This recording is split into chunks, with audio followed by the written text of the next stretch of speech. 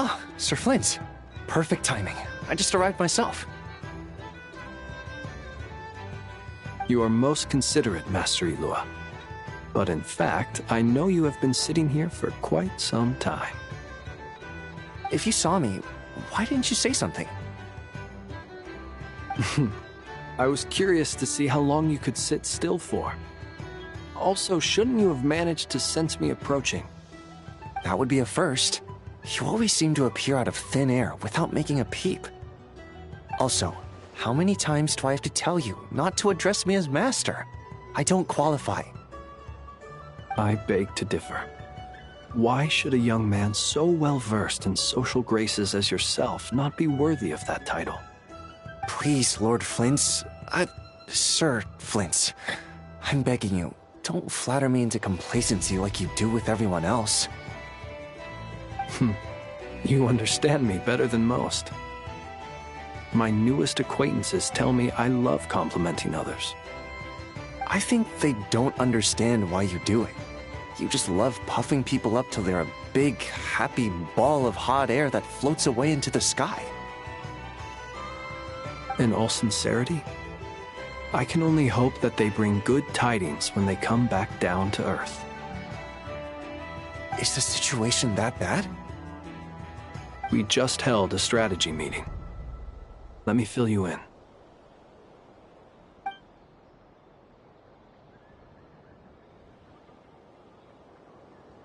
In short, we need everyone gone from Pyramida. We also need a team of Lightkeepers to scour the more remote regions of Nodcry for civilians to evacuate. I only hope we have enough personnel. We do. Old Man Nikita will definitely help, and we can recall anyone out on patrol to focus on this instead. Good. I'm sure you and the others will make short work of this. Now, don't forget, once you've completed this task, make sure you and the rest of the team evacuate to either Snezhnaya or Natlan as well. Flint? If you've got something to say, Master Ilua, why not guess what I'm thinking right now? You mentioned that you have something else to deal with later. How difficult is it going to be? I doubt it will be easy. I know you're a Lightkeeper, and it's your duty to protect others in times of crisis. But I have a feeling that you'll be walking into grave danger. However bad things have gotten in the past, Nodcry has never faced a mass evacuation before. But from the sounds of it, you don't intend to come with us. I don't mean to pry, and it's probably none of my business. But whatever it is you're intending, you don't have to go through with it, you know. I've been afflicted with some sort of curse, and I'm told it may well trigger if I set foot outside of Nodcry. As such, I cannot leave. I have to act, if for no other reason than to fight this curse. What?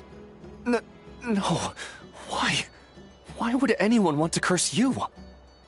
There are plenty of people out there willing to trample over others in pursuit of their own goals. Frankly, Sir Flint, I am furious. You're making light of what is an incredibly serious situation. Indeed I am. And? And what? I told you, I'm furious about this. Nothing I can do about it, I'm afraid. Things happen, and we just have to deal with them. If you find yourself feeling angry, perhaps start by drinking a big glass of water. Hey, you mean you're completely unmoved by my anger? I'm devastated. Then allow me to express my sincerest regret. Come by the lighthouse sometime. We'll catch ourselves a few fish, have a little barbecue, play some cards, and bask in the sun. Maybe I need to spell this out. Lean in a little, Flint. Oh my, this doesn't bode well.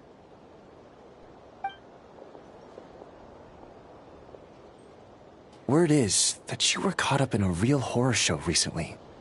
People were amazed that you returned safe and sound. They've been debating whether you're even human. I've returned safe and sound from plenty of crises. When you say people, do you mean other people? Or do you just mean you? Fine. I'll be frank. You're not human, are you? Heavens. Now that's a horrifying thought. You know what? Forget it. We'll revisit this once it's all over. A sound plan. Albeit a little ominous sounding. Just promise me you'll come back in one piece, all right? For you, Master Ilua. How could I refuse? Also, please pass my regards on to our colleagues. Tell them, thank you all for your assistance. Please put safety first as you proceed with the operation.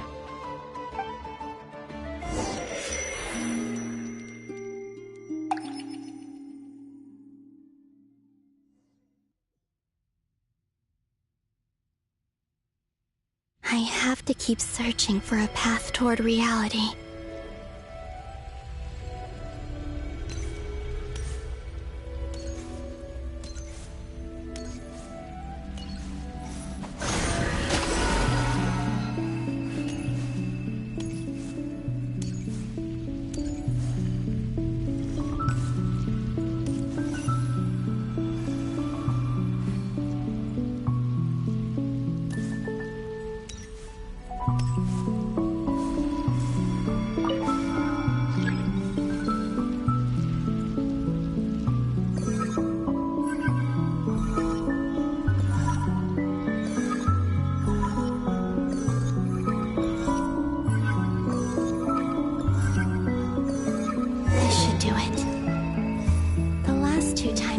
Influence reality in this space.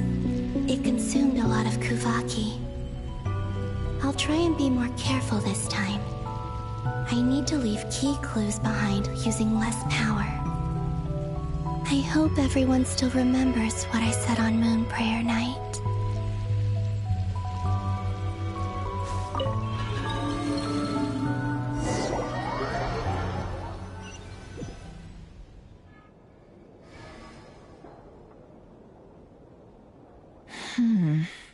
Nothing here either. Flint's? Ah, Miss Nefer. What are you doing here? Unless... I just spoke with Itlua about arrangements for the search and came for a walk nearby. As for you, why would... It appears we think along similar lines. And neither of us likes to accept things at face value. As well as figuring out how to gather intel on the Traveler, I wanted to confirm some of my own suspicions. Also, we'll need to bring a lot of force to bear against Ettore, even if we're only looking to rescue the Traveler. We can't leave anything to chance. You don't think Columbina perished either, do you? I'm merely considering the possibility that she survived, just as you are. How much can we really know about a deity like her anyway? Do you remember what she said on Moon Prayer Night? about using moonlight to send messages to us. Of course. I think that's why we're both here. Where have you checked so far? I've been focusing on the outdoors. Anywhere the moonlight shines. I checked most of Nasha Town, but didn't find anything. I checked the Curatorium of Secrets, and a few rooms where I thought I might find some leads. But no luck here either. The only places I haven't looked yet are the rooms in the flagship. But process of elimination isn't the only thing that brought me here. Oh, really? What's your other reason? After all that build-up, our mystery ally never showed up even once!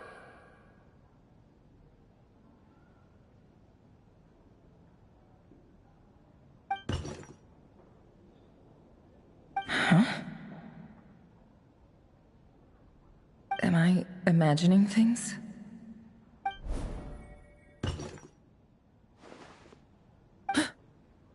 Come on, let's see what's going on.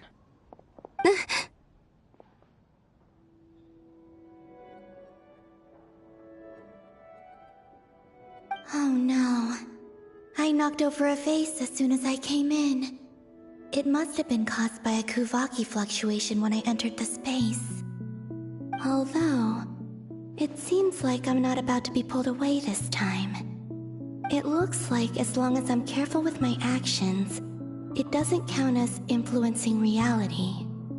Anyway, is this the flagship? The Traveler mentioned that's where he was staying. I only went into the lobby last time, so I've never actually been here before. How does this space work? If nothing else, I can now be sure that it is not simply memory. He mentioned where his room was. I think it's this one.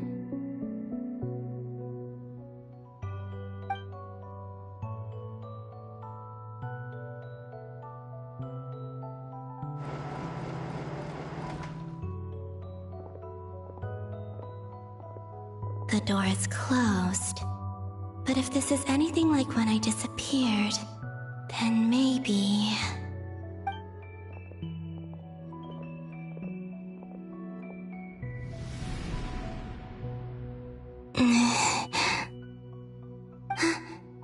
I'm in. He and Paimon aren't here at the moment. I hope he's okay. I wonder what happened to him after that battle with Dottore. Best not to dwell on that for now. I need to try and leave them some clues.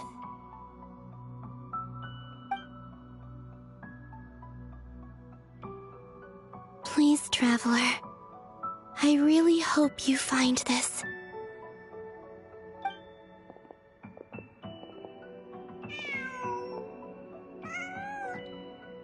Huh. Just a cat. Nothing else here strikes me as noteworthy. Didn't you stay here for a couple of nights once? Before Rerir showed himself, yes. It's also where the Traveler and I first met. Did you notice anything unusual during your stay? I remember thinking how much noisier the flagship is at night compared to the graveyard. The Traveler and Paimon were most congenial neighbors. This is where they've been staying, yes?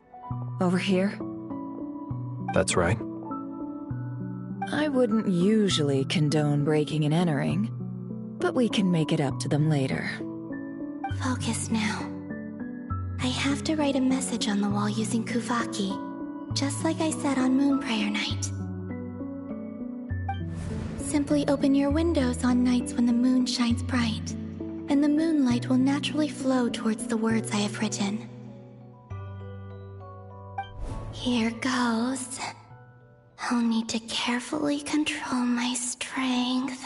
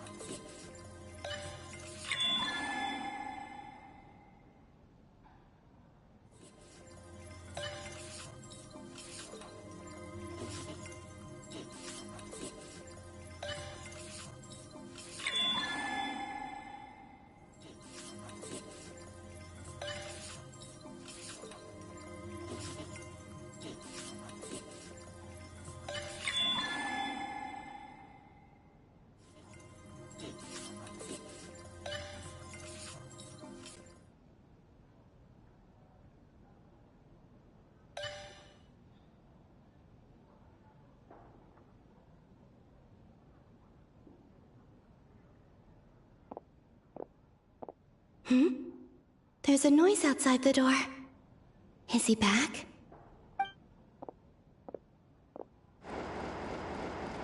Please, you have to see these words.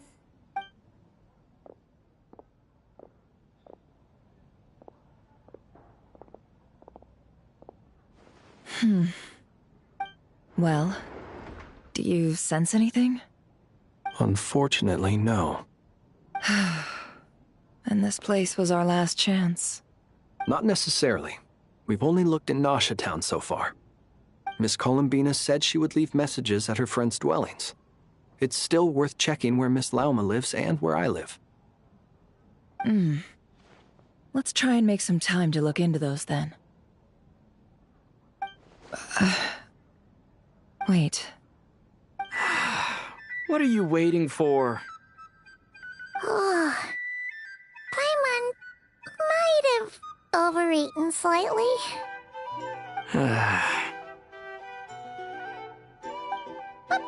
What's that look for? This is a victory feast. It's normal to eat a little more than usual. The Traveler in Paimon.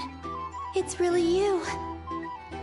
But why are they talking about a victory feast? Huh. You worried Paimon sick while you were out there fighting Rare. So this is your chance to make it up to her, alright? Wait. So this is the night after the battle against Rare. How did I end up here? That's quite a long time ago now. Wait. Time. That's it. Every time I've entered reality within this space, it's been at an earlier point in time. Every one of those points has been before I fell into the moon's reflection. And everything I've done to affect reality really did happen in the past. Does this mean that, within the moon's reflection, time flows backwards? Starting from the moment I fell in? Not long till Moon Prayer Night now. It's gonna be even livelier than tonight. Although, it's gonna be sad saying goodbye to the damselette. She seems like a really nice person. Paimon. No, I can't. Even if I make contact, they probably won't understand what's going on. And in any case, I'll likely get pulled away again if I do. Instead, I have to find a way to get them to notice what I've written using the moonlight. Wait, even I hadn't thought of doing that before Moon Prayer Night. They'd never conceive of that possibility. Is there truly no other way? Don't lose heart. We'll find a way somehow. Huh? Oh, you say that, but the Frost Moon is beyond the fall sky. If we wanted to go visit her, how would we make it through to the other side? We might not have all the answers now, but I'm sure we'll find a way one day. Huh. Guess someone's gotta be the optimist. The present. The future. That's right. There are still things I can do. What's your plan? Flint's, when you were staying next door, did you ever open the window? No. The rooms here are dark and damp, and there's such a buildup of dust on the windows that the moonlight can't even get in. I didn't think it was worth the trouble. The moonlight. I think I see where you're going. One moment. I'll see if the owner is available. Don't bother. Time is of the essence.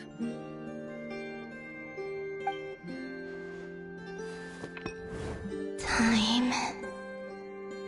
Even if no one sees what I've written at this moment, maybe someone will remember what I said after Moon Prayer Night. I need to write down as much information as I can. And maybe one day... Huh? What's up with you? You can't even hold your cup steady. Are you getting tired? A little. Well, you should probably hit the hay then. You've had a really tough couple of days for you.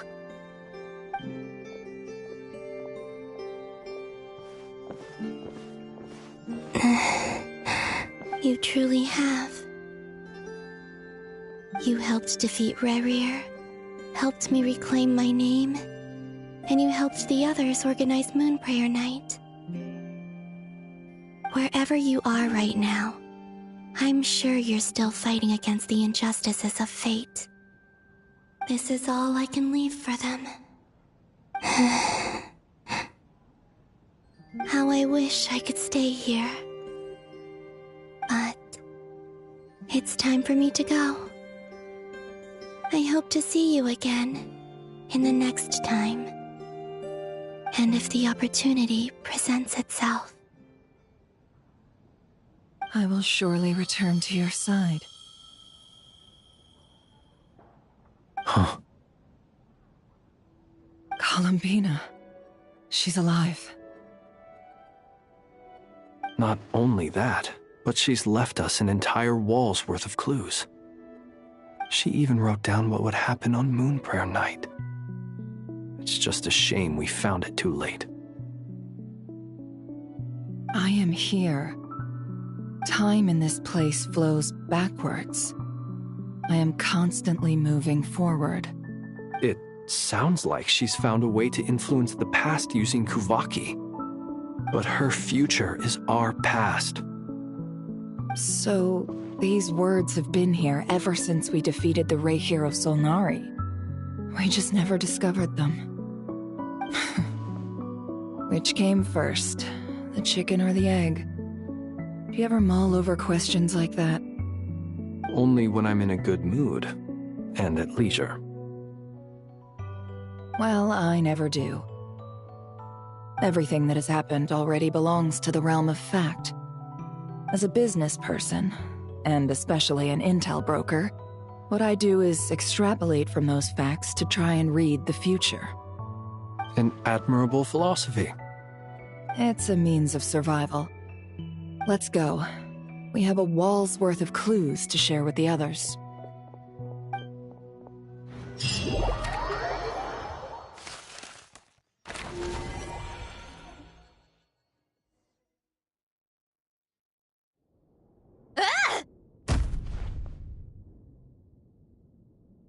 It appears that the doctor's energy signature has changed to something similar to Kuvaki, but not like the Kuvaki we're used to. Nodcry's Kuvaki devices will only have a limited effect on it. I can see why you've chosen to place your hopes in alchemy instead. Also, I must say these books are rather profound. My subordinates just shipped them in from Fontaine. Some of them are from the Narcissenkreuz Ordo. Some are incident reports from Petrichor, and then there's a few test reports for these junk machines. Additionally, after some further scanning, I've discovered something extremely annoying. What's that? Teyvat's skies contain multiple moons. A long time ago, when I did my first scan, I detected 3, just as the legends say. But when I checked again just now, I detected 4 moons. So there's one extra? Yeah. Originally, I thought that if I could still find 3 moons, that would at least mean Columbina's still alive. But then it occurred to me that apart from the frost moon, Teyvat's moons are just husks. And husks surely shouldn't show up in the scan, since they're not alive. It's weird, isn't it? If we can't even distinguish between a dead and a living moon, how are we supposed to know whether a moon goddess is still alive? Or does this mean that the moon marrows are equivalent to the moons themselves? It's certainly possible. In which case, the 4th moon you detected may be Dottores' artificial creation. So he wasn't bluffing. He really built his own moon marrow. Ugh! I'm so mad right now! It's easy to get overwhelmed when you have too much on your plate. maybe you need to relax. Perhaps try going for a walk, or simply take a few deep breaths. Nothing can calm me down at a time like this. I need more time, and I need progress.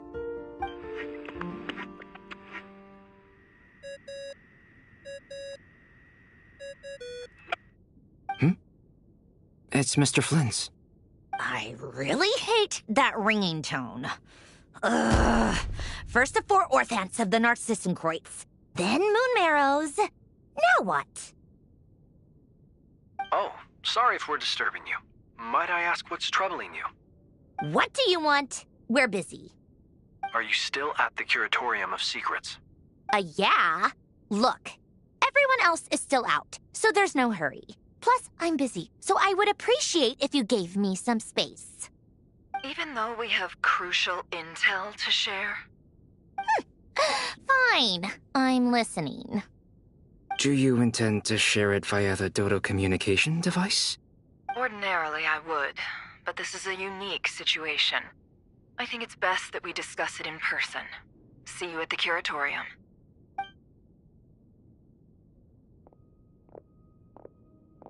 All right, then. So, what's the situation? The rest of the team is still out working on their missions and evacuations, but we've decided to fill you in on the most crucial information first. Sandrone, you were right. Columbina is most likely still alive. That's the best news we've received in a while. By a lot.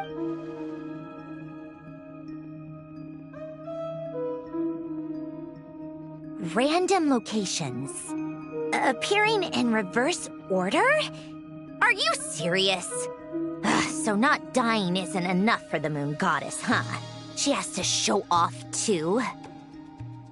Anyway, does this mean we can deduce her condition from the moon marrows? Miss Androne, there's nothing wrong with simply admitting that you're happy to hear the good news. I'm not. And she's the least of our problems. We're facing a huge crisis. If she can't control the flow of time in there, she's just gonna keep moving backwards. Different points in time won't intersect, and she'll never find a way out. Let's say life begins with a drop of water. When did time begin?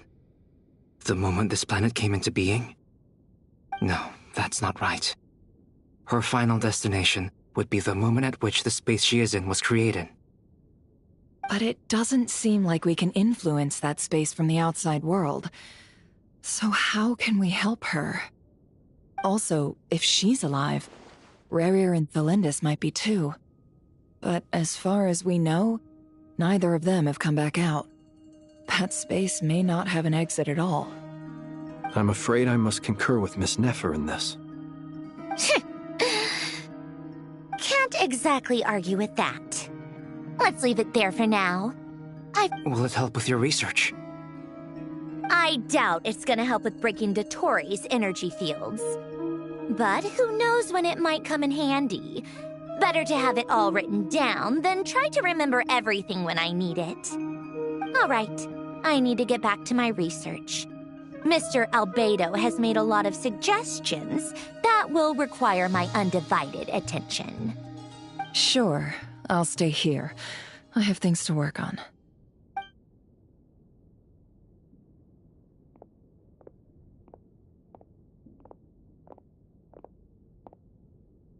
Paimon, are you there? Oh, right. She went with Varka to Natlan, didn't she? Good thing we've moved her and the Traveler's luggage in here. Speaking of the Traveler, where could they be? There's a note from Paimon. Paimon here. Not in at the moment, but if anyone needs to borrow her stuff or the Travelers, go ahead and help yourself. Paimon won't be mad. Also, Traveler, if you get back before Paimon, make sure to get some rest. Paimon misses you a lot, but put your health first, all right? How sweet. Well, since you offered, Paimon, don't mind if I do. This is the Traveler and Paimon's luggage. All the items they use day to day are here. It's well organized. I wonder which of them is responsible for that. What do we have here?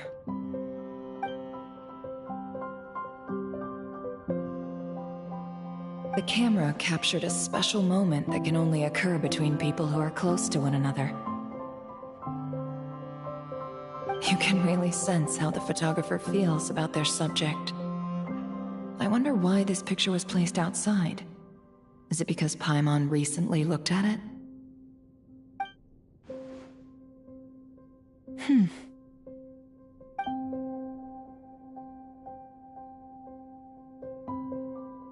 This must belong to the Traveler.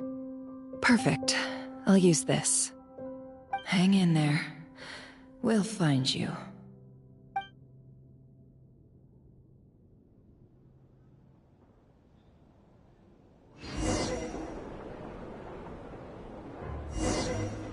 Paulownia.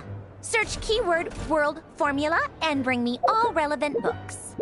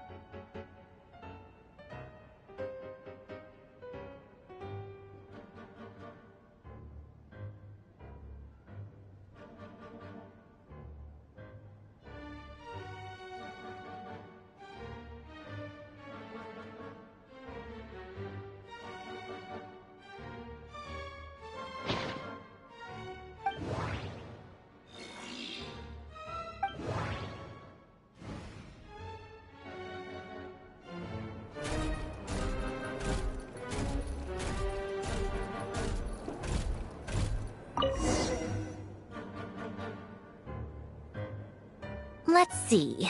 This one is on Tonki's sermon dictation concerning the apocalypse. I believe that the correct term for this is Fortuna. This was an ancient Romorian technology, a wisdom unparalleled. I never imagined that Romorian ideas would be so similar to the diagram I have named, the World Formula. This is strong evidence that human civilization should gradually shed possibilities as it continues to explore and evolve. The end of humankind may well be upon us right now.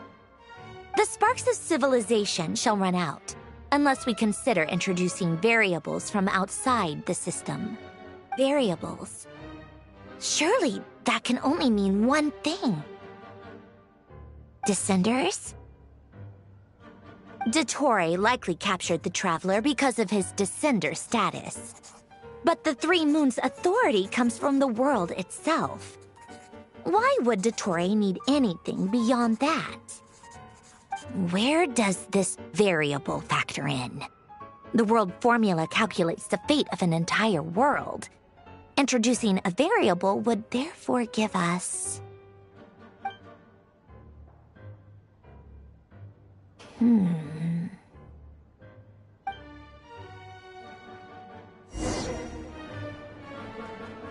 Polonia, search keyword pathway and bring me all relevant books.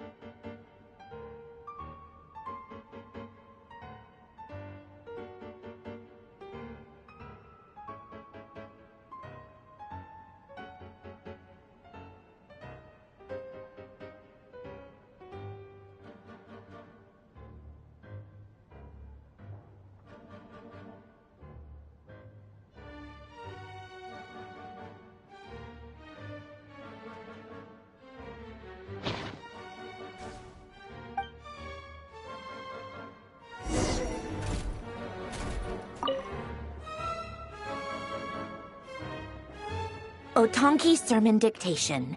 Explications on the Chemical Marriage. These titles are pretty esoteric. Observe and compute the pathway displayed in the guidance diagram. Deconstructing and reversing its effects could generate potential ideas. So, it's one of Renee's draft lectures. Deconstructing the pathway. I suppose that could lead to a breakthrough.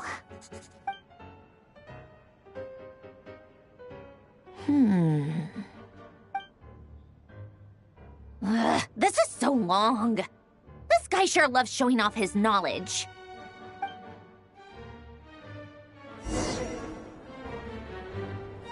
Polonia. Search keyword tree model and bring me all relevant books.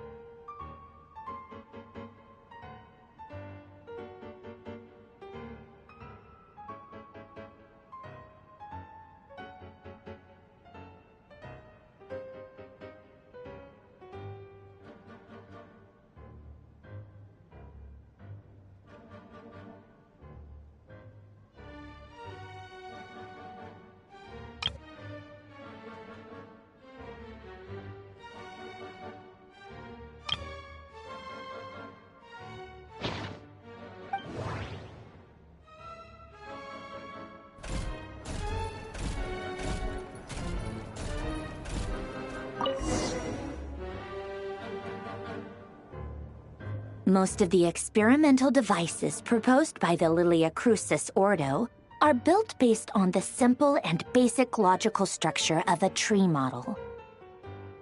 Lilia Crucis. Guess they were trying to cover up the name of the Nausitzenkreuz Ordo? When Duke St. Germanus departed, he said, "It seems that there's no going back." Alas, he is only a genius when it comes to machines. In all other things, he is but ordinary. Excuse me? I'm sorry. That's just ridiculous. What kind of book is this? Great Detective Herlock, the Alchemist and the Clockwork Saint? Isn't this a novel? Still, the author swears that they knew Renee well. Whatever. I guess it's not beyond the realms of possibility that Renee would say nonsense like that on occasion. Memory, wishes, souls, and persona. Frankly, this sounds more like occultism, but if Albedo vouches for it, I suppose there must be some alchemical basis to these techniques. The way Alain Guillotin saw it, the world was comprised of machines. The universe needed machines, and thus his technologies were created. That's why I was born. René, his full name was René de Petrichor, if I recall correctly. Sounds like he and the town must be intricately connected.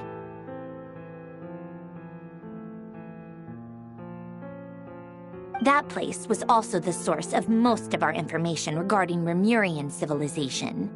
Seems like some of his projects were based on their technology. The cutting of souls and storing them in vessels. These seemingly unrelated techniques underpinned Renee's research, assuming that the 4 orthants correspond to alchemical categories. The chemical marriage model? Alan would have scoffed at that. He never would have let those theories or parameters anywhere near his mathematical formulas.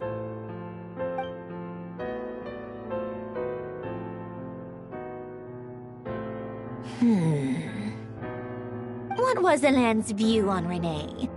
I know he mentioned the name, albeit very rarely. Oh, now I remember. Alan's old notes are here too. They mentioned Renee once. Renee seemed most out of sorts when he spoke to me. A lack of sweet foods has dulled his mind, I should think. Either way, his words are not to be believed. Yep, that sounds like Alan. My subordinates actually did a half-decent job digging out all these materials. Makes a change. Good for them.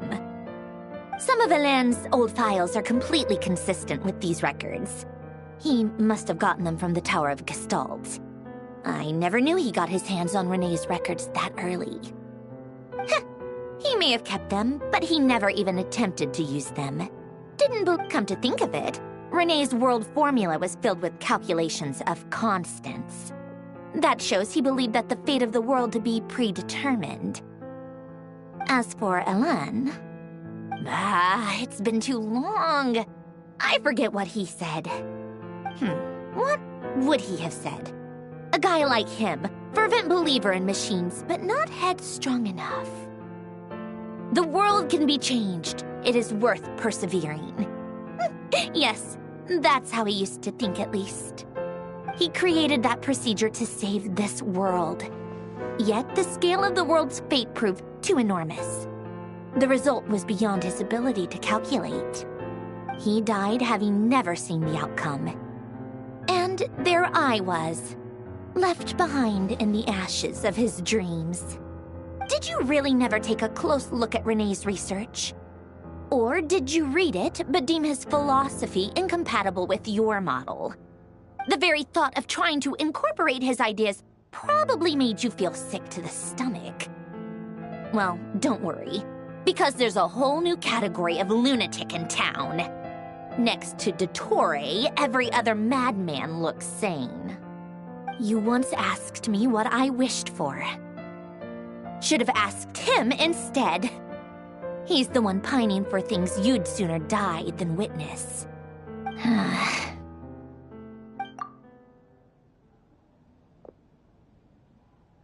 Even the tiniest variable can make big waves in the present.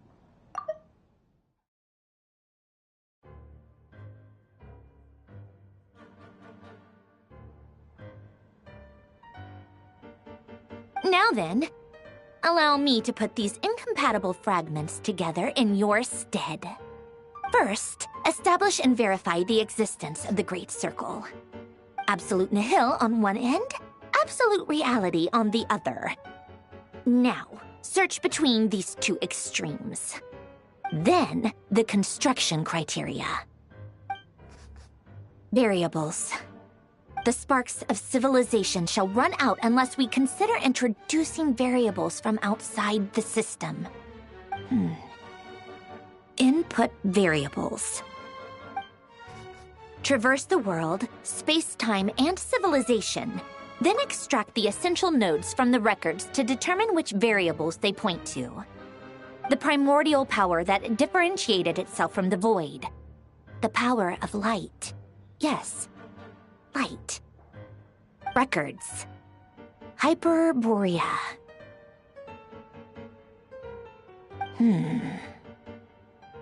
This is horrendously complicated. After all that, I'm still missing a few variables. I need to think this through again. How do you think it looks, Polonia? Like the frenzied scrawlings of a madwoman?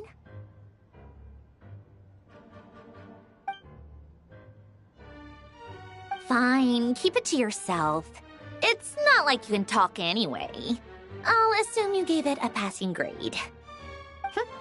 I jest. But true madness does often start with trying to save the world. What would Arlecchino and Columbina think if they saw this incomprehensible hen scratch? So would Rosaline. She's been dead for a while now.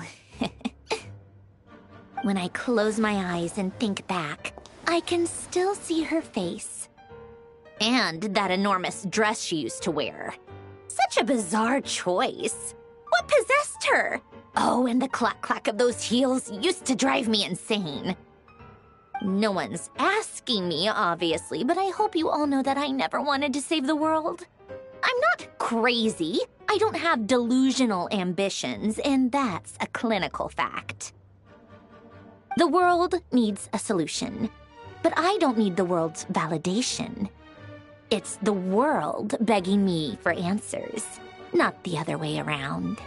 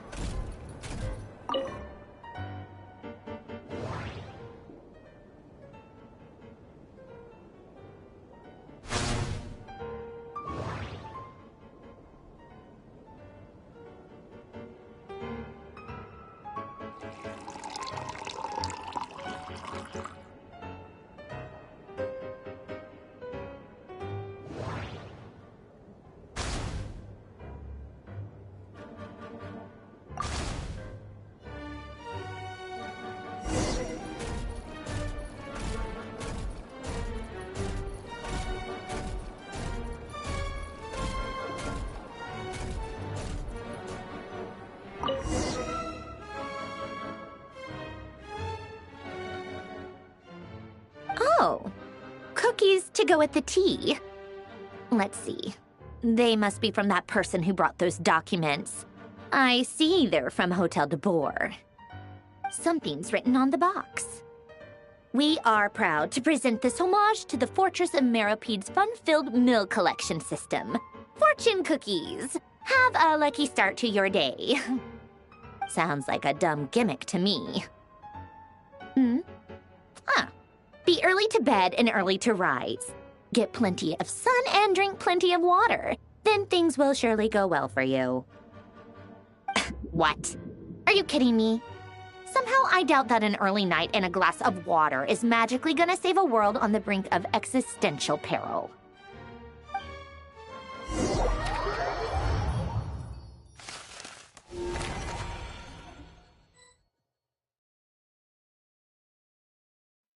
Lady Arlecchino, word has reached us that Lady Marionette's troops are all in position. They are ready to act as soon as the order is given. Excellent. The only thing is, they are fewer in number than we expected. It looks like many of them must have lost their lives at the hand of the monsters released by the Doctor. Can't be helped. Allow them to join our ranks, and keep in contact. As you wish.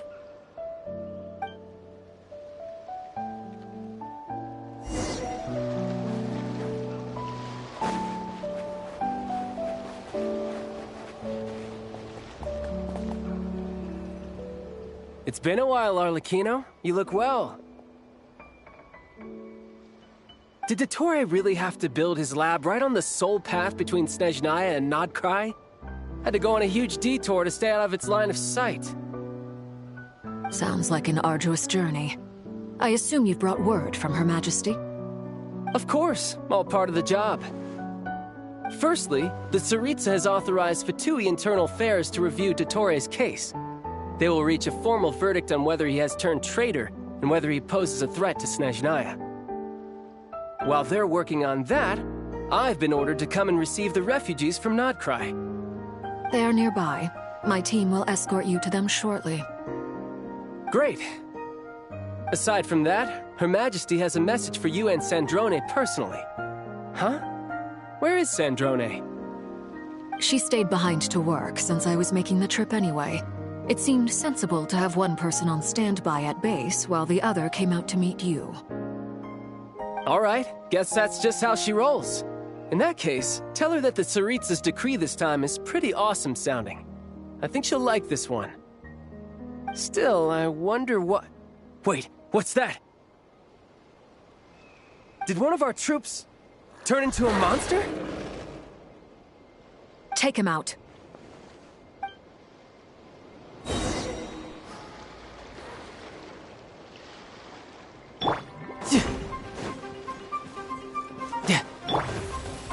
Overruled! You can run, but you can't hide!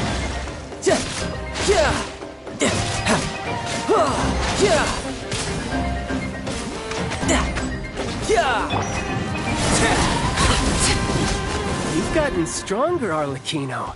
Nice. Stop that right now. I appreciate the praise, but I am not fighting you today. I knew it.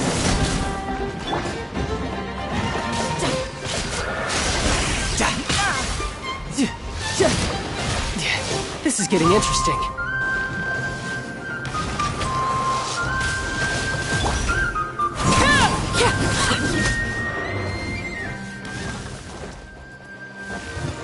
Lay to bear.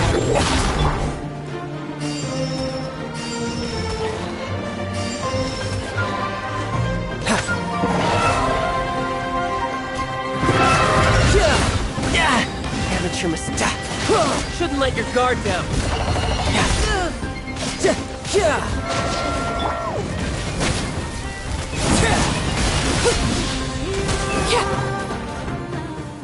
I can't believe it. He was a living, breathing human one moment, and the next? Another fine piece of work by our dear colleague, I'm afraid.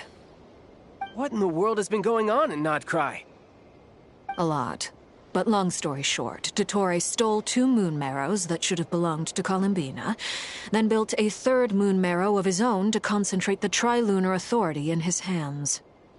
What? What do you mean he built a moon marrow? People build roads and houses, not moon marrows. What's his next DIY project? He's gonna build a god? You could stand to be less surprised. We are harbingers. The work we are engaged in makes the creation of gods seem mundane by comparison. I tell everyone who asks that you once crossed swords with Rex Lapis while serving as a key supporter for Rosaline's plan. But right now, you're acting like a common adventurer. Thanks for speaking up for me. Those 2 really took me for a ride back then. Then again, surely no common adventurer would manage to get tangled up with them the way I did. That's gotta count in my favor, right? It almost sounds like you wish to repeat the experience. I might have to lower my opinion of you. No. I'll stop talking. Please, go on. Dottore is currently still experimenting with his newfound power in ways that continue to corrode the outside world. As for the human mutation, I believe this is simply a consequence of his experiments, and not a strategic move. That radiant beast was once a subordinate of Sandrone's. I suspect he was only allowed to live so that he could become an experimental subject. Also, those of us who fought Dottore have been afflicted with a curse. As such, I cannot leave Nodcry. This is so much worse than I thought. No wonder Her Majesty's decree is so extreme. While these exceptional circumstances persist, the Harbingers are hereby authorized to use unilateral executive powers. Should Dottore pose a threat, Arlecchino and Sandrone are permitted to eliminate him. My thanks to Her Majesty. I will pass these good tidings on to Sandrone.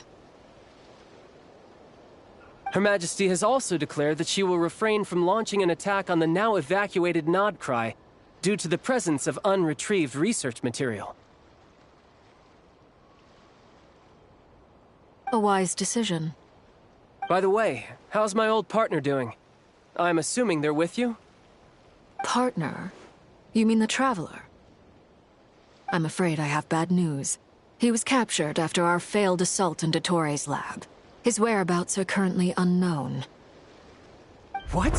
Why? Since when does Dottore have a bone to pick with him? That is indeed the question. I'm not sure he does. He must have some other goal in mind. This won't do. I have to rescue him. You can't. We have no idea where the Traveler is. What am I supposed to do then? Stand here twiddling my thumbs? Sandrone is working on it. The best thing you can do right now is complete your mission. Fine. I guess I'll leave this to you then. One last thing. Tell the Rooster to get the message out to the gods and citizens of every nation in Teyvat. Beware. An uncontrollable pollution is spreading forth from Nodcry. The source of that pollution is a madman drunk on the success of his experiments. The Fatui and our allies will endeavor to contain the threat. However, if Nodcry falls, things are likely to escalate. Considering Dottore is one of our own, all Fatui stationed in Nodcry consider it our duty to stay and fight him to the bitter end. Hey, don't be too pessimistic. If it comes to it, I'm sure Her Majesty won't stand by and do nothing. I hope you're right.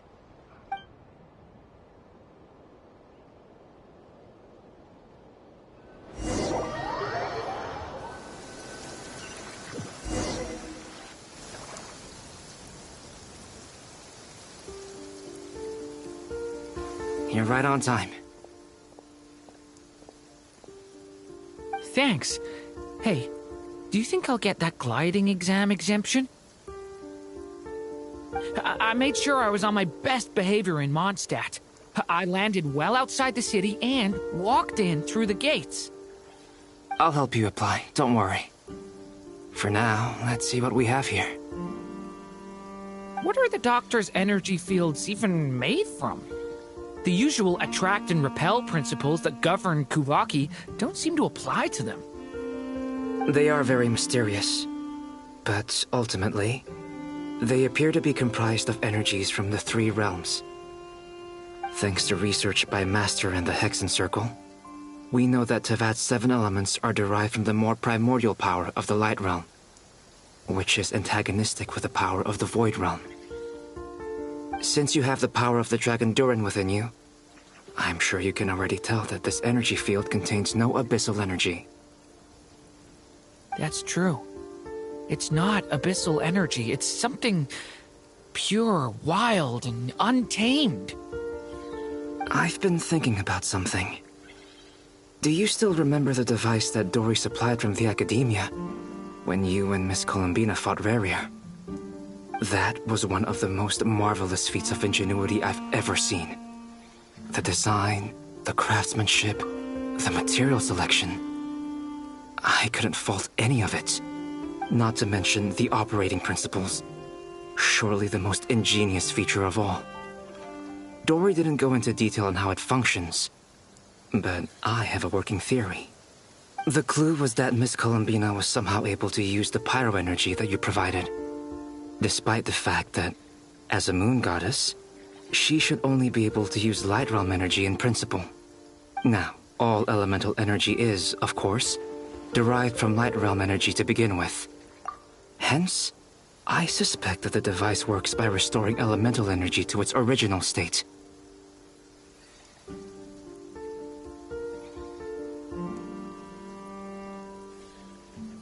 This presumes a theoretical model of the 7 elements akin to that of light refracted through a prism. Perhaps it is no mere analogy. Maybe there is indeed a prism in this model. I almost wonder if the idea for the device was conceived based on direct observations of said prism. It would explain how such an ironclad design concept was achieved. It is at once a masterwork of engineering and a groundbreaking application of the Academia's latest elemental theories. I suspect only Lesser Lord Kusanali herself could have devised such an ambitious technology. But back to the energy field before us. If this is pure Light Realm energy, its relation to elemental energy is one of integration versus division. Or you could say that the former contains the latter.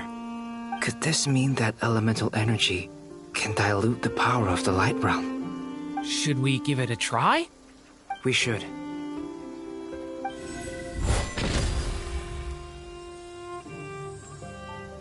Ha! It works! Clear signs of disruption were detected at the periphery of the energy field. This indicates that elemental energy can disturb or even negate the field. Now you try. All right, here goes. It's working! Switch to abyssal energy and attack again. No surprises there. Abyssal power drains the energy field to a significantly greater extent. I now feel confident in asserting that the energy field is indeed pure light realm energy, and that elemental energy can dilute it.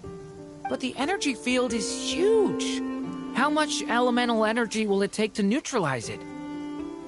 We don't have to neutralize it completely. We can try other approaches. That's all for theory. Would you like to continue watching? So you knew I was here? Huh? When did you get here? A while ago. But Albedo sounded like he was working on his thesis defense back there. Back in Sumeru. You can end a person's whole career by interrupting them mid-speech. Very thoughtful of you. I'm truly touched. Could I ask you to lend me a hand? With what? A little test. Try using Anima to unleash a concentrated assault with circular blades, with the goal of breaking through at a singular point.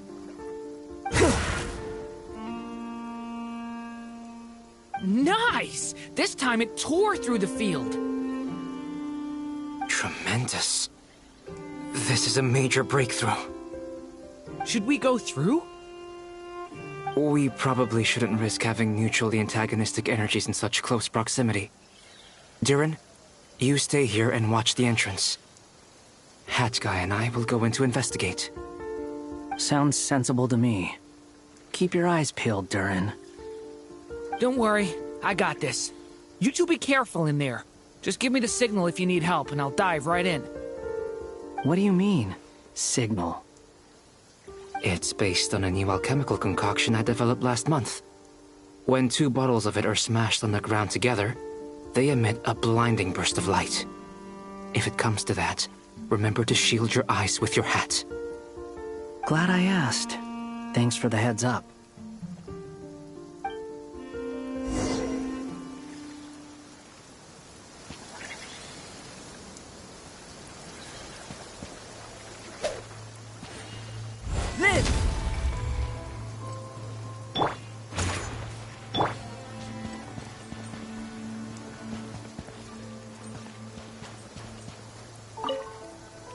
Like I thought. Beyond a certain distance, we can't see the opening where we came in. Maybe that's to prevent people from escaping. Sounds like Dottore style to me.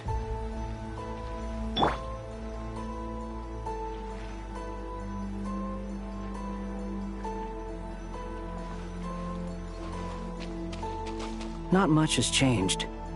Things are basically the same here as they were before the energy field appeared.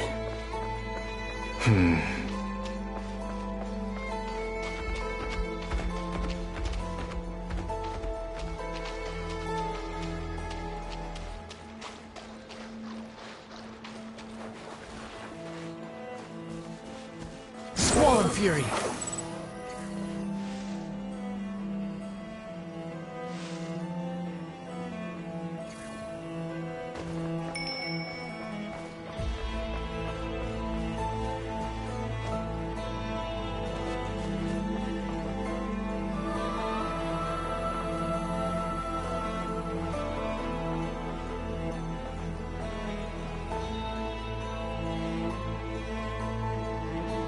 They have no heartbeat and they're not breathing. We can only assume they're dead. But there are no visible wounds. Also, there's an animal squatting next to each body. It's watching us. That's not an animal's gaze. What are you trying to tell us? Doesn't seem eager to talk. I guess maybe it's just an animal after all. Let's keep looking around.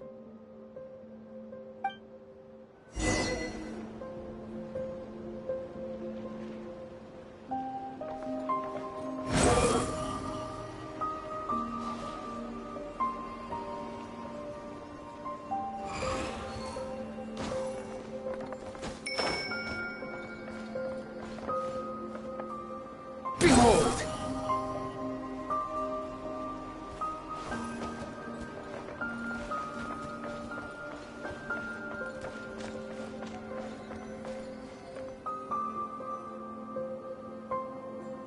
Same situation everywhere. Not a living soul in sight. Just countless bodies with animals standing watch over them. Well, I think we can safely rule out the possibility that they're all pets. Is skirting around the topic your way of showing consideration for other people's feelings? Just being cautious. I don't doubt that you can handle the truth.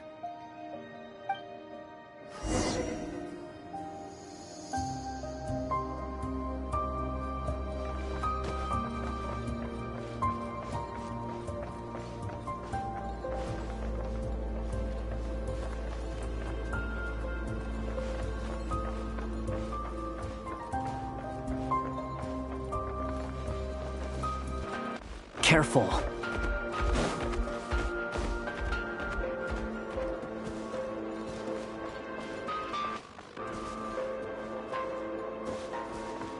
Please. Help us. Please. Over there. I hear a voice.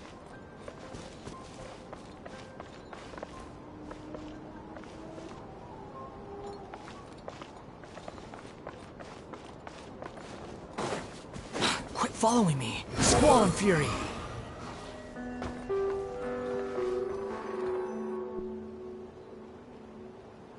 Please. Help us. Please. What happened here? I don't know. Suddenly, everyone collapsed. Then my line of sight got lower. I still have some of my senses left. I gotta get out of here.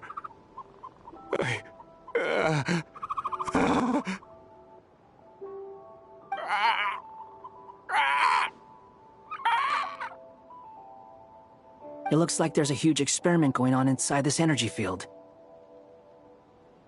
Maybe each energy field is its own giant experiment. Vile. He's swapping human minds with those of animals. Even without the other circumstances, this would be an extremely radical experiment. Those people may have lost their sense of selves, but they are not fully animals either. If they were, they would have left. But instead, their instincts are driving them to remain by their dead bodies. We should go. No sense in sticking around here longer than we need to. Agreed.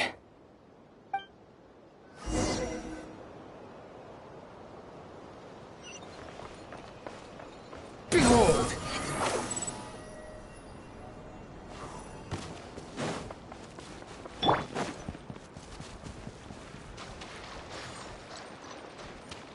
Squall and Fury!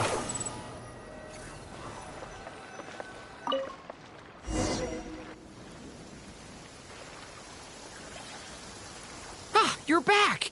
Everything okay? We saw some things that take a strong stomach.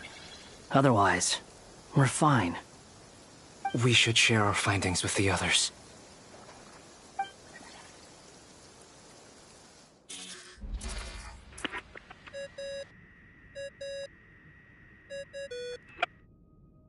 Yes? Who is it?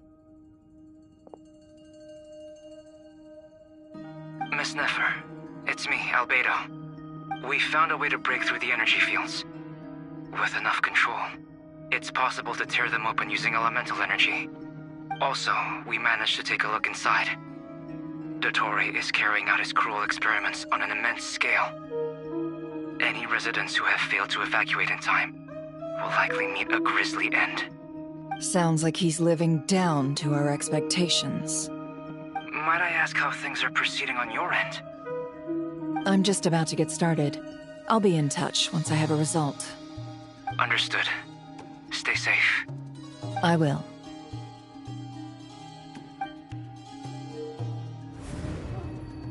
Well, Nefer, I'll link up with you once my tasks are complete. What makes you think I'd need you to do that? I'll need it.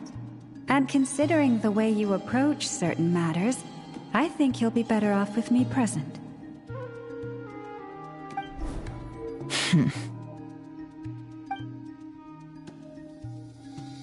Let's begin. Entering simulation mode.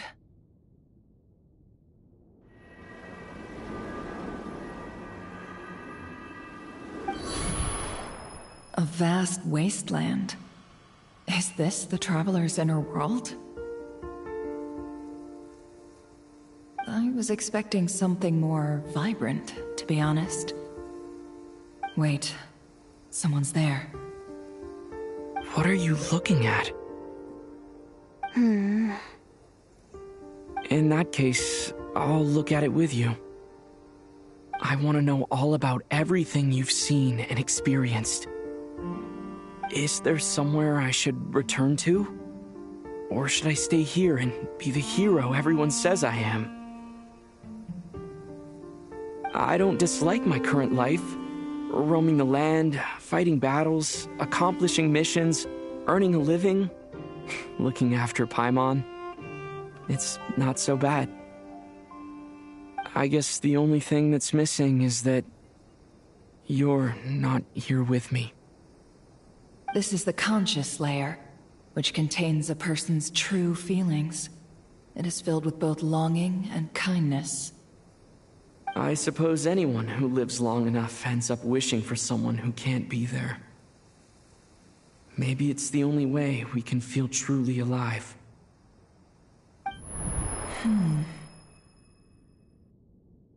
Time to delve a little deeper.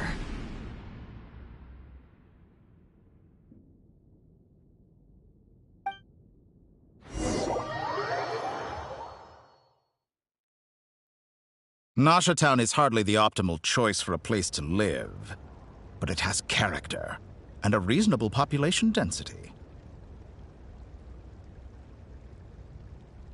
What are you trying to say? Oh, don't be nervous. I was just thinking where might make a good starting point for your journey. Perhaps I should send you further afield.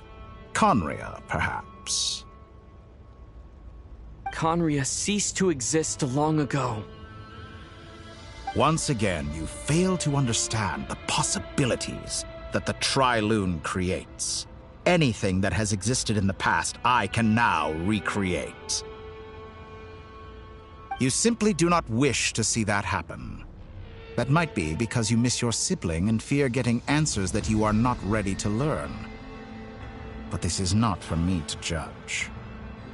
If we are to collaborate, we need to maintain an amicable relationship. In a moment, you will be able to... Oh no.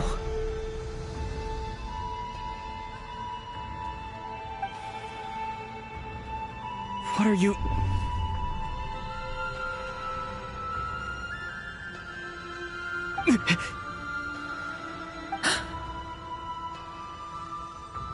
What are you gonna do?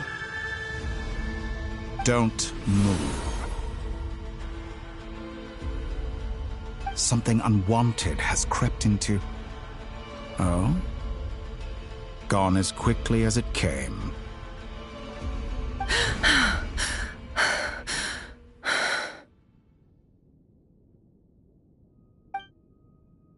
Did you save me? If I hadn't cut the connection, Dottore might have caught you from the other side and destroyed you. This was a good idea, but once is plenty. You were exceptionally brave. Excellent work. Thanks, but now's not the time for that.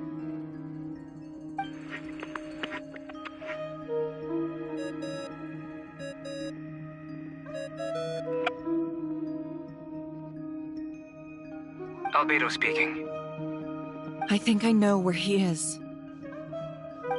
What is this endless darkness? I can't see anything, even though my eyes are wide open. But what happened?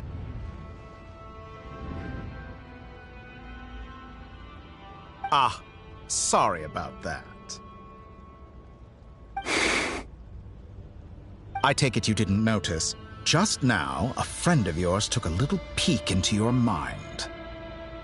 Could it be Never? How did she do it? Did she use something as a medium to connect to me? Do you think she's aware of your current circumstances? Oh dear. Have I stunned you into silence? I only wanted to slow down your time a little so I could stop your intruder in her tracks. It would have been nice to capture the spy. I must say, I'm finding the ability to adjust the flow of time rather intriguing. The moment you closed your eyes, time seemed to grow impossibly viscous, didn't it? A whole month passed before you opened your eyes again, but only for you. No one else was affected. I dare say this is something only a god can achieve. Point taken. You've proven once again that you have god-tier powers. Oh, you misunderstand. This wasn't about proving a point. I was testing things out. I find I learn best by doing, and I have to admit, time is not the easiest dimension to control. I only wanted to make you sleep for a short while, but it ended up lasting a whole month. Clearly some finesse is required to wield the authority over time as I wish. I hope you're not angry with me. It was only a month's discrepancy, nothing too serious. Had I been off by a year, a decade, or even a century, that would have been quite a different story. You could have frozen me for millions of years. So much for collaboration. You aren't showing much sincerity. Millions of years? To what end? I wonder if you don't understand humans all that well. They are very pragmatic creatures who understand only that which they can perceive with their senses. If I had you sit here for a week, I imagine people might sympathize. But if I left you here for 100, 1,000, or 10,000 years, the sheer size of that number would cause it to lose all meaning to them. They would not have the capacity to comprehend your suffering, and thus they could not empathize. Unfortunately, while gods do exist in Teyvat, it is ordinary humans that account for most of the population. Their lifespans are so limited, their bodies so fragile. Did you ever really hope that they could begin to understand someone like you? Your long life and unique origins make you fundamentally different from them. How long will it be before they start to treat you like the alien you are? Before you are ostracized, outcast? Alien?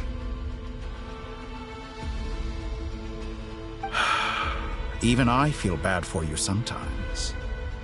This world has made you into a slave. So many times you have served its will, and not once have the powers that be ever thought to grant you the one simple thing you wish for. You have been treated most unfairly. I can change that. I will grant you special privileges and give you back the status you rightly deserve as a descender.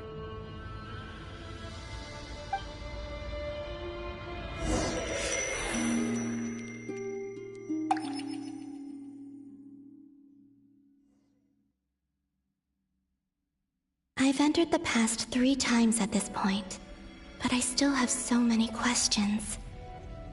For instance, Beyond each point being further back in time than the last, what determines the specific locations at which I can make entry? So far, the common thread linking all three scenarios is that the Traveler has been present.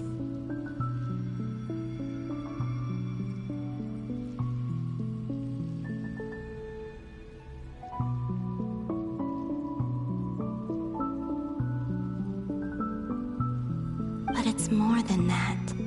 I know I sensed something familiar around him. What was it? I'll keep this question in mind as I carry on.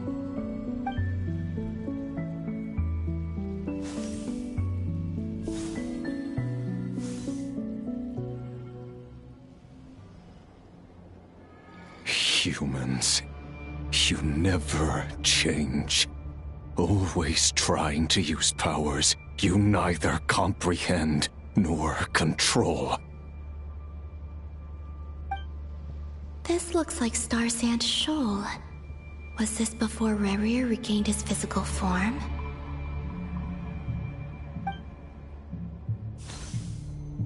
You've messed with the cannon again, huh?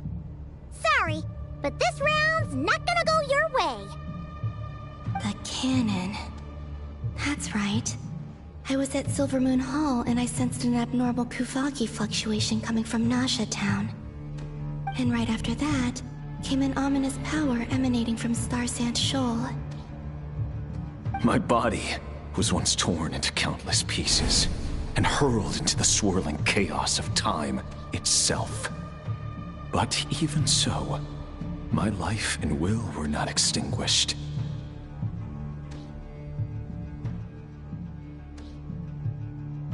I wonder if I could try to prevent his resurrection. But how would I do it? What can I do, here and now? Traveler! Behind you! Look at that light! No, I won't make it in time.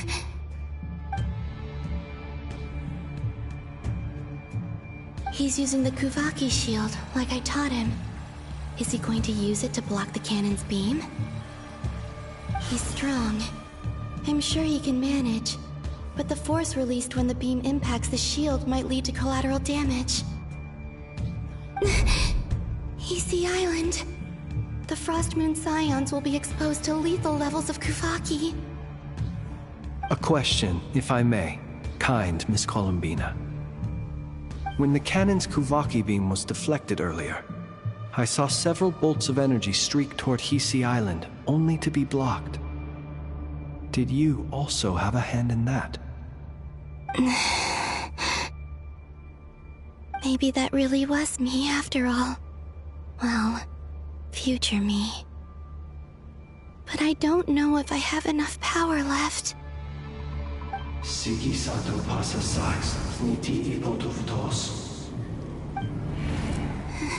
There's no time.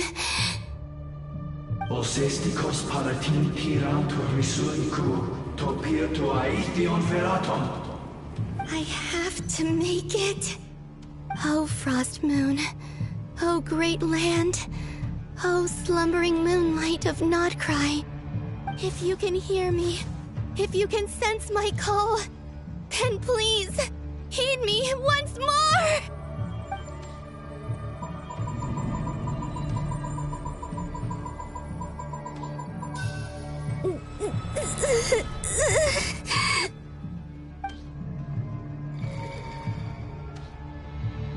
Did it work?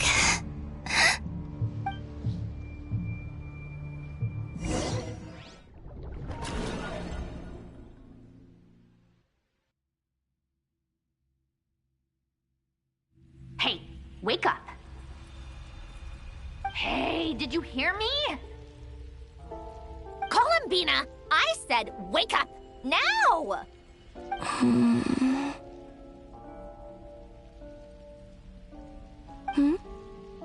Oh, good morning, Sandrone.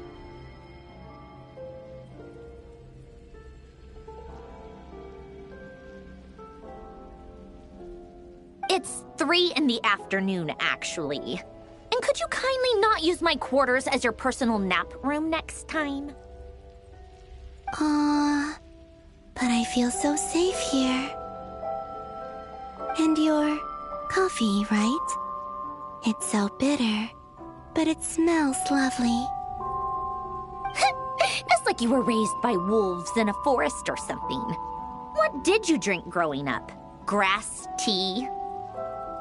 The Frost Moon Scions certainly led a more frugal existence than the Fatui. Then I'll bet you've never eaten one of these before. It smells delicious.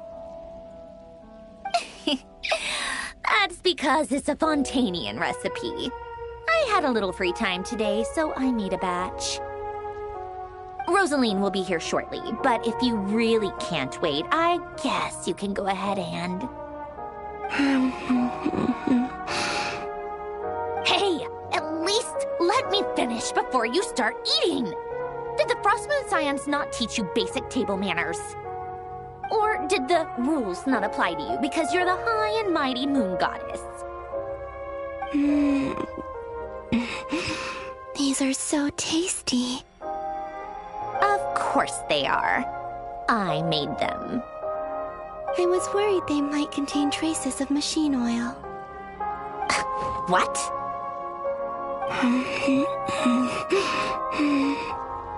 You know, there's something I've always wanted to ask you. Why did you leave your old home and join the Fatui? I mean, I'm sure their food was awful. But there's gotta be more to it than that. Well, life there didn't go quite how I imagined. What were you expecting? You're a god.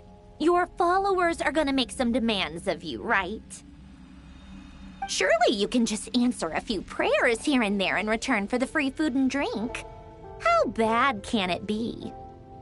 Well, would you help other people just for free food and drink? The doctor told me that you were created by a great mechanic, Lord something Fisher. The Lord Artificer. Ugh, some people can't keep their mouths shut. Oh, Lord Artificer.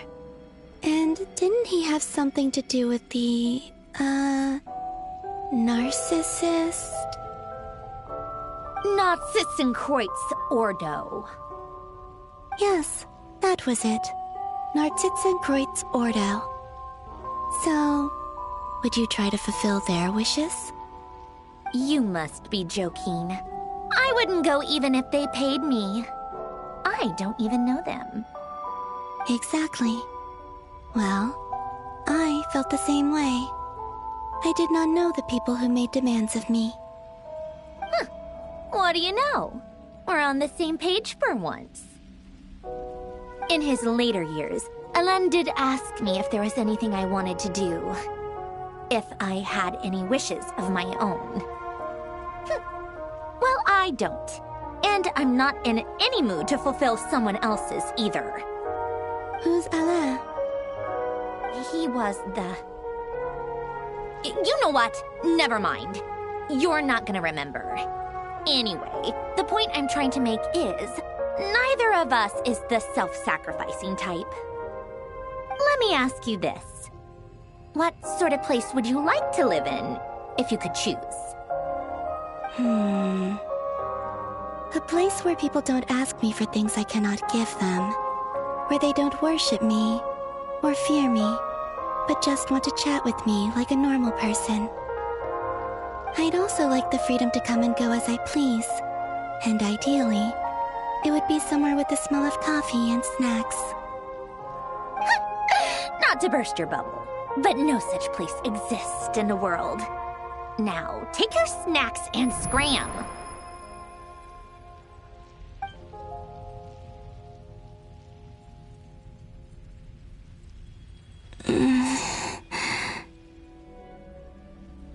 Did I pass out? Of course. I'm back here again. I dreamed of events from my past. Sandrone.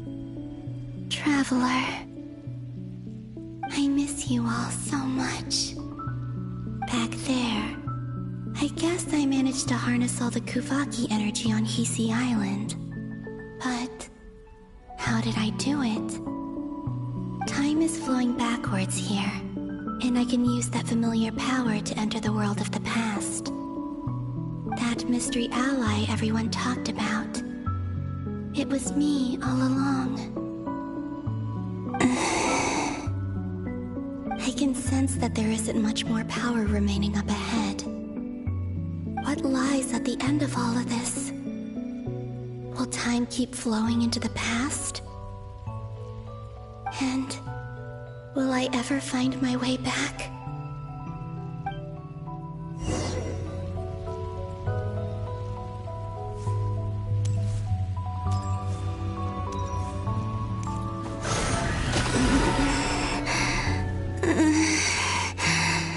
It's getting harder and harder to use my power.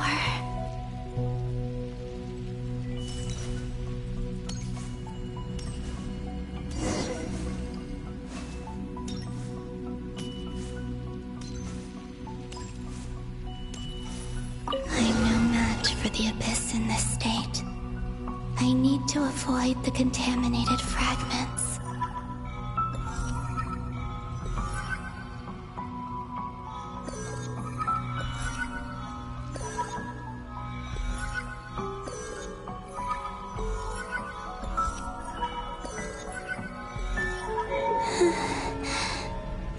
Time to go.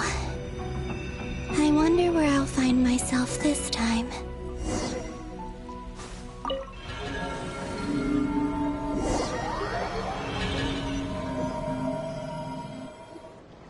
The Final Night Cemetery. This is where Flint's is based. Or not? How are we supposed to read through this many files? Difficult, yes, but it is also our most efficient option. Seems like they're searching for information. Oh, I remember. Flint's and Varga talked about some files on the Wild Hunt. Was this my doing too? To expose the true intentions of this Rerir, we need to dive into Notcry's history. Are my actions changing the past? Or are they simply completing a process? Is all of this inevitable? Or am I the one making these decisions? If I choose not to help them now, will it change how things turn out? Hope we don't land on our heads then. They're my friends. I can't not help them.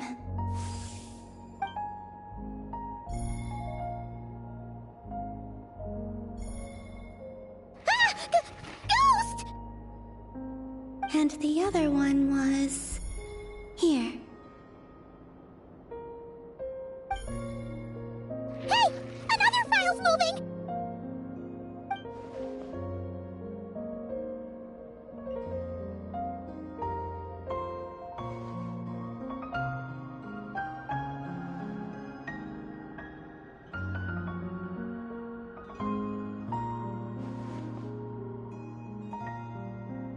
That should do it.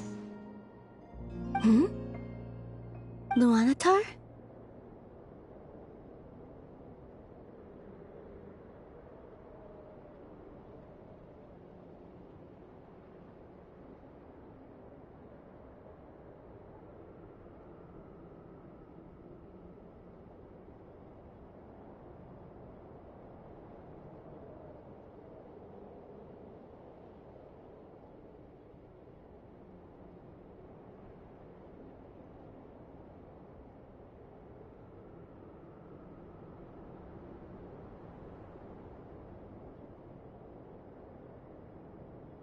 You can sense my presence?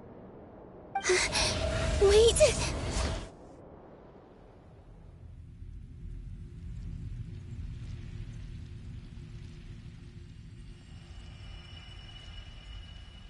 Luanotar. So she's that familiar presence I've been sensing all along. She's always been by the Traveler's side. That explains why the Traveler has been there each time I've entered the past.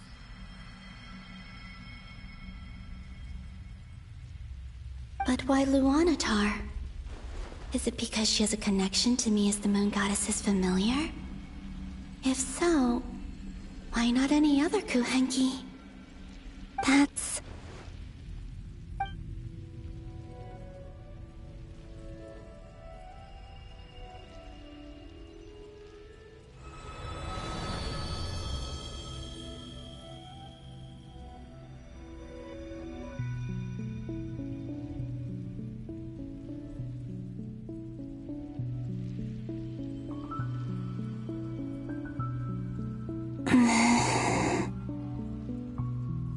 I cannot sense any power up ahead.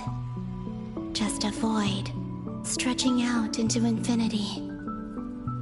This is likely my final chance to enter the past. It's now or never. I have to find a way back.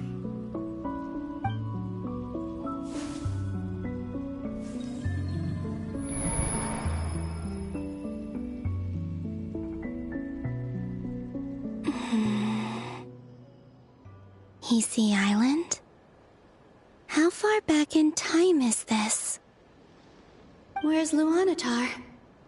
I can't sense her presence this time. Oh, seeing Nueva and Aino reunited like that sure was heartwarming. Traveler, Paimon. No, stay calm. I don't have much power left to change things. I don't even have that much time left here. Think, Columbina. How do I find a way back? A way back? Do I go back to Moon Prayer Night? Or to the future that followed? And if I return in my current state, what will become of me then? Dotori's actions that day proved that he'd been planning that for a long time. He had already seized the power of 2 moon marrows before capturing me. Even if I manage to get back, how can I fight against him when he wields the Tri-Lune Authority? I can't. If I go back like this, I'll be playing right into his hands. I have to find some way of rivaling the power he has usurped. Wait. Time flowing backwards. The Tri-Lune Authority. Does that mean... I think I know what the final destination of this lunar reflection might be. I know what I must do. Speaking of homes, we must already be close to where the Frost Moon Scions live. The vibe here feels different, just like the scenery. But how do I communicate my plan to my friends? Should I write it down here? No, someone else will see it. I need something with a close connection to me. Something I can use as a medium to tell them what's happened to me in here.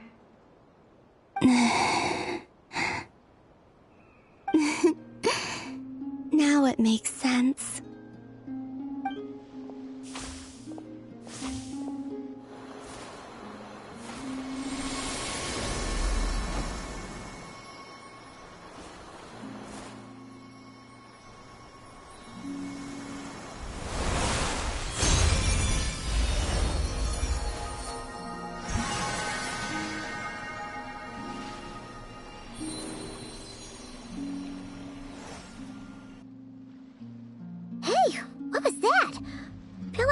Sort of breeze blew by, and then the petals suddenly turned into...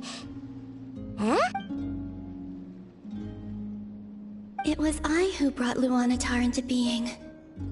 I gave up a piece of my own soul to create her. explains why I could sense a familiar power from the moment I entered this space. It also explains why she's been present in every past location that I've entered. Because we have a deep connection. Hey there! What's your name? And the reason why there are no more gates to the past after this point is that Luanatar hadn't been born then.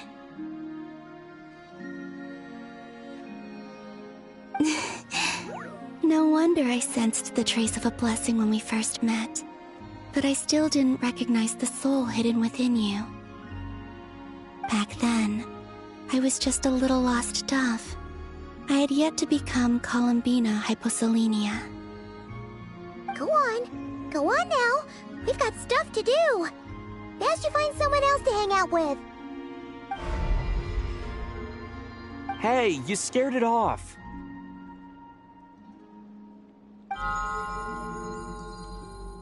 I'll be counting on you.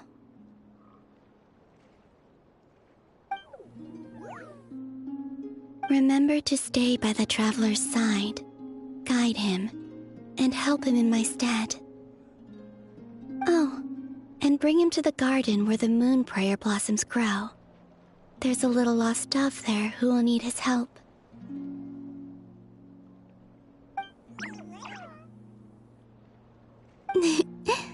Go on.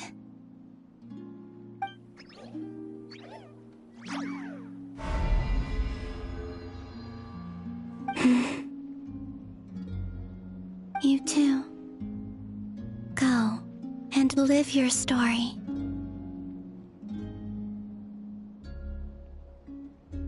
As for mine must go in a different direction.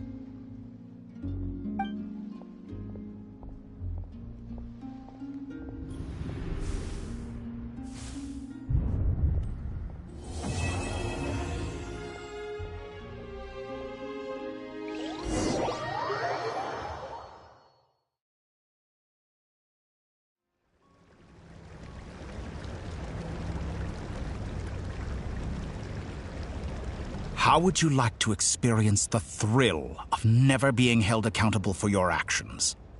You could crush people like ants without consequence, or tear off their heads or limbs as you please. Believe me, such a life is but one small step away. What point is he trying to make? Freedom? But the freedom to kill? To do evil and get away with it? Why would you offer me that? The creation of a world is the ultimate scientific experiment.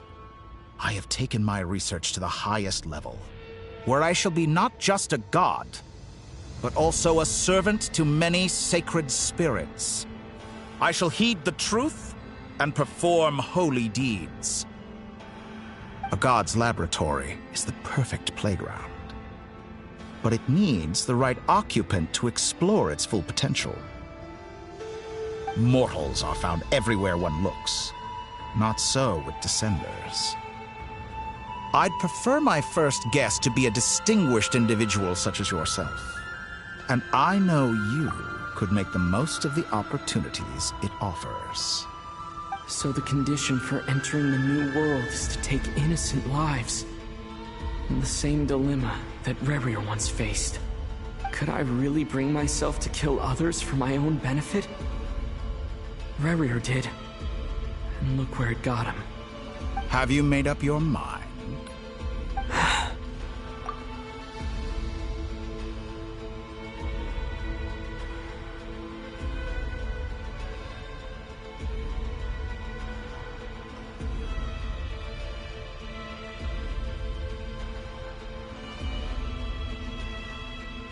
I can't do it. Your playground is no place for me. You're putting your hopes in the wrong person. But we both know I'm not quite the hero you say I am either. I have my own reasons for the journey I'm on. And they aren't all selfless. You've grown a lot since we last met, but there are still things you are unwilling to compromise on. This will only hinder you. Why don't I lower my requirements a little as a gesture of goodwill?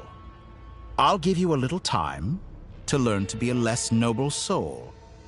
That'll make things much easier for you. I really doubt I could live that sort of life. And yet you already sound less defiant than a moment ago. The benefits appeal to you because you can read the signs of the times. Why don't we return to my research facility? Your last visit was so rushed. There is much that I have yet to show you.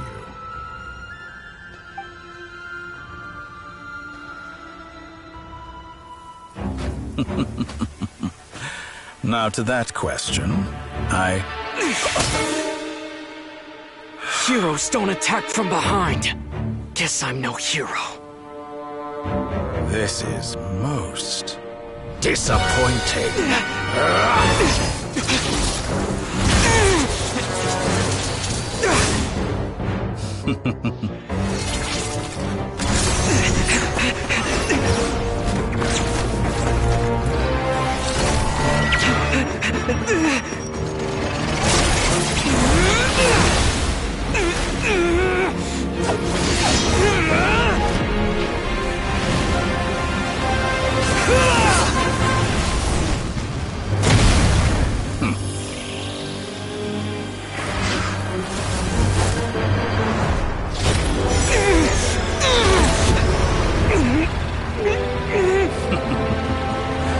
Now then.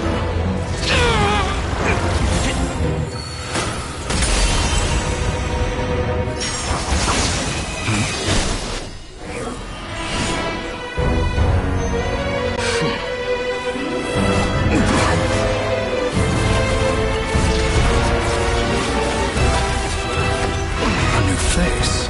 Interesting.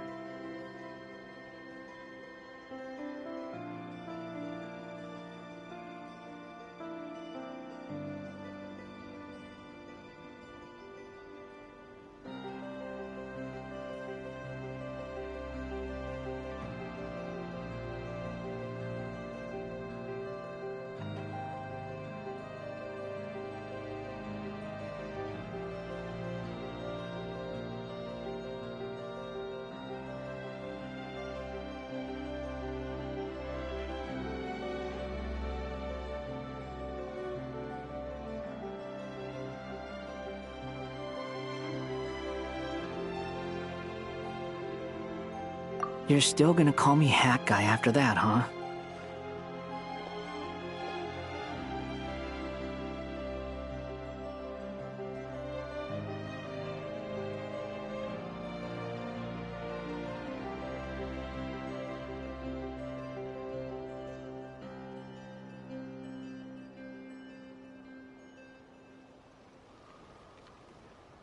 I didn't see anyone else in there who needed saving.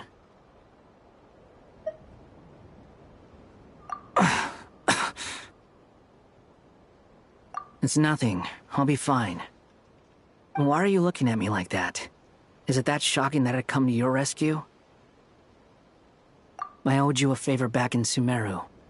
Now we're even. Distracting Dotori was tough. I won't lie.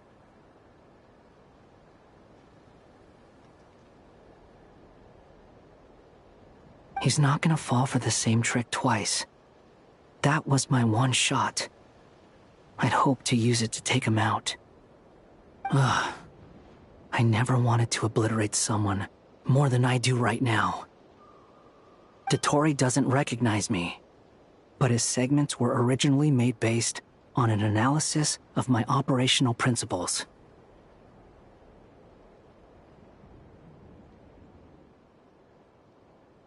I expect it's only a matter of time before he figures out what I am. So Dottore doesn't recognize Wanderer because he deleted himself from Irminsul. Did he really miss his only chance for revenge by saving me?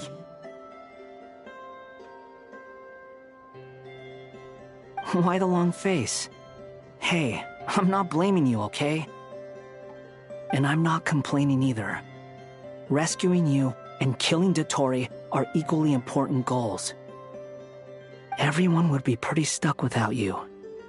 It's best you live to fight another day.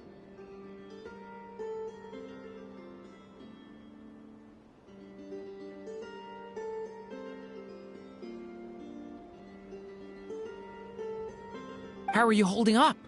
Are you all right? Hat Guy said to put safety first, so we agreed to run as far away as we could after leaving the energy field, and only meet up once it was safe. You don't look injured. It seems that Dottore didn't do anything to you. All right. Rescue operation complete. Let's head back. There's a lot more work to be done before this is over.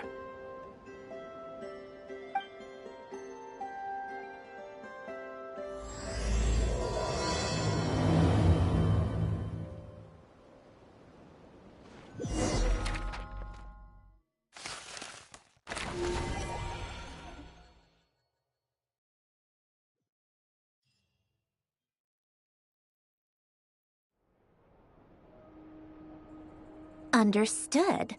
I will bear the Tsaritsa's decree in mind.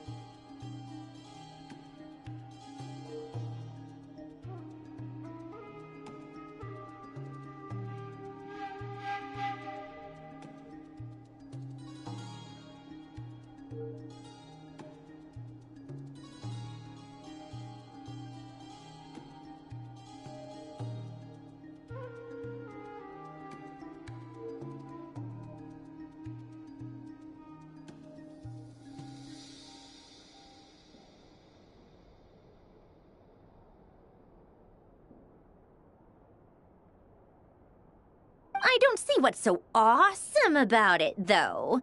Does he really think everyone else is as immature as him? I'm not stooping to Tartaglia's level. I thought you might say that. How's your progress? Quite promising, actually. That alchemist Albedo gave me a few ideas. Remember how I asked you to look up some files for me? That stuff on the Nazi-Kreuz Institute. René de Petrichor and Jakob Ingold. Alain Guillotin despised René's theories and methods, but he never managed to come up with better alternatives either. So I adopted some of René's ideas. I thought Alain was like a father to you. He and René were mortal enemies, were they not? And what would you say if Linny and his friends one day learned something useful from someone you utterly detested? I would applaud them for it. That would mean that they have surpassed me. For all we know, Alain Guillotin might have thought the same thing. Not that it matters, though. He's dead, and I'm alive. So it's my call to make. Once you die, it doesn't matter how great you were in life. Only the living get to decide what happens next. Hey, come on out. They're back. Huh?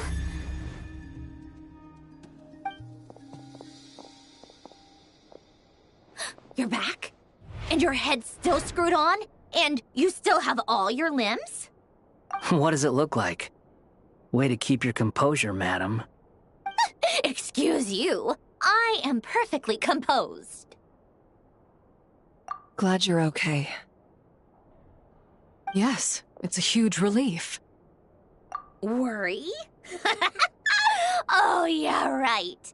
You think we, the Fatui, were worried about you? We were worried sick. Hey! The Traveler and I were already friends. You are free to join this mission in whatever capacity you please. Much like your tea parties. It's a laugh a minute with you guys. I must say, I was quite surprised when Mr. Albedo told me he would need no additional aid. We discussed this on our way back as well. I am rarely so unequivocal, but in this case, we had full confidence in Hat Guy. He said he knew what he was doing.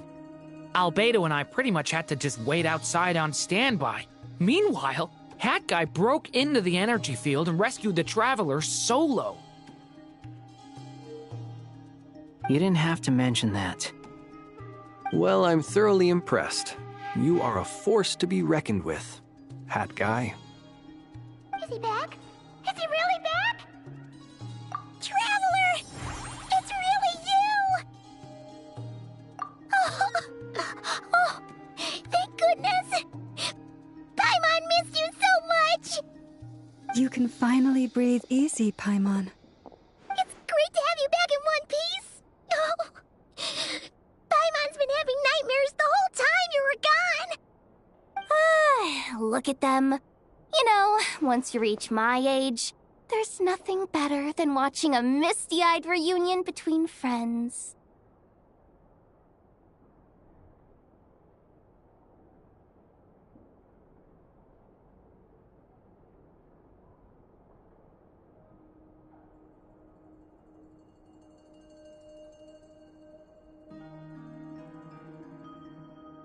It's nothing. Same goes when you get to my age, too. I bet Ino and Anefa would be tearing up as well if they were here. Varka, I'm not sure Anefa can cry. Oh, yeah, good point. Hey, your eyes are looking a little red and puffy. Come here, let's hug it out. What? Ew, no! No, thank you. You're not my dad, okay? Knock it off! Everyone, I'm sorry for all the trouble I caused you. But the silver lining is, I didn't come away from this ordeal empty-handed. While I was being held captive, I learned a lot about Dottoro's current capabilities, and what he plans to do with them. Oh.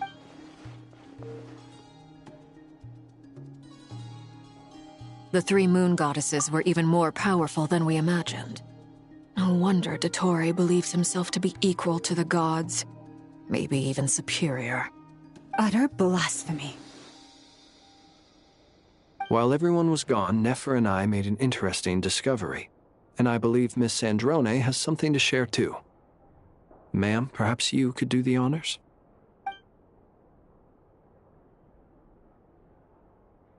Called it.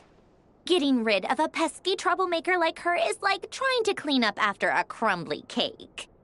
It always comes back to haunt you. Our next step is to find a way to bring her back. A place where time flows backwards, with no destination in sight. Surely it must have been created for a specific purpose. But I fear the answers are buried deep in Teyvat's history, held by great powers beyond our reach. It sounds like she's on a specific path through time, just traveling in the opposite direction to us.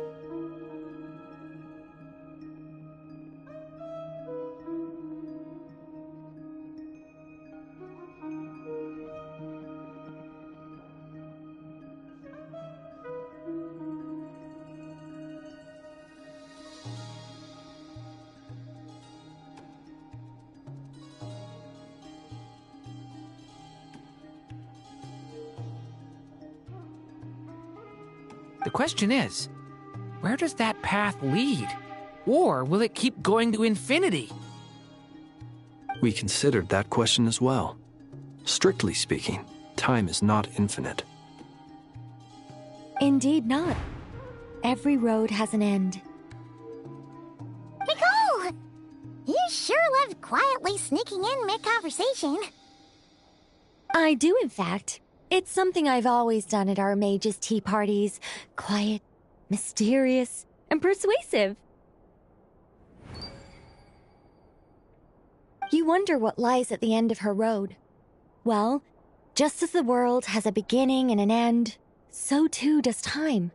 And so, the end of the road is the moment that Teyvat was born.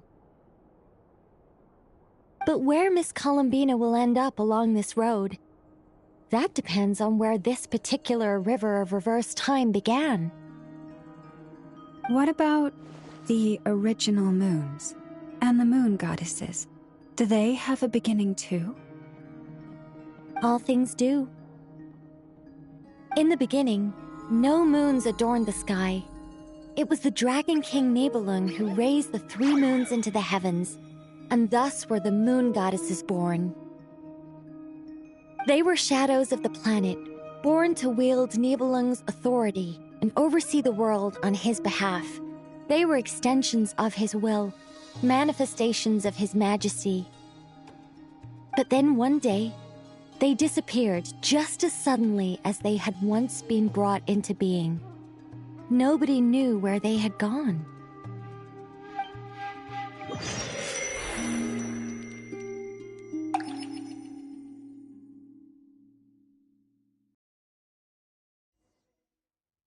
Like I thought, no more paths back to reality have emerged since. But how can I be sure that I'm going the right way without scenes from reality to keep me on track? I can't even be sure of how long I've been walking for. The further I travel, the less stable this space becomes. There are even moments where I can sense something that feels like abyssal energy.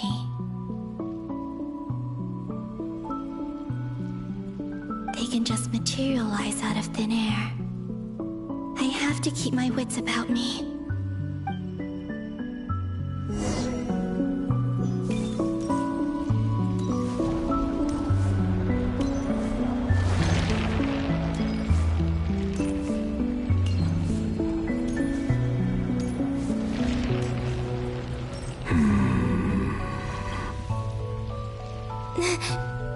Is that the ray here of Solnari? I can't believe he survived. How did he do it?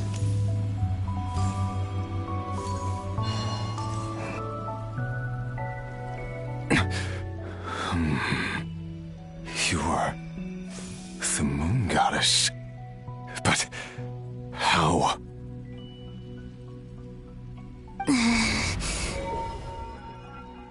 Please, there's no need. I'm not interested in fighting anymore. I find that a little difficult to believe. Yeah.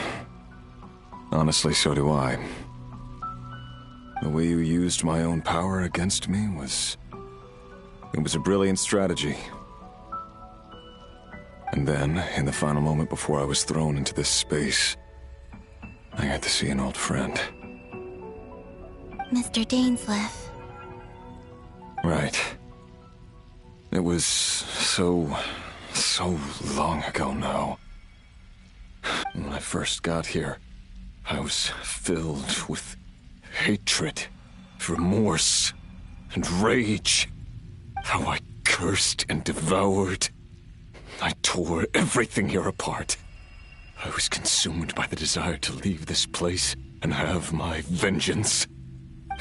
But to no avail. This is a place with no exit. This is the second time I've entered this space. Though I have no memory of the first. I was torn to shreds the moment I entered. But this time I survived. It must be partly because of this new body. And partly because of all the Kuvaki I absorbed in Nodcry. Are you the source of the abyssal power in here? Not all of it. Some is from when I first arrived here and tried to destroy everything.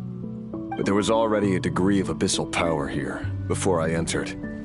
And like a venomous snake baking in the merciless sun, it tried to slither into my shadow. Tried to? So, you rejected it? Yes. Because after that, the world suddenly became silent for a moment. What do you mean?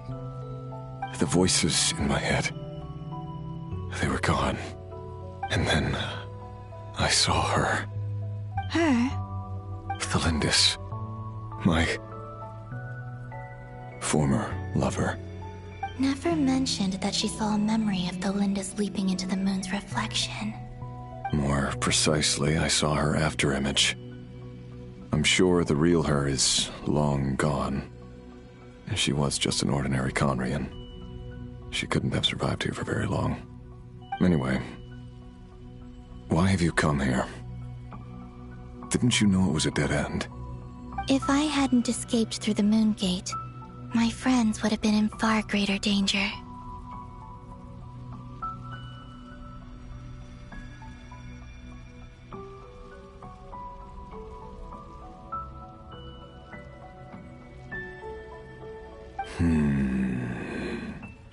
Oh, I see. Because of your power. The power of a moon goddess.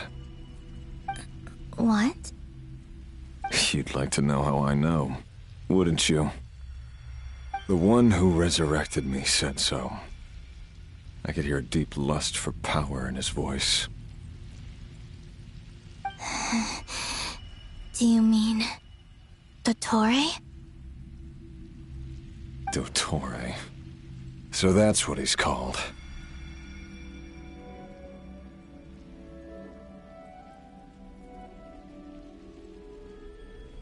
He'd been collecting fragments of my body for a long time.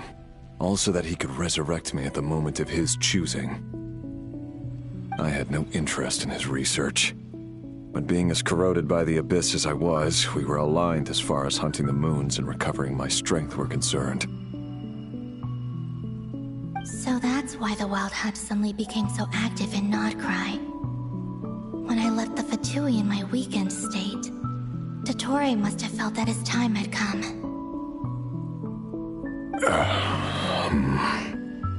Moon Goddess, could I ask a favor of you? What? I know this is a lot to ask, especially from someone who tried to kill you. If you refuse, I won't fight it. But this is the only thing I desire now. Nothing. What do you want? I'd like you to take a message to Thelindis for me. Thelindis? But...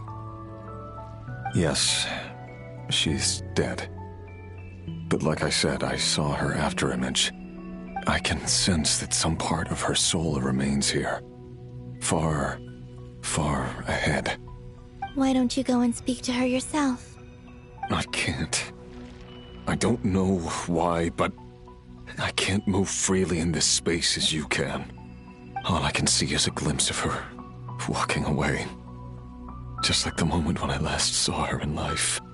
In return, I will clear these abyssal obstacles for you. No, not in return. I'll clear them for you. Whether you want to help me or not. It feels like something I ought to do. Why? Yeah. Why, indeed. I've been asking myself that question a lot recently. Why did I do the things I did? I'm tired of it all. Tired of the person I became. People used me. And then I turned around and started using others. I hurt a lot of people. I think I grew tired of it long ago. But I wouldn't admit it to myself.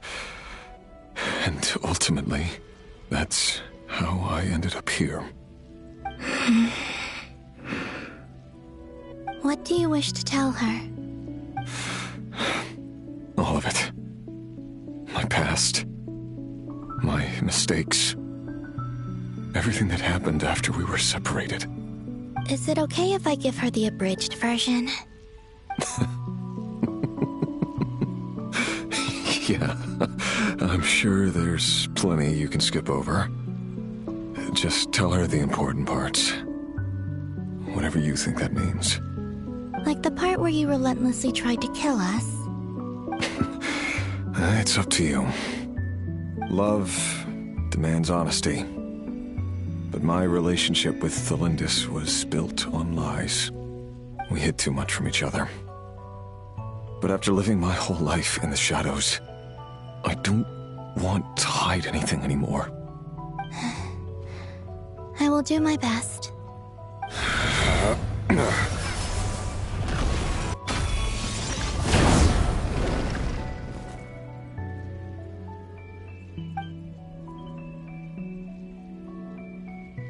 There. The Abyss will no longer stand in your way. Even though Mr. Dainsliff felt he had to fight you, I think he still regarded you as a friend.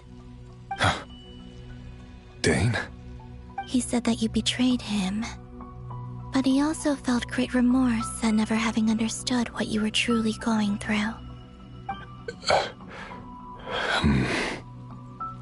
Why tell me this? Because... if he'd known that someone could take a message to you, I believe that's what he would have said. Thank you. It means a lot. I know this will sound strange coming from me, but... don't die, Moon Goddess. I can tell that you're determined to get out of here.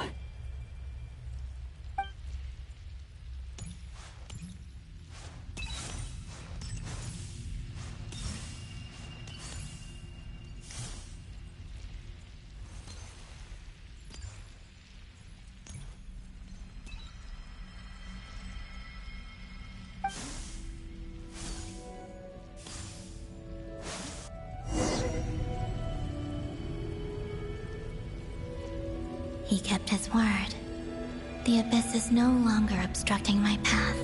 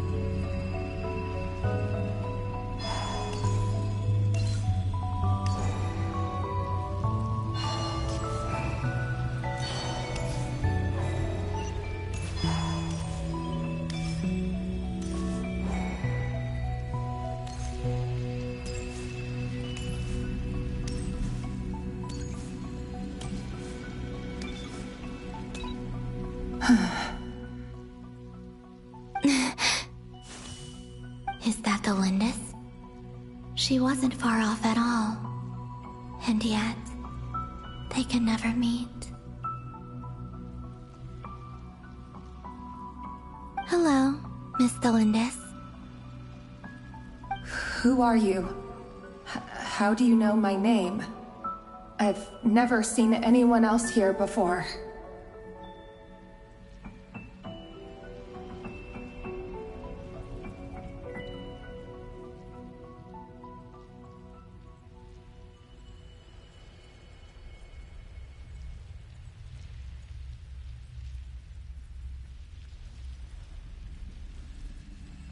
You can call me Columbina.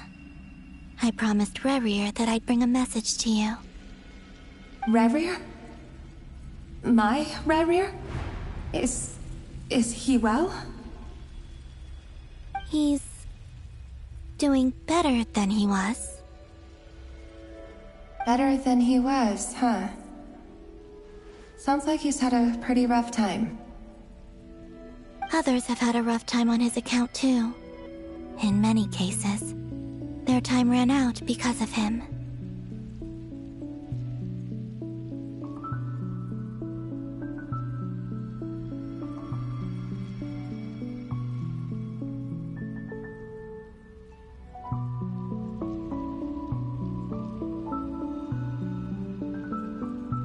And I'm not just talking about the children of the Crimson Moon. So, things got worse before they got better. Could you tell me what happened, Miss Columbina? Are you sure you wish to know? Yes. This is my opportunity to learn the truth. No matter how hard it is to hear, I have to know.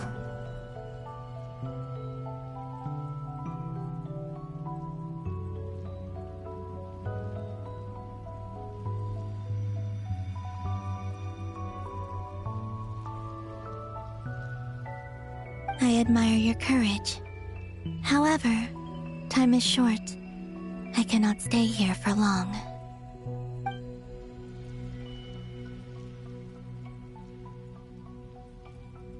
Rerir had seeds of hatred in his heart, and many people nursed them for their own ends. On some level, everything he did was to try and find a way to see you again. But in the end, he came to regret his mistakes. He wanted to apologize for hiding his past from you. Beyond that, he did not say specifically what it was he wished to convey to you.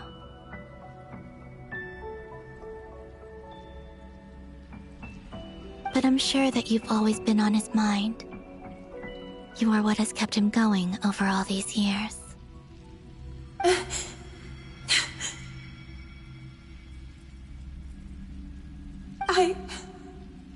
I'm sorry, Miss Columbina. This is so upsetting. I'm not sure how to put my feelings into words. It's all right. I understand. Well, that's everything from me. So, I guess I'll be... Wait. One moment. Time flows backwards here. The road ahead only leads further and further into the past.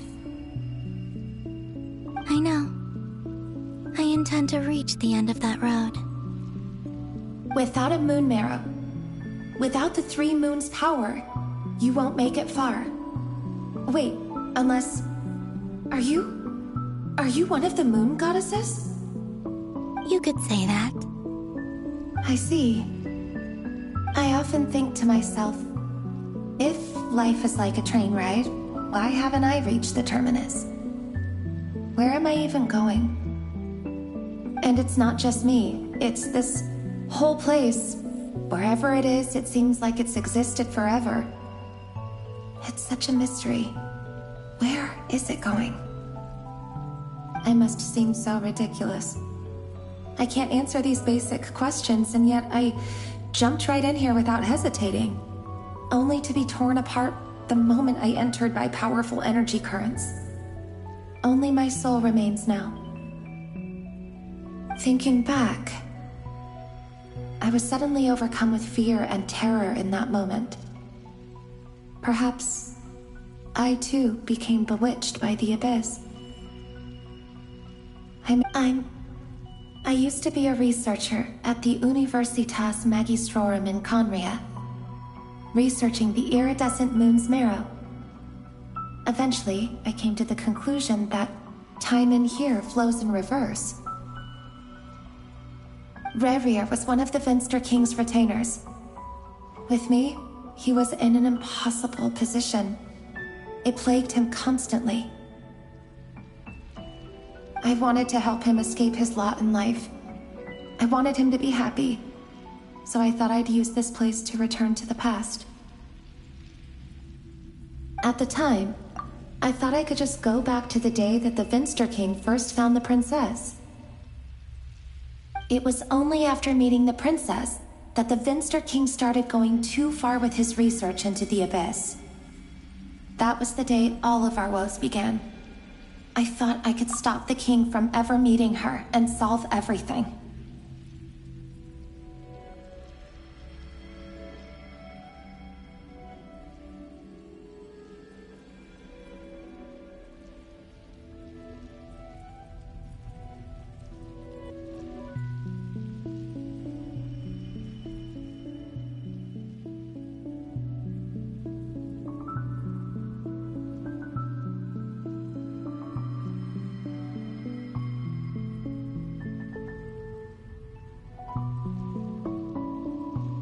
I couldn't kill the Finster King himself, so I had to find another way to save Rerir. That's why I wanted to go back, to kill the person who had brought new possibilities to our realm. I'm sure it was a futile endeavor, but the Abyss probably enhances the basest human desires. So I naively hoped I could change everything. But I was simply too weak. Like a speck of dust against the whole universe. Look at me. I didn't even survive the journey here. Not physically, at least.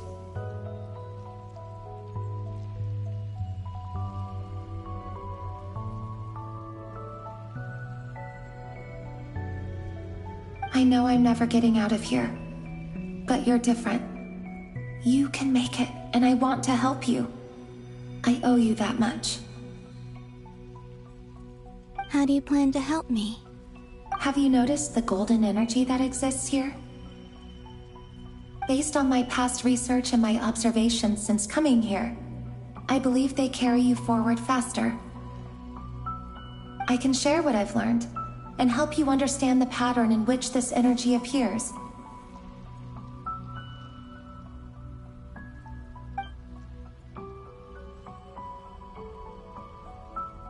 I think you just might...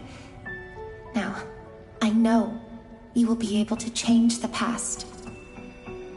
Also, I've been speculating about where this space ends. The documentation was scanned, but from what I know of the legends about the moons, the oldest ones seem to begin with Nibelung, king of dragonkind. I have no way of verifying any of it by this point, but if it's true, you might be able to reach that era if you keep walking.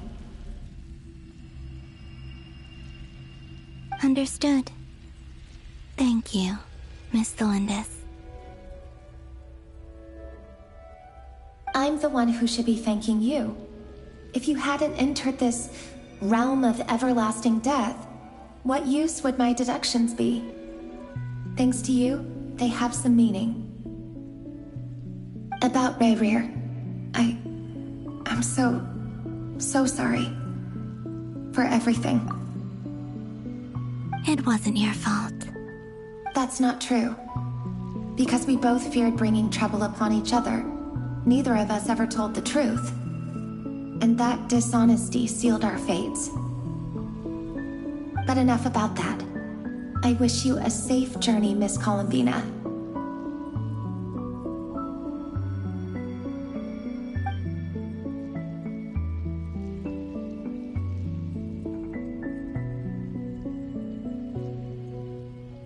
And may the outside world never have to experience pain like this again. Rerir, you're there, aren't you? I cannot see you, because you exist in the future. I expect we'll be trapped in this prison of space-time for all eternity. But please, gaze upon the past, and then sit for a while. Let's find a place to sit down together, just like we did when we first met.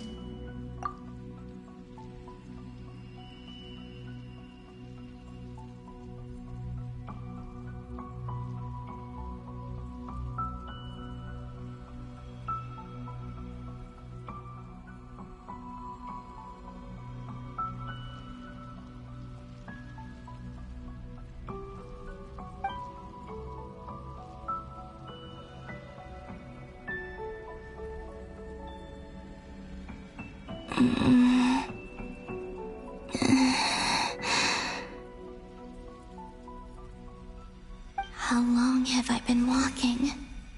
How much further till I reach the end? Is there even an end to be found? Everything's getting blurry.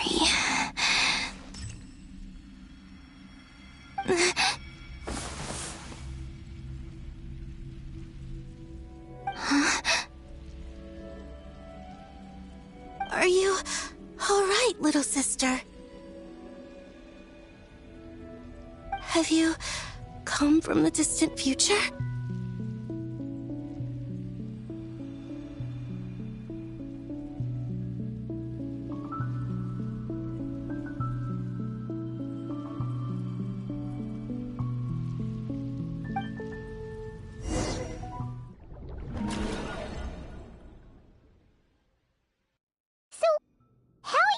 Did the moons just disappear? Shouldn't it be a little harder to get rid of major creations like moons?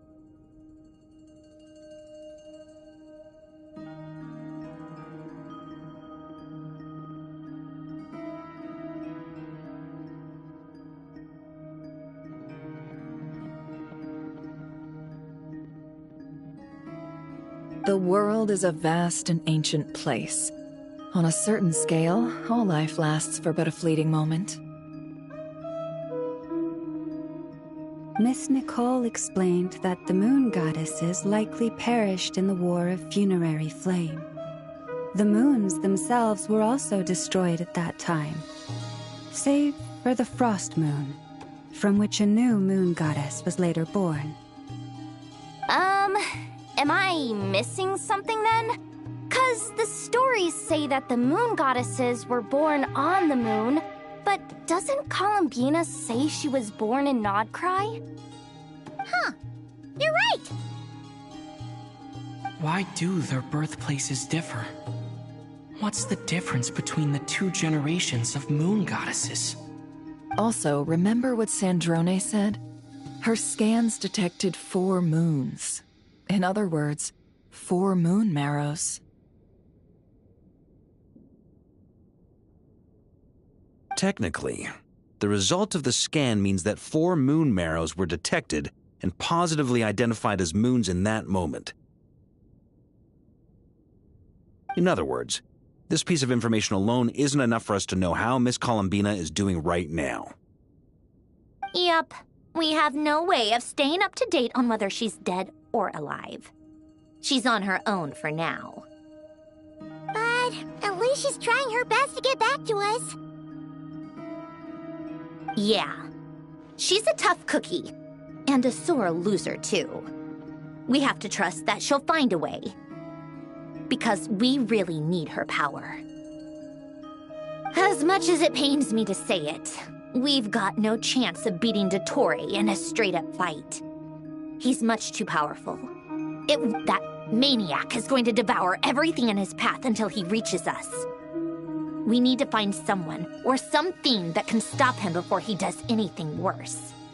I'll be frank. Our only hope of defeating this false god is with a real moon goddess on our side. I'm not just saying this because Columbina's a friend and I want her back safe and sound. It's just the truth. And I know that even she was no match for him when he attacked, but I don't have a better solution. We're not giving up on saving her, whether she can defeat Dottore or not. Right. Don't worry, Miss Sandrone. We're all aligned on saving Columbina. No one's trying to argue that we can only justify saving our friend because it will help save the world. This is about multitasking. We want to save both. So, she's more than just a moon goddess to you guys? Absolutely. Duh! She's part of the gang! And you are too, you know. Yes, I know. You don't need to labor the point. I knew that the moment I came running over with my documents that I was part of the in-group. I mean, if Arlecchino can fit in, I certainly can.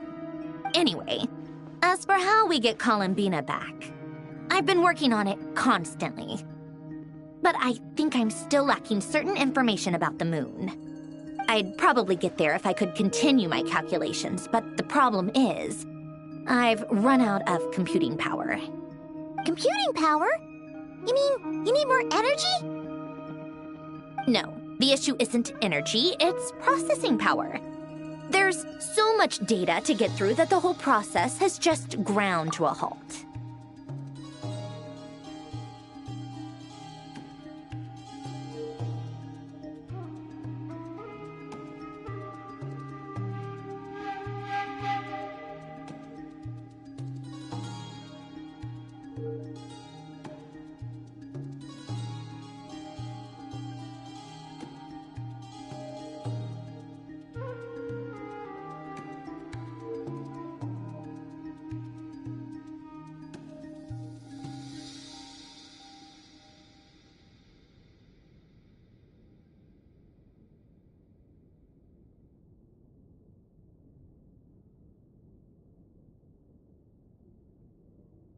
That's a tricky problem.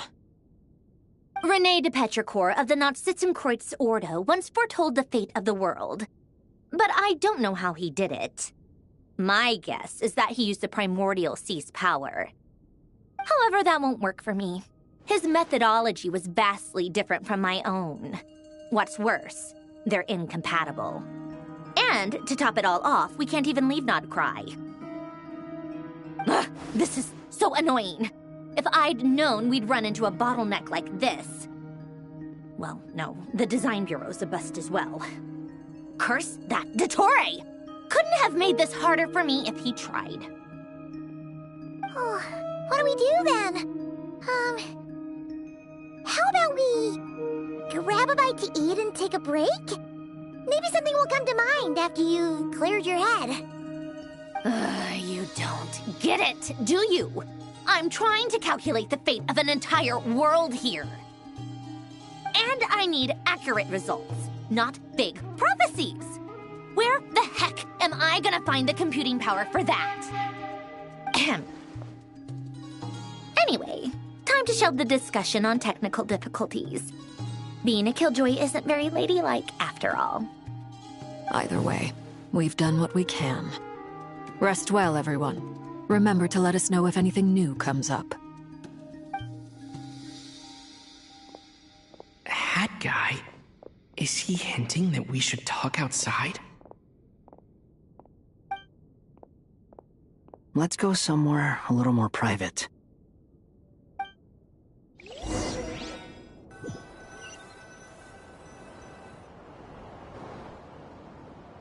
You know that Dory went back to Sumeru, right? Yeah, she mentioned she was planning to head back. Things aren't looking good for Nodcry. She's gone to spread the word so that Sumeru has a chance to prepare for the worst. From what I know of Dottore, there are two possible reasons why he hasn't made a move yet. One is that he's still working through some kinks in his new powers. The other is, he wants to see how we're going to react. He'll easily devour everything eventually, so I guess he's in no rush to make it happen. The first false god he made was me. Now it's his turn. Even though my records were erased from Irminsul, Dottoro's ideas haven't changed one bit.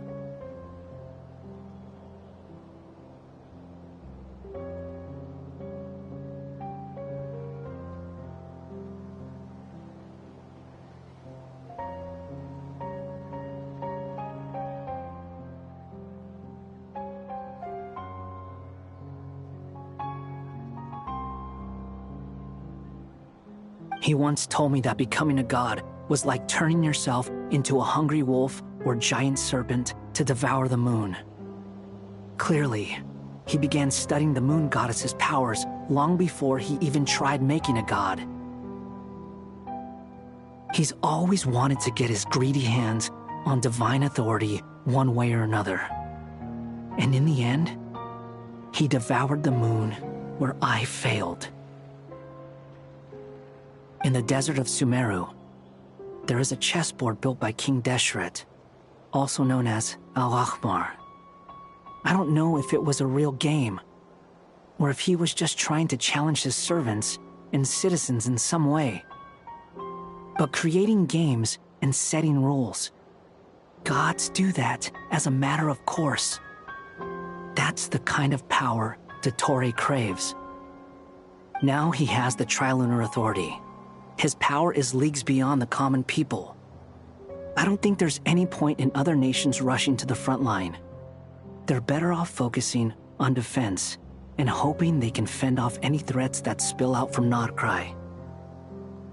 Either way, Dori will inform Lesser Lord Kusanali, and she will contact the other gods in turn.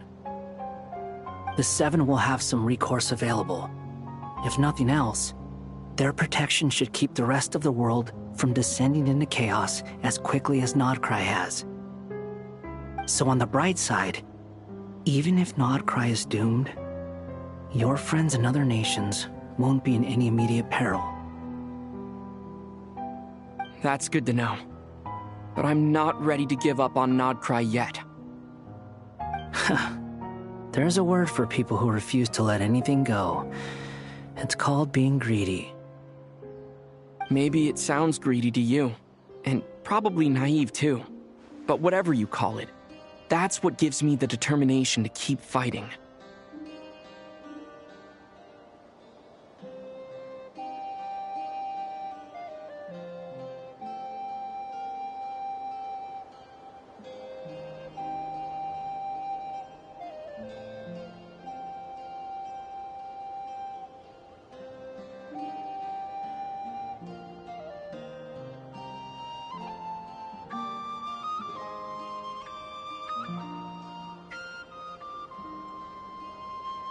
Battles are fleeting, but the will to fight is a long-term commitment. Give up for even a moment, and your resolve will shatter. Why do you always feel the need to do the right thing? No one is born to be a savior.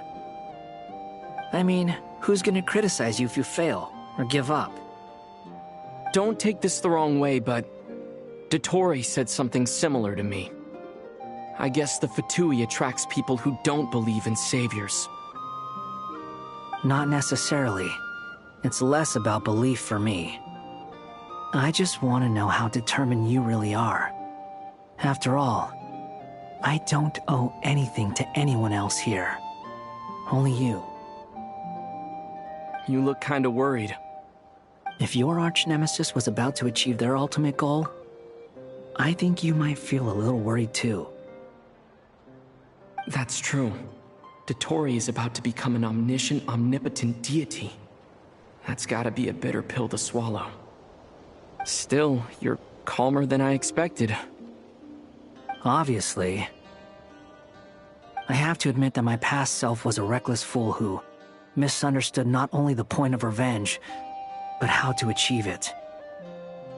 And as much as I want my vengeance, I know I'm not gonna get it by acting alone. If the world's taught me anything, it's to think before I act. Too bad it never taught me any other virtues, though. So, I am going to destroy Dottore, no matter what it takes.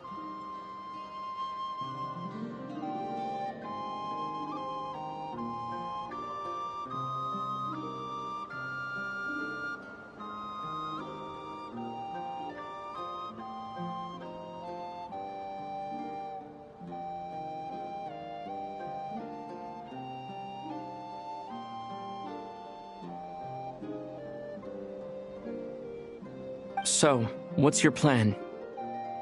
I'll get to that. First, tell me, what do you think of Sandrone? Just like Paimon said, she's a friend, part of the gang. How much do you trust her? This is a serious question. Think carefully before you answer.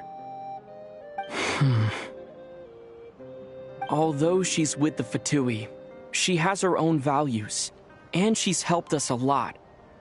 If nothing else, she's clearly going the extra mile for Columbina. I see no reason not to trust her. If you say so. In that case, the three of us need to talk. I have some thoughts about her computing problem. It can be solved, but it will come with a cost. How much? If I can afford it, I'll cover it. Sometimes your heroism really backs me into a corner. You know that? Come on, let's go talk to her.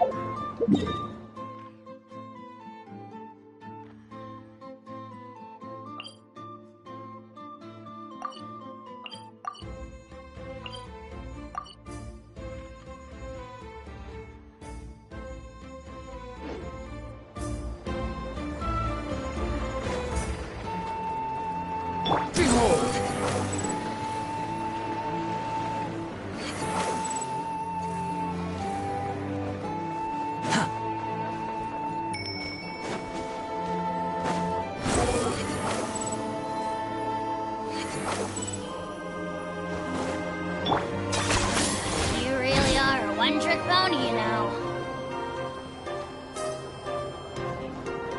Squall Fury!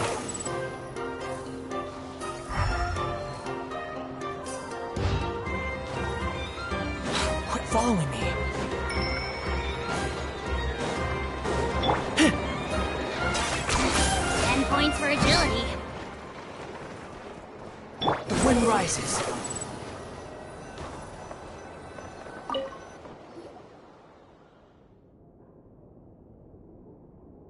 Miss Androne, Traveler.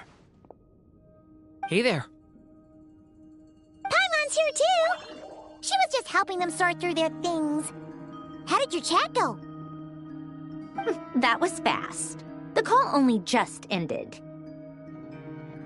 Well, you said it was urgent, so we got here as quickly as we could. Albedo, I have some alchemy questions for you. I see. Looks like my knowledge proved useful after all.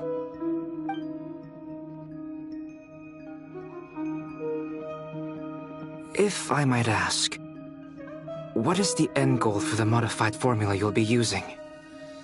I needed to predict the future of the entire world. But I've run into some teething issues since trying to implement Renee's theory of the 4 Orthants. I see. I'll have a look at it. Still, computing power is the real issue here. How do you plan to solve it? About that, it's been sorted. Oh, with the Traveler's help? Actually, you're not wrong. He found the person with the solution. Was it Hat Guy? Yeah, it was him.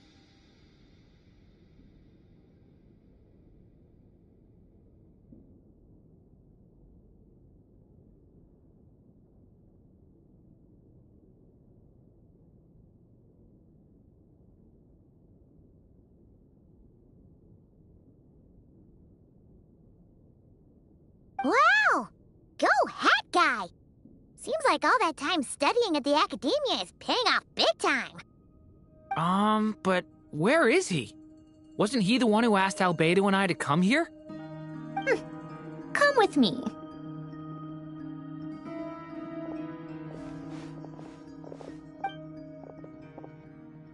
Hat guy? What's happened to him? Hat guy! Can you hear us? No response. I guess he's in hibernation.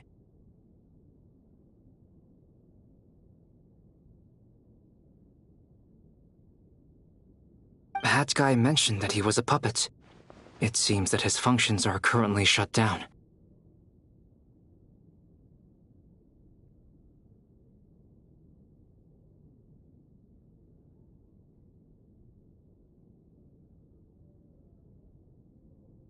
I presume this has something to do with the solution to your computing problem. That's right. He and the Traveler came to see me. Wait, what? You have a solution? Would you calm down? Why do you always react so hysterically to everything? Excuse me? How would you know? You shouldn't be so quick to judge complete strangers. It's very bad manners. Oh, please. It doesn't take that long to figure out that you have a temper. Where does a mere student get that kind of confidence? I've actually published more papers than you. Not that status counts for much. Even Paimon's applied for academia admission. Huh? Are you serious? See? This is why I can't be bothered to explain myself. She recognizes no one's skills but her own. Okay, fine. I'll hear you out. So, tell me, how do you propose to solve my computing power problem? This world itself is constantly processing all kinds of information. If it's the world's future you're trying to calculate, you need a processing device that's designed to cope with that volume. Easier said than done. Only Irminsul can handle that kind of... Wait, is that what you're suggesting? But surely we can't just plug my formula directly into the ley lines. You should be able to tell that I'm not human, right? Yeah, I noticed. The technology, though, seems pretty ancient. Very different from Fontaine's. It's a completely different system. Conrian, to be precise. I'm what they would have called a puppet. Puppets need an energy source and processing power. The artisans who built them sought out the materials most suited for that purpose. You? Do you mean... The Traveler and I have talked it over. He's willing to vouch for you. So, I'll allow you to borrow my core for your calculations. It was built using wood from a silver white tree, which makes it a small part of Irminsul. Conrian technology and Irminsul wood. Who in the world could have built you? Are you sure about this? A puppet without its core will cease functioning completely.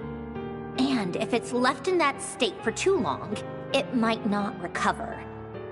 You could die if you do this. You do realize that, don't you? I can put two and two together, yes. No need to rub it in. I won't lie to you. This has never been done before. I cannot guarantee your safety. Doesn't matter. I'm prepared for the worst.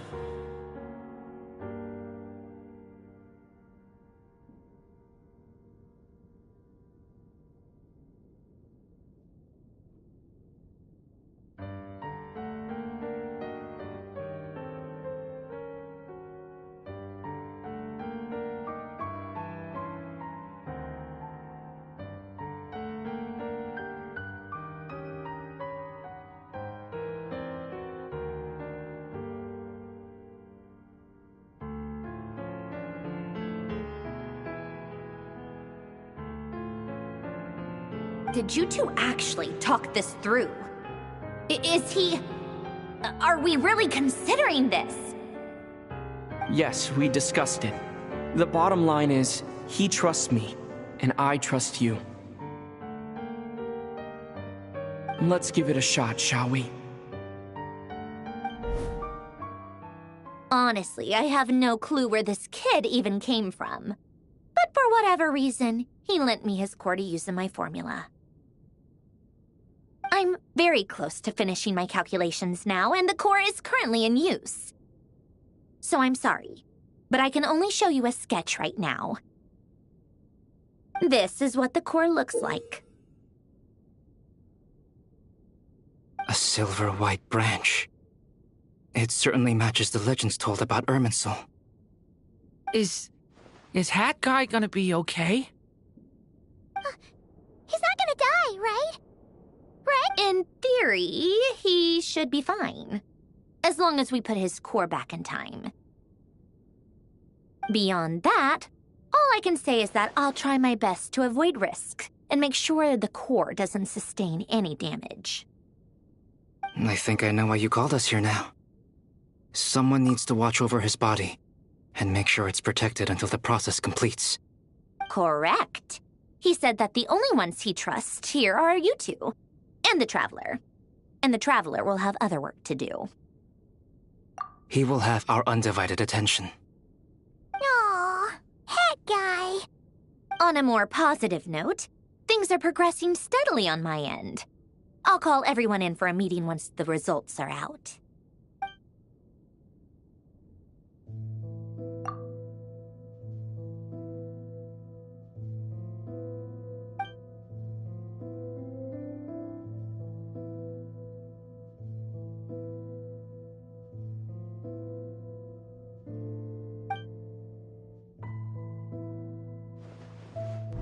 The worst-case scenario with the core removal is either a system reset or a total loss of function. But I'm not afraid. A quiet death should have been my fate long ago.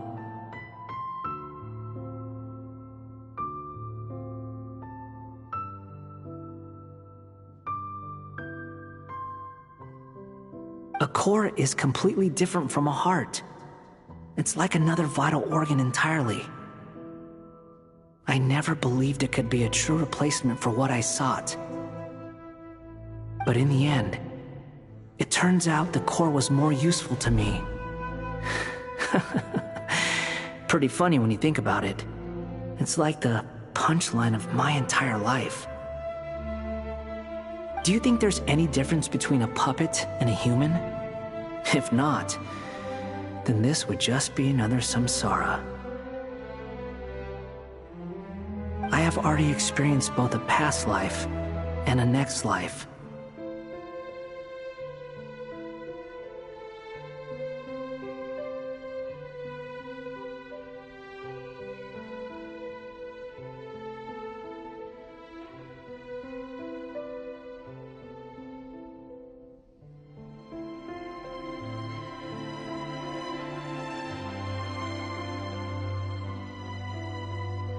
Part of me wonders whether I'm only capable of making this decision because I've become a real human.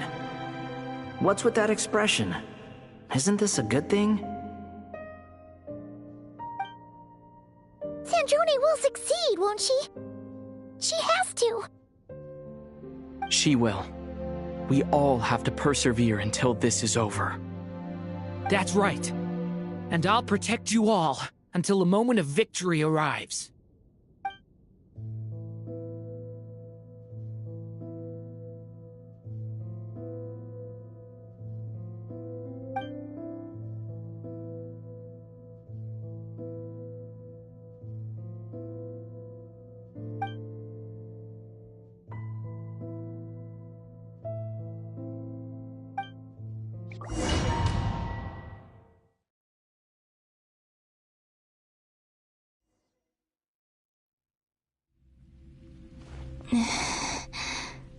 Who are you?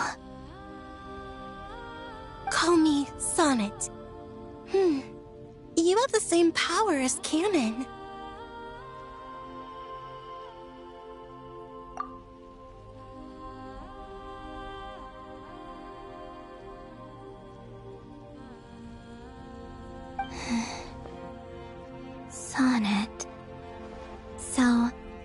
You're the goddess of the iridescent moon?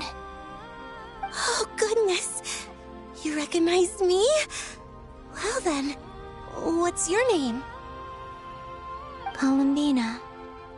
Columbina Hyposelenia. Hyposelenia? What a lovely name. Did you choose it yourself? It was a joint effort between me and my friends. Friends? You mean your friends in the heavens? Huh?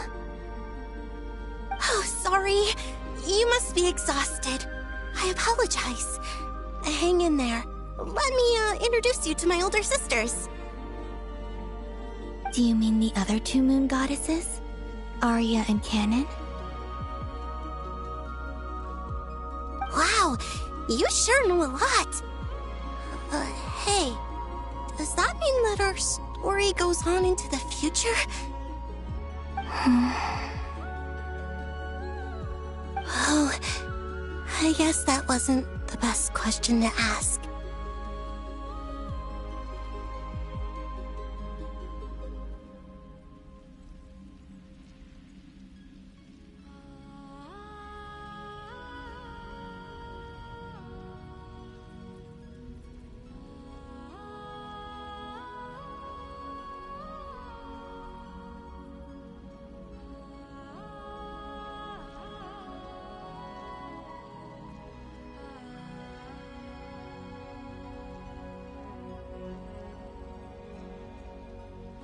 It's all right. We were prepared for that possibility. You could say we were too prepared. I can't even remember how long my sisters and I have been here by this point. When did you get here? How long has it been? I can't say for sure, but it feels like it's been forever. I see. Are you feeling all right? You look a little unwell. I can hold out a while longer.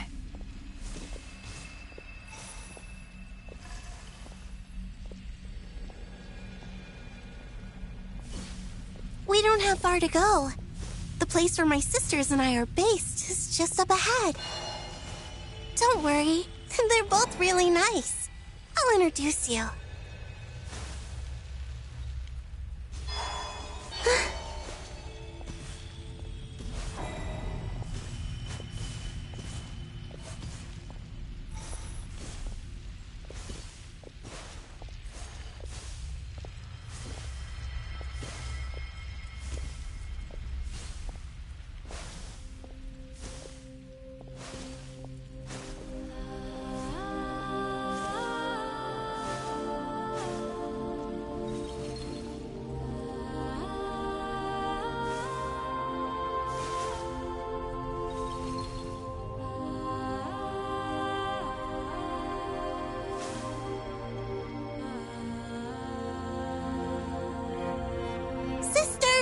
I'm back! And look who I've brought with me!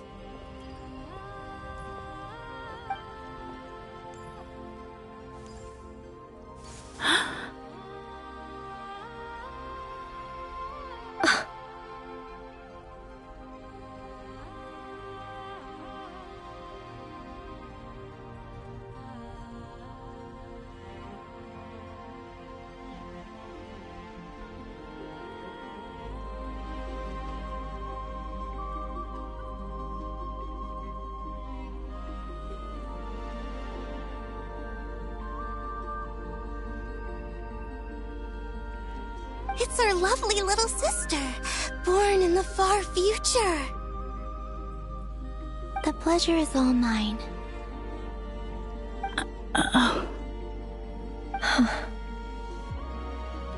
Allow me to introduce you to Columbina Hyposelenia. This is Arya, the goddess of the eternal moon. And this is Canon, goddess of the frost moon. Canon, don't you think Hyposelenia's power is similar to yours?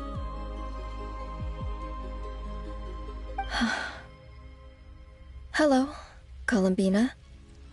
I apologize for our startled reaction just now. And please, forgive our little sister if she's been annoying you. She tends to talk a lot. It's fine. You seem shy. Don't worry, Columbina Hyposelenia. No one can hurt you here. Could you tell me where here is?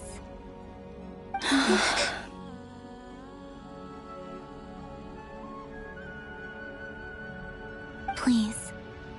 I must know. My dear sister.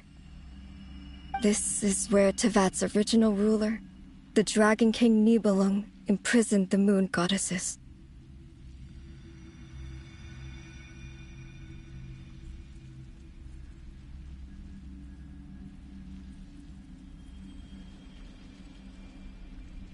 What? You're scaring her, Canon. No, I'm fine. Please, continue. Nibelung, our original master, created us in the distant past to maintain Tevat. But he left this world and traveled into the dark universe beyond, to explore worlds vaster still. Day and night, we fulfilled our duty in the heavens, until the day that the first Descender arrived. The great ruler of the firmament. The heavenly principles. Is that what later generations call them? I see. But we did not reject them at first, nor did they seem to harbor ill intent towards this world. We coexisted in peace. They were like a guest in our home.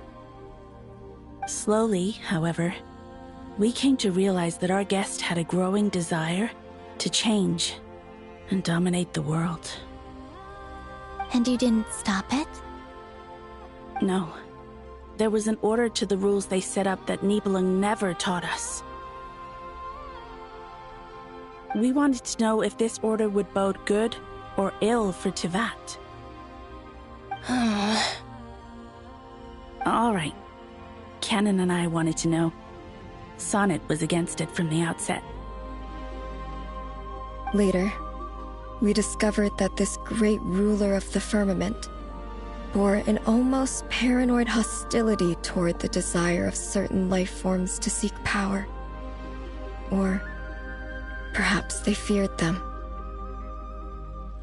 They would even cast down celestial nails as manifestations of their power, to punish the civilizations of the world below. Only this was far beyond mere punishment. Right. Their rules brought order, but the price people paid for merely testing the limits of those rules was far too great. I did everything in my power to help the punished escape catastrophe, but still, too many lives were lost. The ancestors of the Frost Moon Scions were some of the ones you helped. But just when we had decided to take countermeasures, the Dragon King, Nibelung, returned.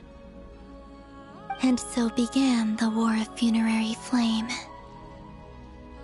So, that's the name the world gave that war in the future. Well, who won in the end? As far as I know, the Heavenly Principles won, although it came at a great cost. They remained in Tevat, where they continue to rule to this day.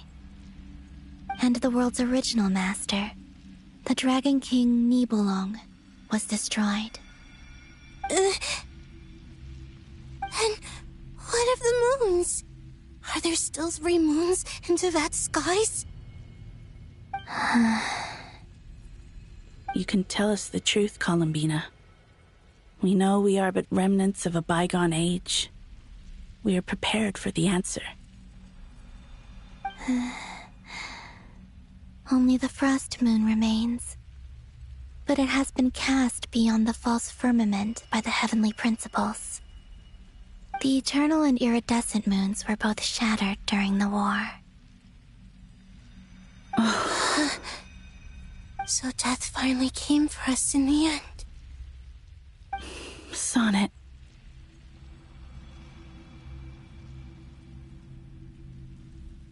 But you're still here, aren't you?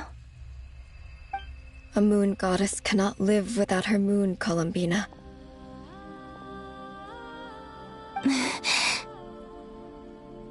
She's right. That's why I began to disappear. Because the frost moon is cut off by the false sky. How much worse it would have been if it were outright destroyed. Our souls may endure within this lunar palace, but if our moons are destroyed, then we shall disappear the moment we depart from it. I'm sorry. There's no need to apologize to us, dear sister. If anything, we owe the world an apology. If only we'd decided to act sooner, rather than arguing amongst ourselves. All the more reason not to spend this time in regret and repentance. Instead, we should focus our efforts on how we might help our future sister. Sorry? Don't you see, Columbina, your story is not yet over. Is that not why you are here?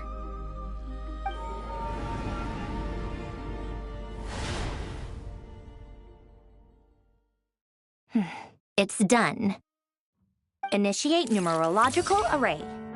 Continue running primary process. Calculate the world's fate through extrapolation. And identify nodes of potential change. Secondary process, scan for moons. Still 4. The number of moon marrows hasn't changed. Wait, let me think.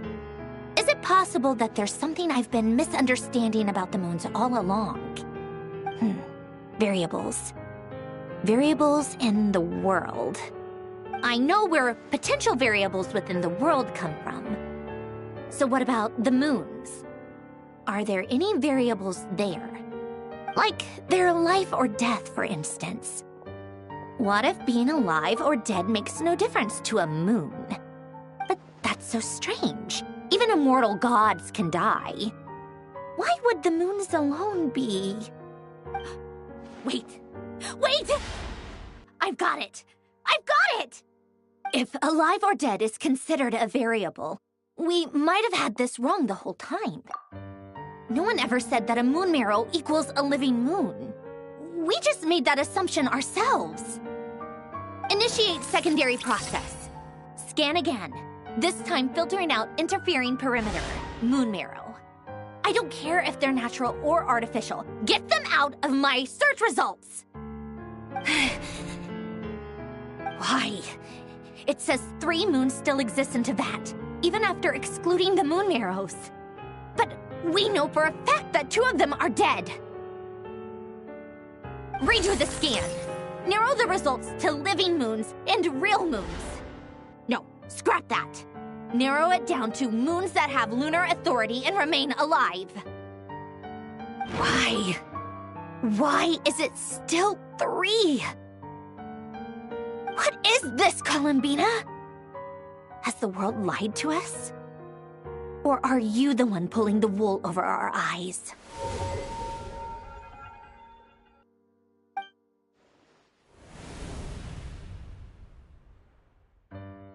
So, you think that the moon's reflection might be where Nibelung imprisoned the 3 moon sisters?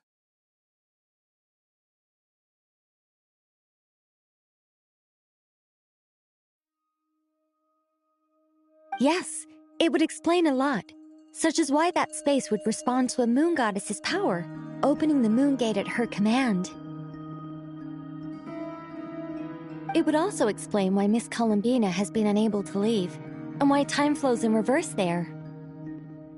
In the messages she sent, Columbina promised us she'd find a way to return, but we have no way of knowing how, when, or where this might happen. The fact that she still has yet to reappear in this world indicates that returning from that place is no easy feat. We cannot afford to simply wait for her. So you're saying, if she could return by her own power alone, she would have done so long ago? Yes, she certainly wouldn't leave it to this late stage when it's so touch and go. I've been giving this some thought, and I've come to believe that Luana's heart might be an anchor that she left behind, as a sort of future waypoint. This could also explain why Luana's heart is always by the Traveler's side. Sounds like a plausible theory. If that's the case, there must be some criteria we need to fulfill to allow Columbina to return to the present. The question is, what could they be? Hello? Listen up! This is extremely important!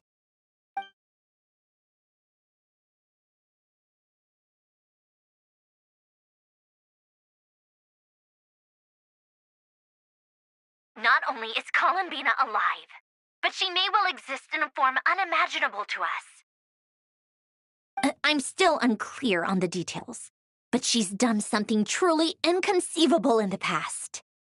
And the clue to what she's done lies in the moon and Tevat's sky. Truly amazing. Oh, I'm so delighted for her. I'm sure we all feel the same. And I'm sure Columbina is ready to get back here and fight by our side. I'll keep my calculations going and try to find some way of coordinating with her. But that's not an excuse for everyone else to slack off, okay?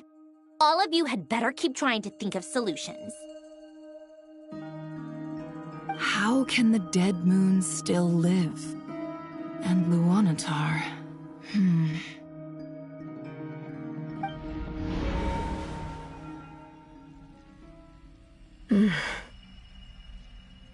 It's hard to believe that's what will happen in the distant future.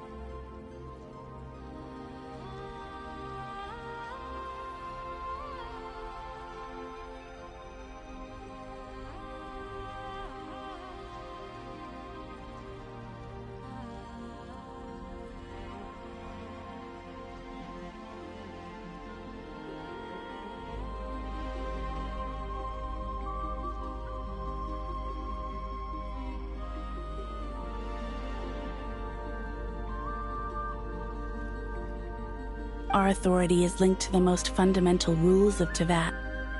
I suppose it's no wonder that many would covet that power. I didn't realize that when you said friends, you meant people who live down in Tevat. That's so lovely. I always wanted to go down there and have some fun. Have you ever tried leaving this prison? Of course.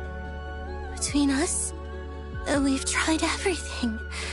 But no matter where we go, this space will eventually bring us back here. It's like the center of a whirlpool. Everything ultimately converges here, at the moment when Nibelung imprisoned us.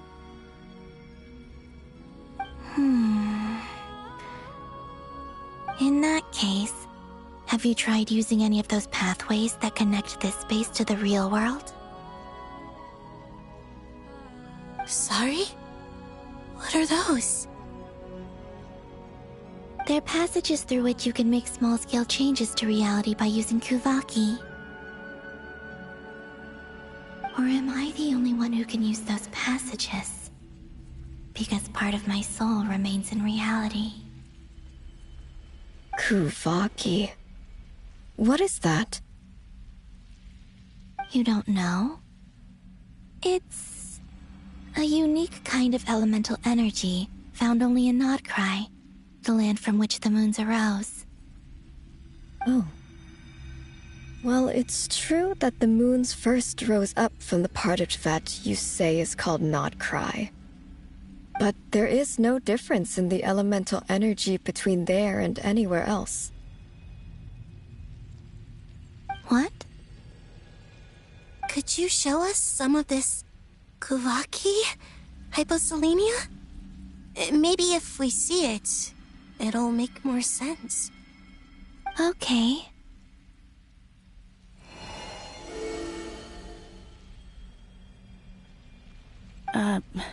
Isn't that just your power? What? But it's everywhere in Nodcry. In the air, in the land. Even the creatures who live there have adapted to its influence. How curious. This Kuvaki certainly did not exist anywhere in the world before we were imprisoned.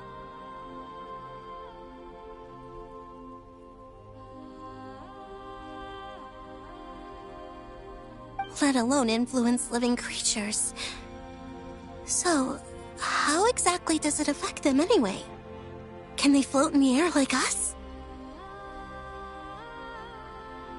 This is so strange. Why would their reality differ so much from mine? Columbina, you're looking for more than just a way out of here, aren't you? Yes. If I am to help my friends, I will need tri-lunar authority on par with that of our foe. You mean... you'll need our power? This sounds extremely risky. The Three Moons' powers are not mutually compatible. Concentrating them into one goddess will be a very painful process. And if anything goes wrong, it could tear you to pieces. I know. But I'm willing to take that risk. Even so, let's say we successfully transfer our authority to you. How will you take it outside this prison? Nibelung constructed this realm specifically to prevent us from using our powers to interfere in his war. No moon goddess can leave this place alive.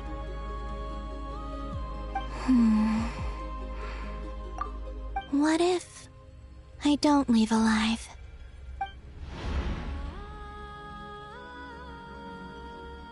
Where do we even start? How are we supposed to figure out what we're meant to do to help Columbina?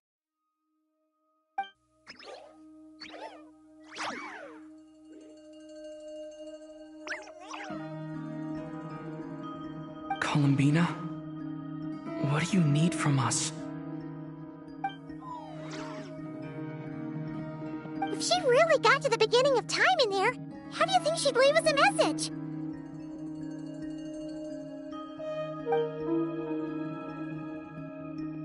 You don't think she'd write it down on a stone tablet somewhere in the hopes that we'd find it, do you? Seems unlikely. Columbina may not talk a lot, but she thinks deeply about issues like this. Let's review what we know. This is the Columbina who fought alongside us against the Rahir of Solnari, and with whom we celebrated Moon Prayer Night. She knows our personalities, our ways of doing things, even our unique strengths and abilities. So, if she wanted to tell us something from a long, long time ago, what would she do? Oh.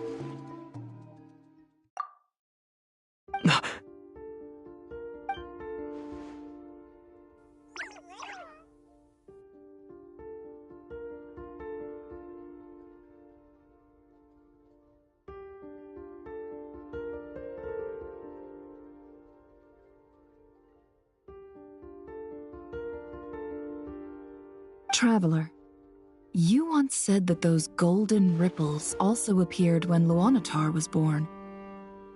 What if Columbina left Luanatar here, not just as an anchor to the real world, but for some other purpose? If she is part of Columbina, and Columbina knows that I can see past events through her...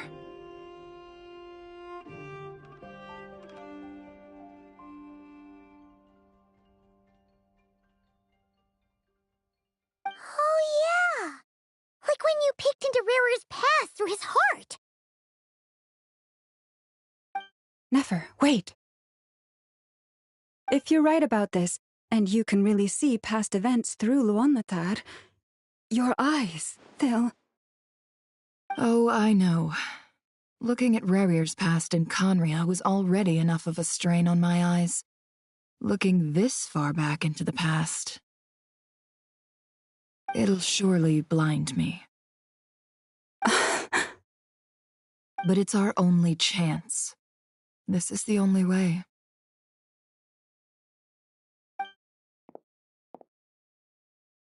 Boss.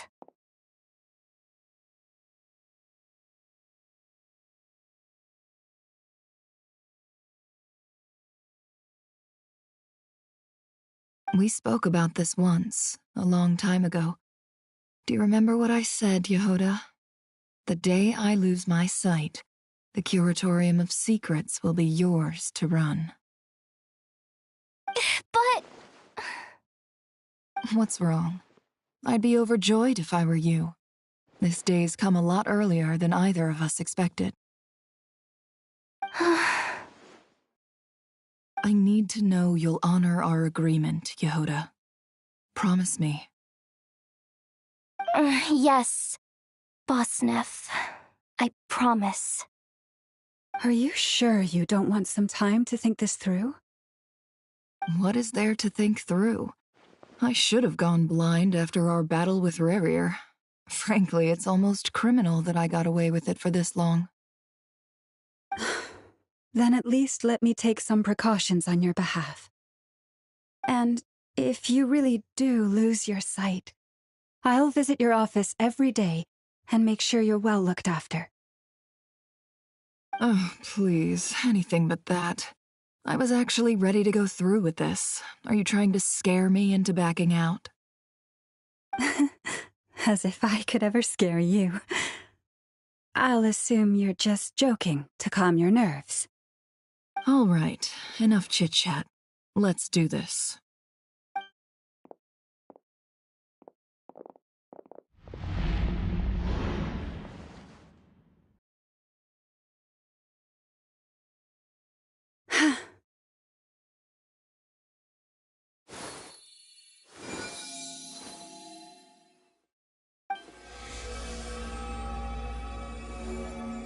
All done. Good. Now give me some space.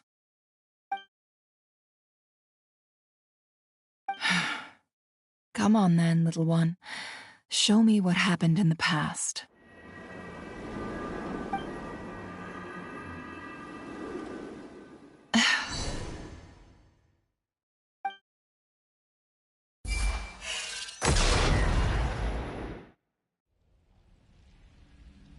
Between the Trilunar Authority, Kuvaki, and the soul-surviving moon, the Frost Moon. I think I might know how to get back, but I will need my sister's help. Time to go talk it over with them.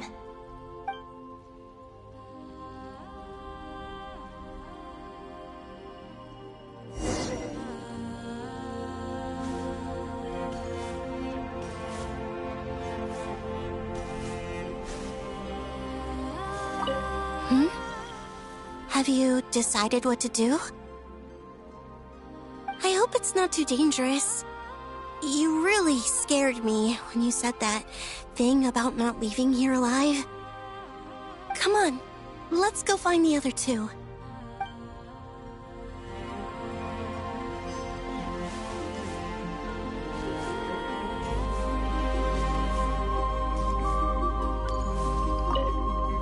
It seems you have reached a decision. I'm all ears. What do you propose?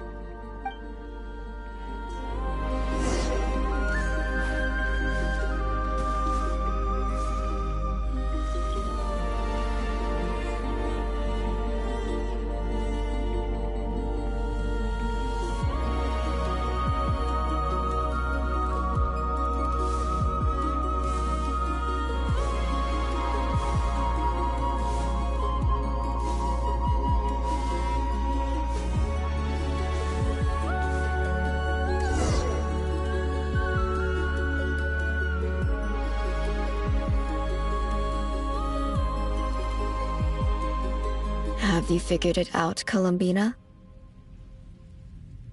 Tell us, how do you plan to leave this place? I intend to die here, in this moment, and then be reborn in the future with the help of my friends. What? What are you saying? How can the dead be reborn? And how will you inform these future friends of your plans? You can't exactly leave oracles. Nothing can escape this place. Not a single ray of moonlight. And even if you found a way, what if they never find the message you left for them? You'll... No, that won't happen. Come again? They will find my message. I'm sure of it. I'm not following. How exactly will you achieve this? It's quite simple, really. First, I will leave my soul here.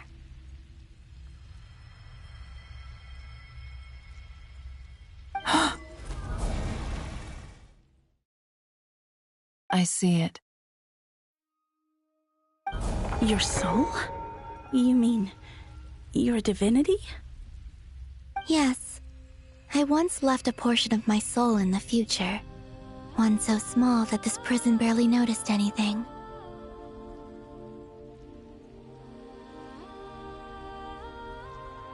In this very moment, she can resonate with my soul across time.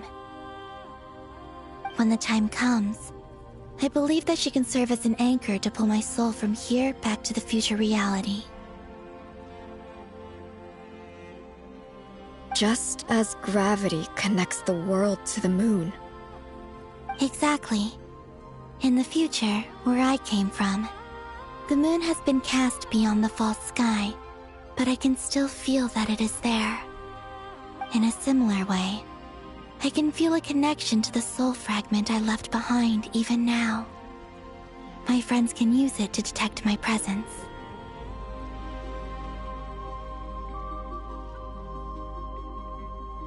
But how do you just leave your soul here? Is that even possible?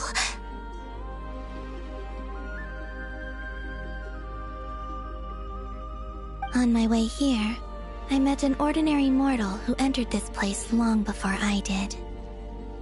Her body is long gone, but her soul remains. And before that, I encountered an old enemy whose entire soul survives here intact, while the power that once corrupted his body has faded away. So, perhaps this space is specifically designed to imprison divinity and authority, but not the physical body. Still, even if your body can escape, would it not just be a lifeless husk without the soul inside? Wait, is that what you meant when you said you wouldn't leave alive? Yes, I shall turn my body into moonlight and pour it over Nodcry. That power shall protect the land and quietly blend into it, awaiting my soul's return in the future.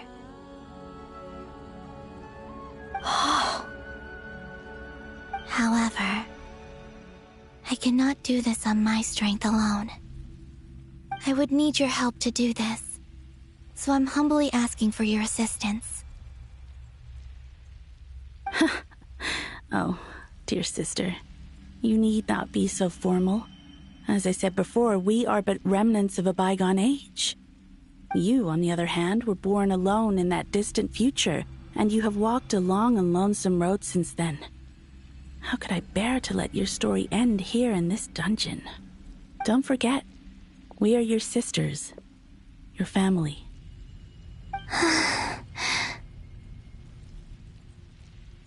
Arya's right.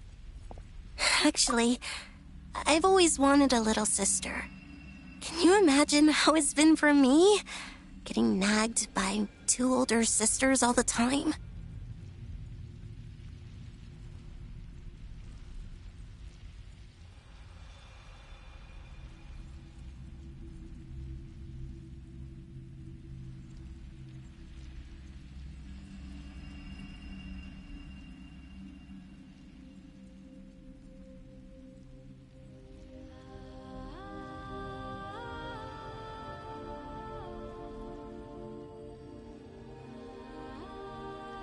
Now, I finally get to be the big sis.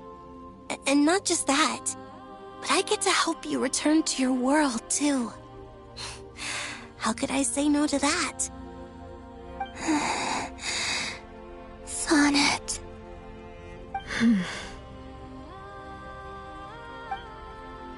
Canon? I'm sorry. I know this is a bold request. The Frost Moon is rightfully yours, and it remains intact. Oh, no, please, don't misunderstand me, Columbina. I was just thinking back on the years that the three of us once spent together. You cannot imagine how happy I am to hear of the future world you describe. The Frost Moon Scions, your lovely, kindly friends. For the three of us, whose purpose in life was to maintain the peace in Teyvat, it is a great relief to know that the people of this world live in such an abundant future. If your plan can save them, and save Notcry, I will gladly give you all that I can. Besides, the three of us have been together since the day we were born. I could never abandon them to live on alone without them.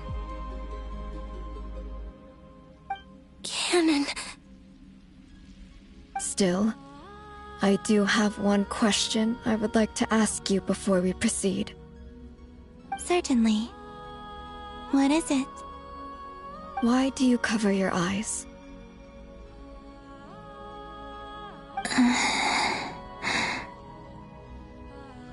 Yeah, I was curious about that too.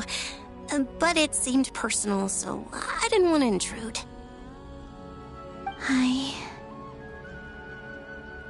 There was a time when I refused to look upon the world. I believed it was full of nothing but lies and falsehoods. I wished to hide my feelings, seal my heart, until I could return to my true home.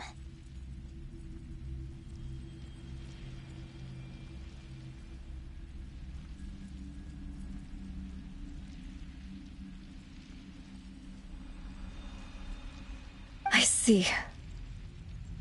Perhaps that decision saved you from ever having to see the false sky again. But at the same time, you likely missed out on many true and precious things, like the smiles on your friends' faces. Promise me this, Columbina. When you return to the future, open your eyes, take a look at the world around you, and see your friends.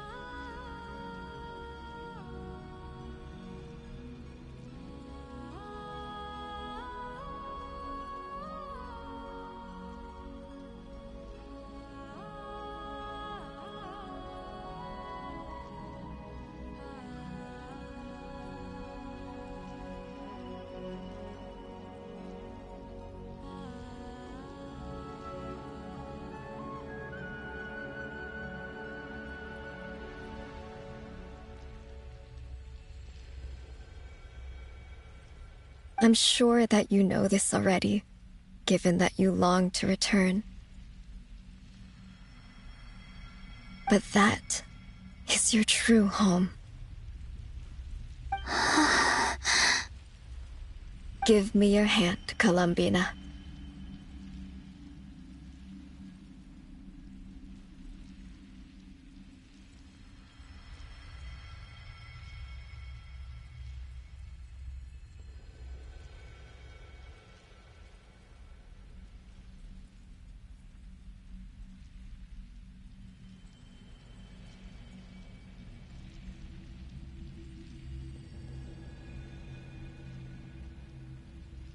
Arya, Sonnet, you too.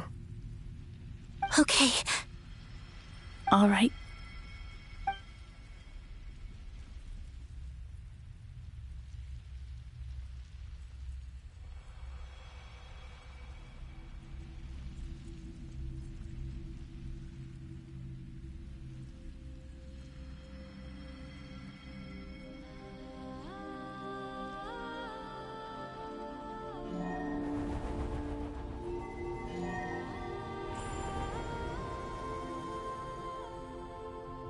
We once were the song sung for eternity, but now it is you who must continue to sing. We once were the tides in the great river of time, but now we subside, and you arise. We were the messengers of madness and inspiration. But now, the lies have faded, and your truth must endure. We are souls awaiting the sun. You must return to be with those who smile when they see your face.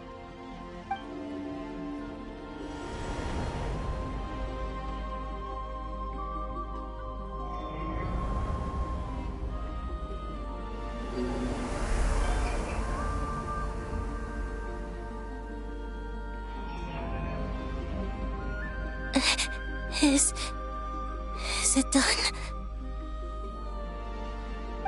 Yes. We have transferred the authority over all 3 moons to Columbina Hyposelenia. From this moment on, she is the Tri-Lune Goddess, the one and only moon goddess of this world.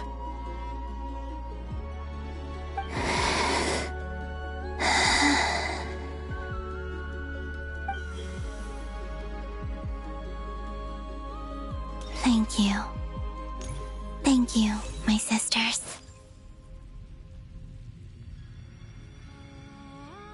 Now go, and do what you believe is right, Columbina Hyposelenia. Be aware that we cannot grant you the power of the 3 moons beyond these prison walls. The conflict that arose over their remains following our disappearance will still take place.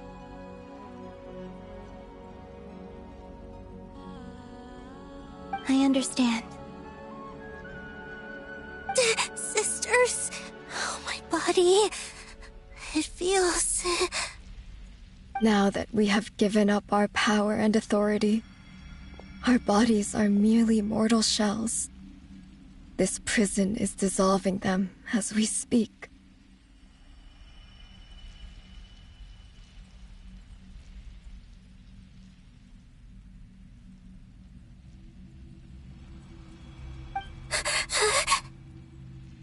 It's okay, Sonnet. The end must come for every god, just as it does for every human. That's all this is. The final destination of our lives. Canon and I will be by your side the whole way. We have one final request, Columbina. Could you use the 3 moons' power to send us back into the real world? Now that we have lost our powers, I doubt this space will seek to hold us further. It's just... we would like to spend our final moments together in the only place we ever called home. Of course. Glad...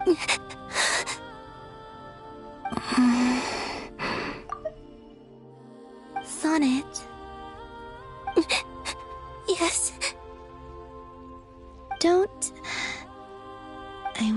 tell her not to give in to the abyss, not to be afraid.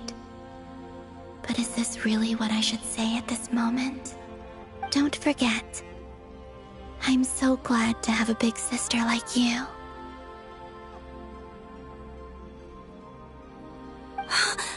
No, Hypo. Thank you. I'm okay. I'm not afraid. As long as my sisters are with me, I won't be afraid.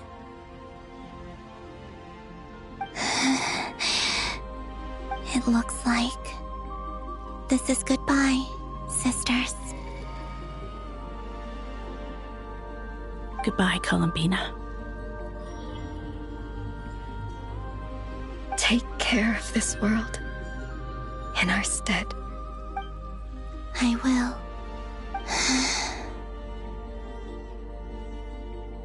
And now, it's time for me to bid farewell to my body, too. May it become the moonlight that keeps Nodcry company through the long years ahead. So this is why Nodcry was not always home to Kuvaki. It only appeared after I poured my body out upon this land, and only this land. Kuvaki responds to me because it is me, my body, answering the call of my soul. And the golden energy I've encountered on my way here was, in fact, that very soul, which I am about to leave here to guide me.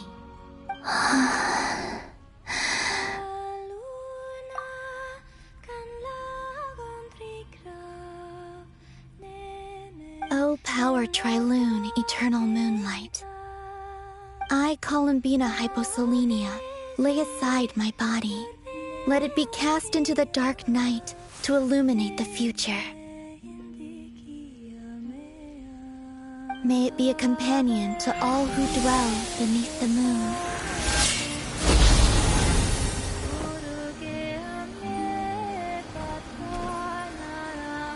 Until the time comes for me to return home.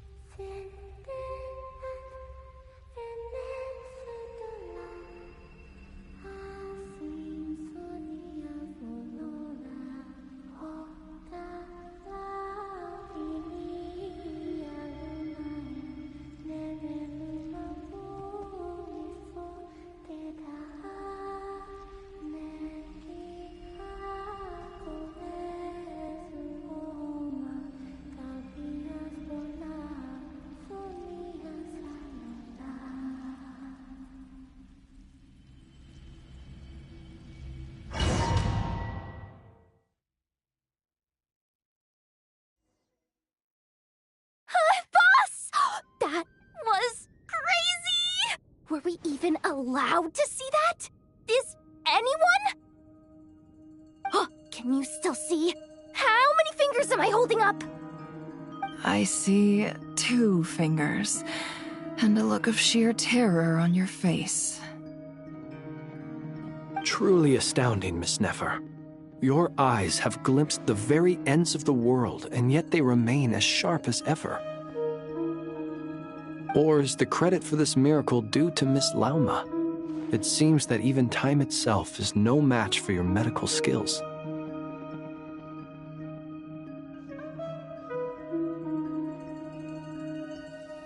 Surely you jest, Mr. Flins.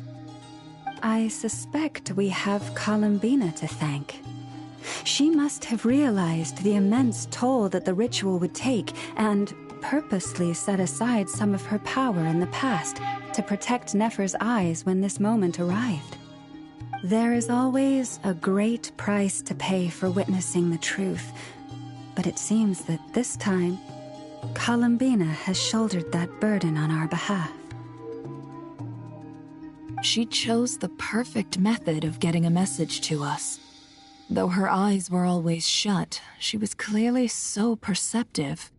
She knows us well. She knew exactly how we would think and what we would try. Despite being separated by time and space, we're seeing the same possibilities and seizing the same opportunities. We still don't even know if she's okay right now. But as long as there's a chance we can do something, we'll fight to make it happen. We'll get you back somehow, Columbina.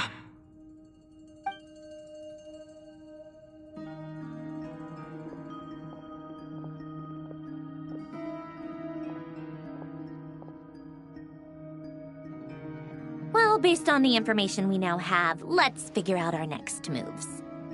Thanks to these gentlemen, we have a much clearer picture of the situation with Dottore. The civilian population has been moved to safety, so we no longer need to hold back. Miss Androne, how are the calculations going? So far, so good. I'll keep seeing how far I can push the system, though. Can't have Hatman being powered down for nothing. There's still a long road ahead. Where should we begin?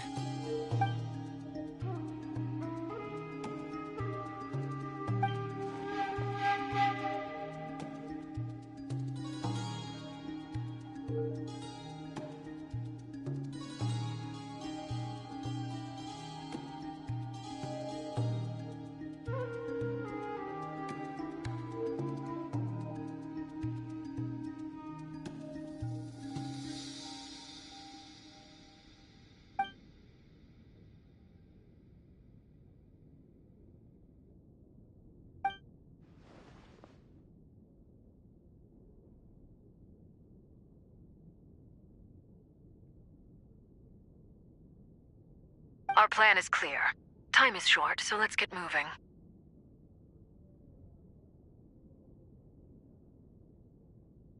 There's just never enough time, is there? Time is the bane of my existence. Ugh. Anyway, I'm gonna get back to work. All right, we'll do our part too. Yeah.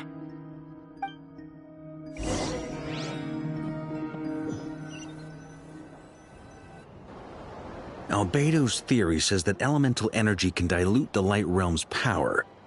But I'm no expert in building elemental defenses. Sounds like something out of the advanced elemental theory section of the library. Whew. You seem quite troubled. Well, yeah. I mean, who doesn't get a little flustered when they're completely out of their depth? You were the very picture of confidence back when you approached the Hexen Circle. Yeah, I could have been faking it through that whole meeting for all you know. Who's to say I'm not just a ball of nerves in a charming and gregarious package?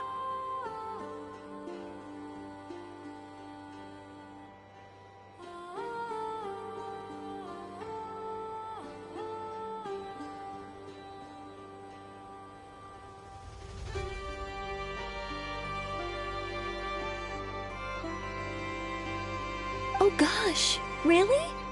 I'm so sorry, I had no idea. Well, you're all the braver for it. Still, I was much more in my comfort zone than I am here. At least in Mondstadt, you can cry for help from a cliff top and actually stand a chance of summoning Barbados himself. Things have never looked bleaker than they do now. If we don't pull this off, Tevat's doomed, isn't it? Oh, you think so? Actually, yes. Yes, it probably is.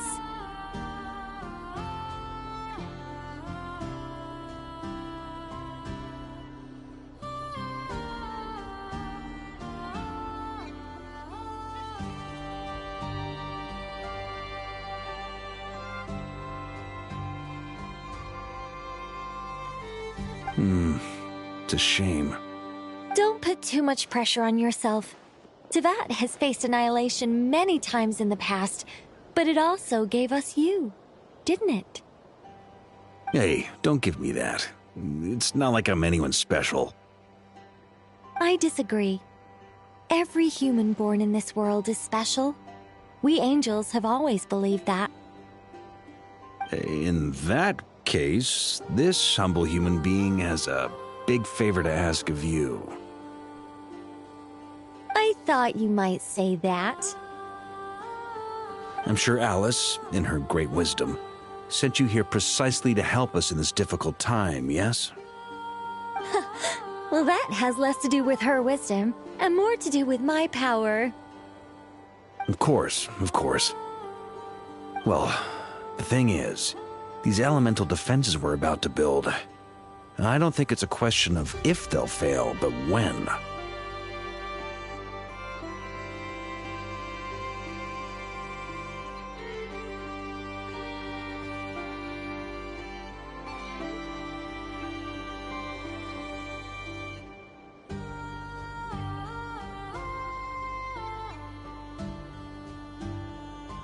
Durin's findings from his patrols make it clear that Dottore is constantly expanding his territory. First it was his lab, then the design bureau, and now this. It's not realistic to completely stop him encroaching on the rest of Nodcry. Rather, our goal should be to stall him for as long as possible.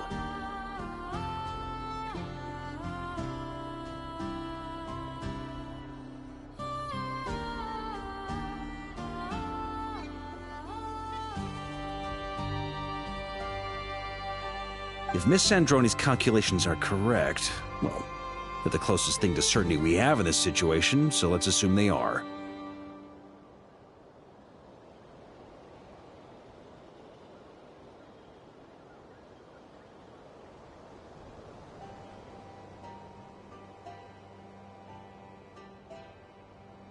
Anyway, her calculations suggest that our best hope for victory lies in Miss Columbina's return.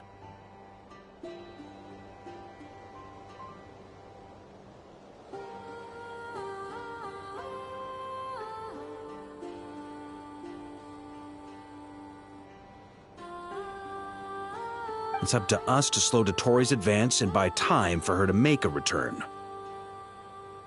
Are you asking me to help you with building the defenses? No. I'd like you to prepare for what comes next. When he eventually reaches us, we will have to fight him. You were an angel once and a mage now. I'm asking you to lend us your protection. Oh.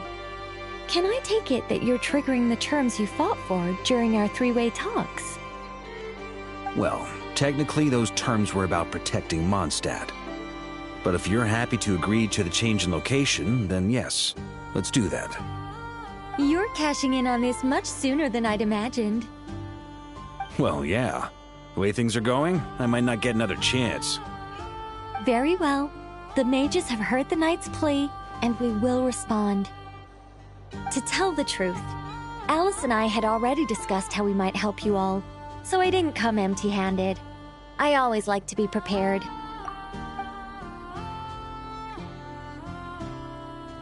This is... wow. Yeah. This is great. Seriously, thank you.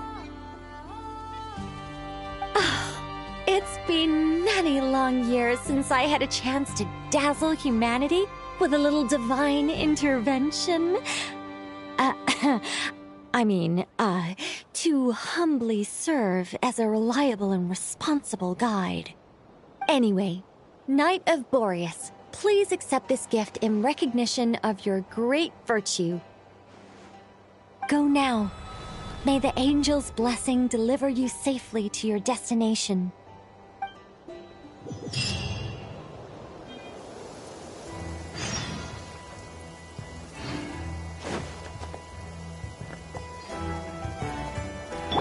Squall Fury!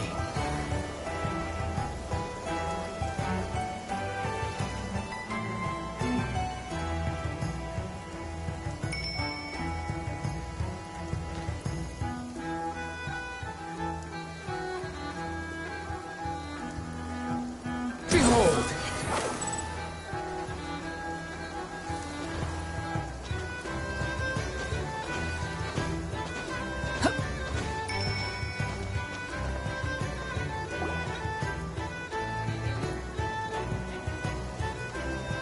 You're here. Sandroni! How are things going? Glad you asked. You two are about to become the first people to lay eyes upon my masterpiece. Or should that be the first person and the first, specter? Hey! Whatever. Come, feast your eyes on this. Wow! We've never seen something like this before! This meter displays the progress of my formula. Currently, it's still making the most important connections. Once it's finished running, I'll deliver it right to your side. And then, we can finally bring Columbina back. What do you mean, deliver it? Can't you just tell us over the Dodo communication device? It'll just be some numbers, right? Ugh, you're such a greenhorn. This isn't the kind of formula you solve in math class.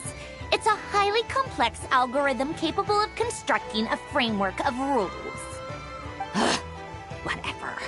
We'll be here all day if I start trying to explain it. All you need to know is the formula must be completed before we can bring Columbina back.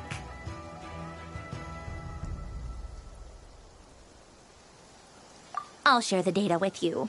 Nicole's agreed to let me use her information channel, so we just need to use the Dodo communication device like so. And... there.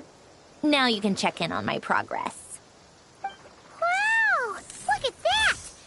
You're amazing, Zandrone! About time you recognized my genius. Took you long enough.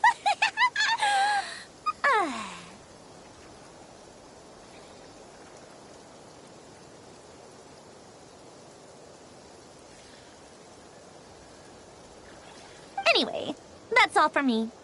You should check on the others if you have time. Make sure we don't have any weak links in the chain.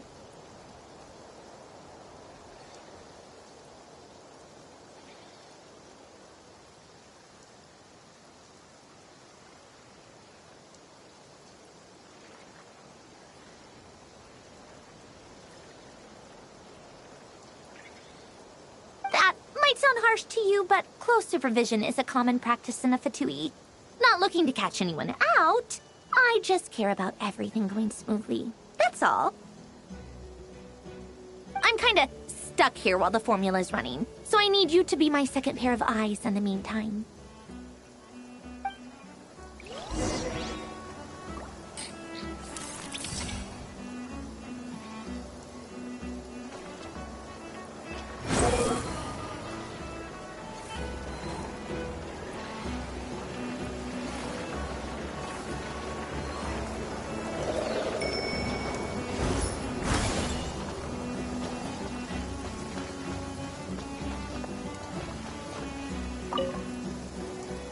Traveler, Paimon, a pleasure to see you both. Twins! How's everything coming along? Fairly well, if I do say so myself. Ready to confront Dottore head-on. Ooh, you sound much more serious than usual. To be honest, I am not usually fond of exercising my full strength. For one thing, it's hardly conducive to maintaining a low profile. Besides, I believe one should have the right to choose when to show their hand.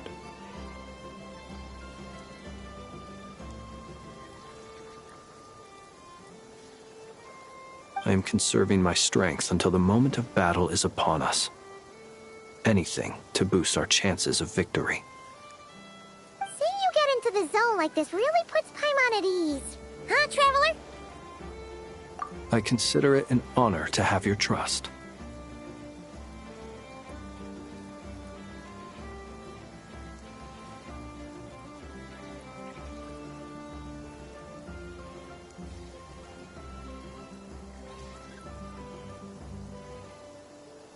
Rest well. I look forward to seeing you both in your element during the battle.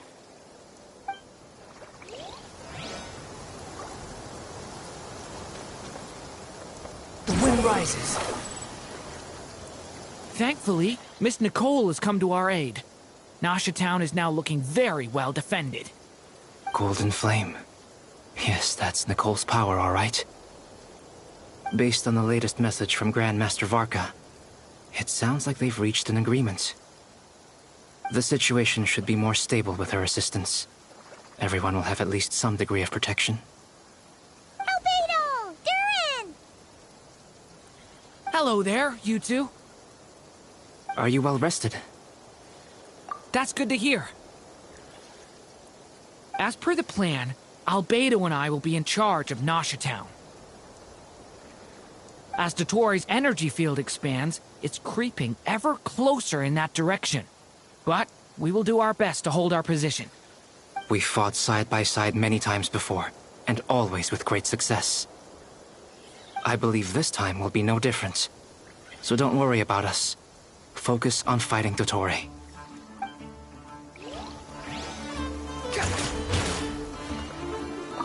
As Dotori's energy field expands, it's creeping ever closer in that direction. We fought side by side many times before, and always with great success. I believe this time will be no different. So don't worry about us. Focus on fighting Dotori. Storm Fury! Yes, Miss Moonchanter? What are you— You always address me in the strangest ways. Lady Moonchanter 1 minute, Miss Moonchanter the next. Yes, and? Are either of those incorrect? Not as such. It's just that I simply call you Nefer nowadays. Uh-huh. That's my name. What's your point?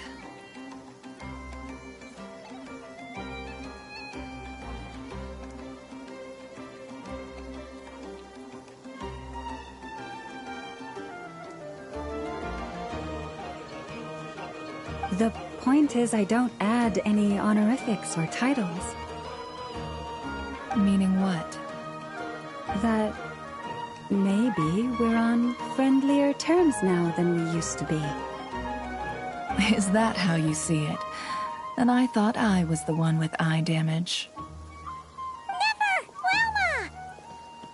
Paimon, traveler. Just swinging by to check in on you.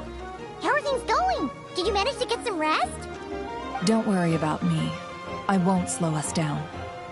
And I give my all to ensure our victory. Ah, yes. Allow me to give you two a quick checkup. All done.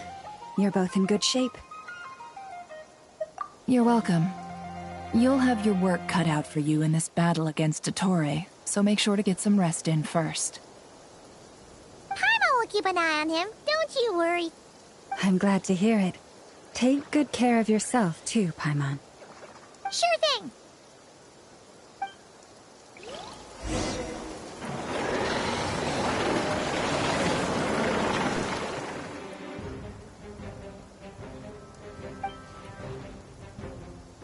Here they come.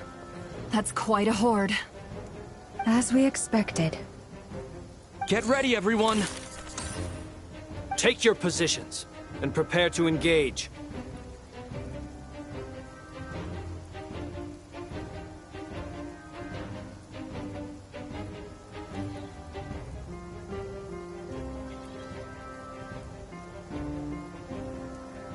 Let's begin. I'm at the ready.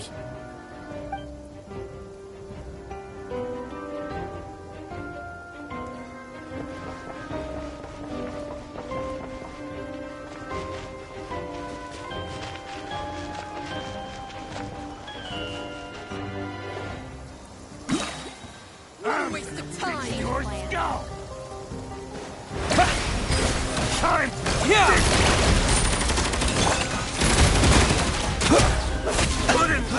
Beware the creatures of the night.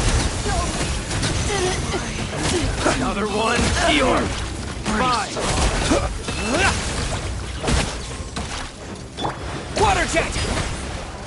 Be silent.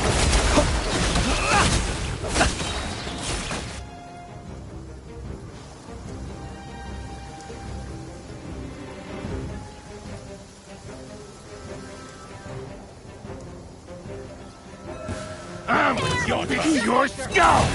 No more lies.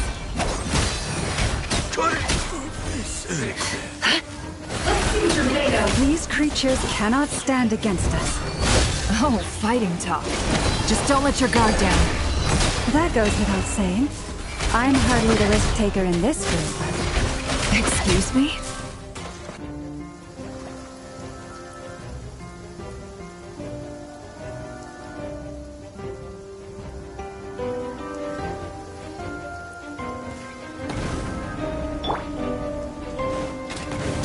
Leave it to me!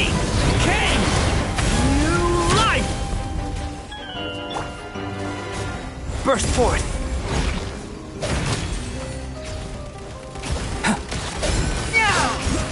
Moments of birth! That was easier than I thought. Naturally. What do you mean? Is it because as created beings go, we're of a higher level than them? Very good. You understood what I was implying. In space!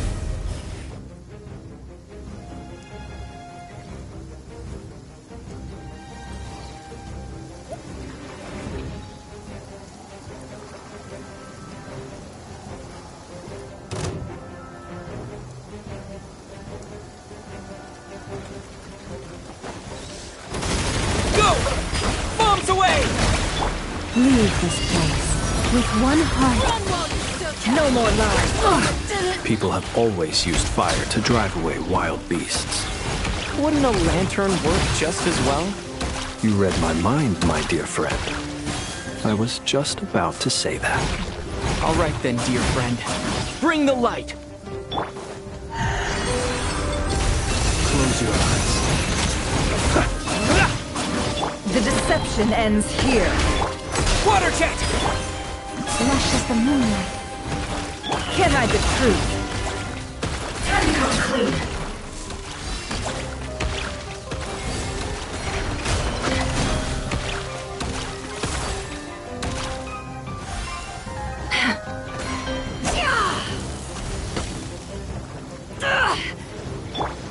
By the frost moon of old, receive my blessing. Observe.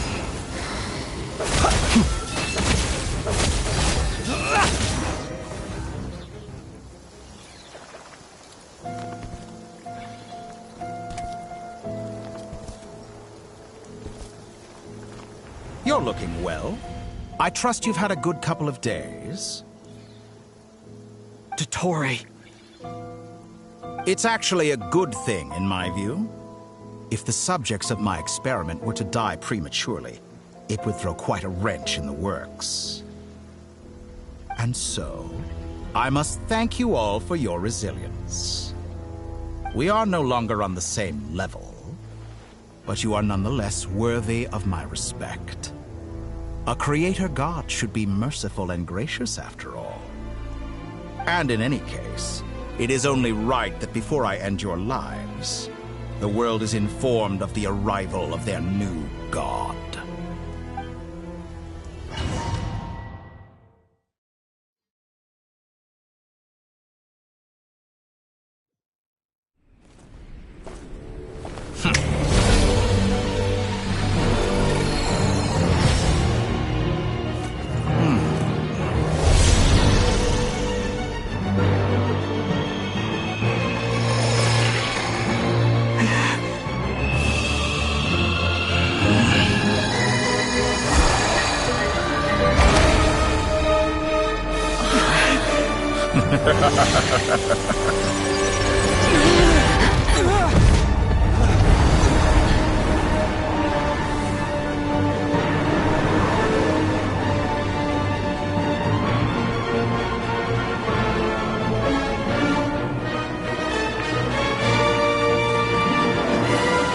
The experiment begins.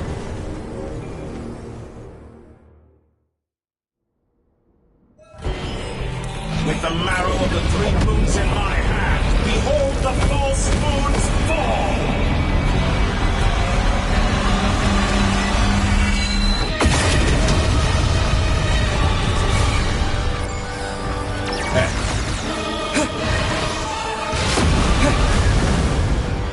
Pathetic! Wipe out!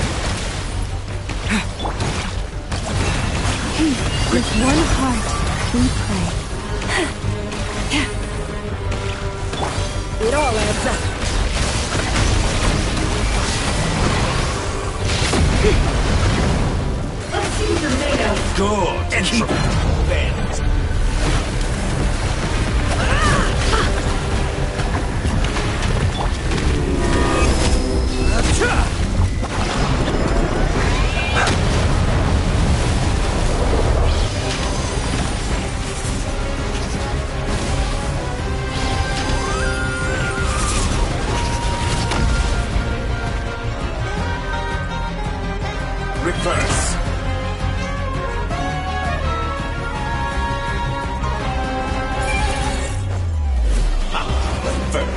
like an ant in my palm. Oh. I've been moved inside another space. And it's sealed off. Looking at the structure of it, it seems like the Torre intends to trap us here. There's no exit. Our endurance is about to be put to the test. Entrance bends to me. Ancient song. No more lies.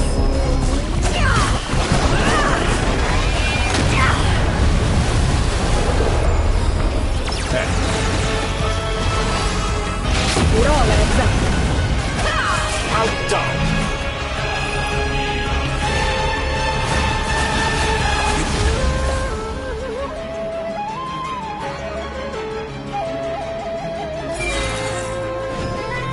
With the marrow of the 3 moons in my hand, behold the false moons fall!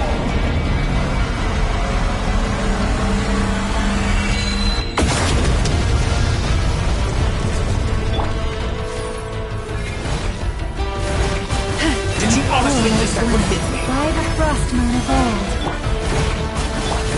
Entrance bends to me. No more lies. Excellent. You barely managed to touch my level. The mystery unravels. Receive my blessing. Face me. Go!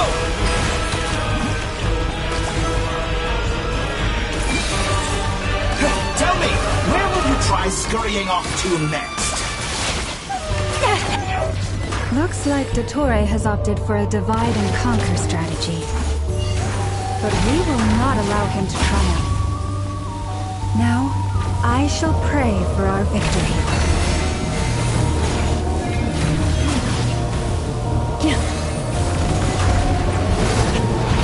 Right down. Go!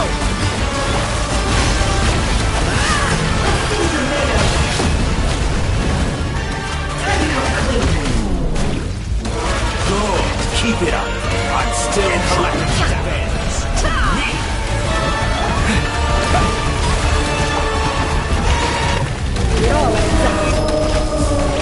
That's more like it. Some results of valor. Did you honestly think that would hit me?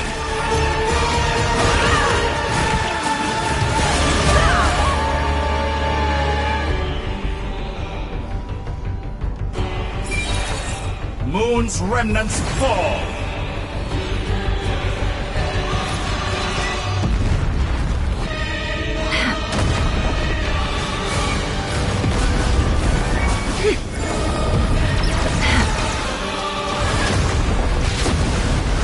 How unfortunate. Be annihilated, that which cannot stand against me. What a joke. What's this supposed to be? A knockoff version of the space Columbina got trapped in?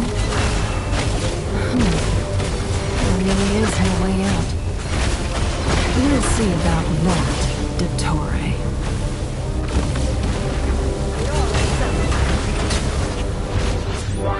Mind, I am not intending to take your teammates from you.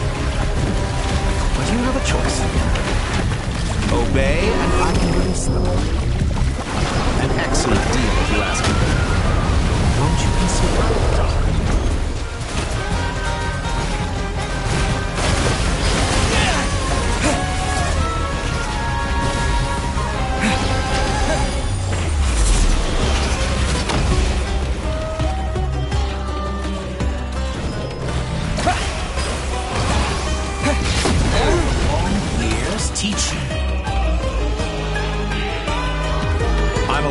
Been working on some little tricks to surprise me with, but it appears that none of them have come to fruition.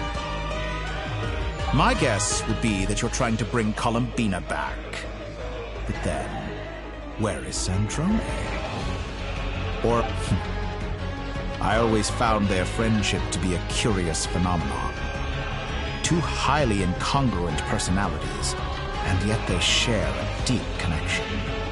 Speaking of Columbina, I once saw her as like a younger sister. We got along quite amicably while she was with the Fatui. But then one day she suddenly decided she would refuse to take part in any further experiments.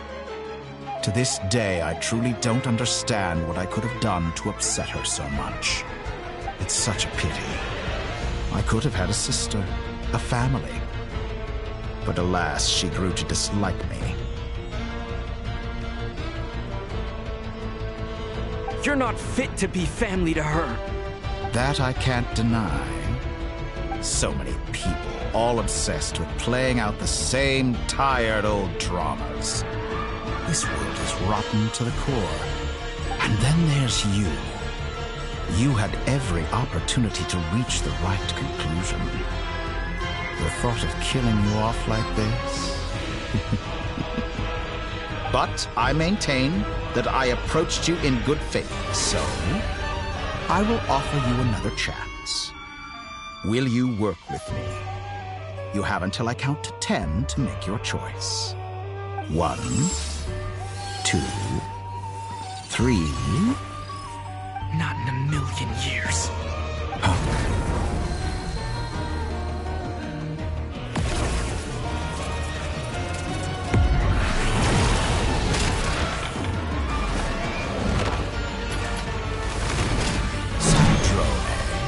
What a pleasant surprise. I didn't think you'd join us all the way up here. You're as sick and twisted as ever. Don't fool yourself into thinking anyone's grateful for the chances you're offering them. Sandrone, but the formula hasn't finished running yet. Funnily enough, I was just discussing a collaboration opportunity with the Traveler, and then I see you, who I must say is a good example of an opportunity gone to waste. Gone to waste? I said that everyone would get one chance, and you've used yours to march right back into the lion's den.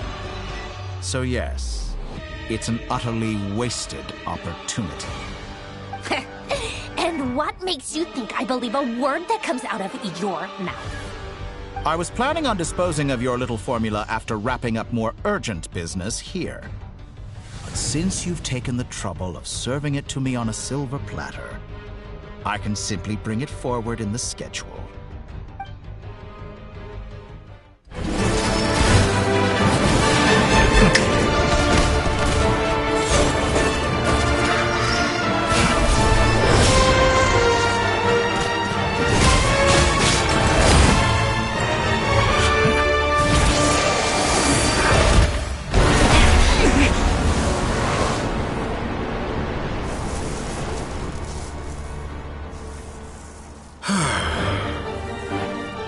Is this your life's work? This piece of trash?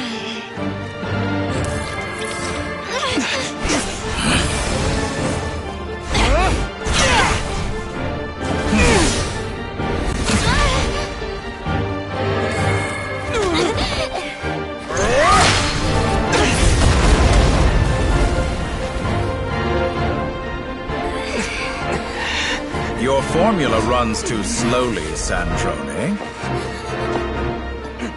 You put your hope for success on others instead of fighting dirty. That is why you have failed. Now, whom should I slay first? Any volunteers? No one? How nice of you to leave the decision to me.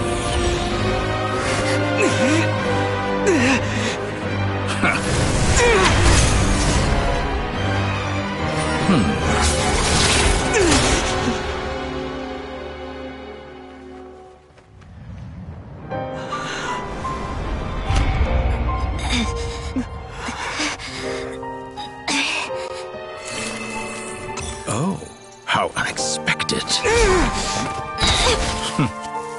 Sandrone, any last words for me, comrade?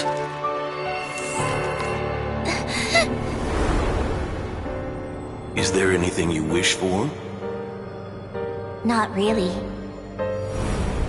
But I've always known what I don't want. Go to hell, Dottore.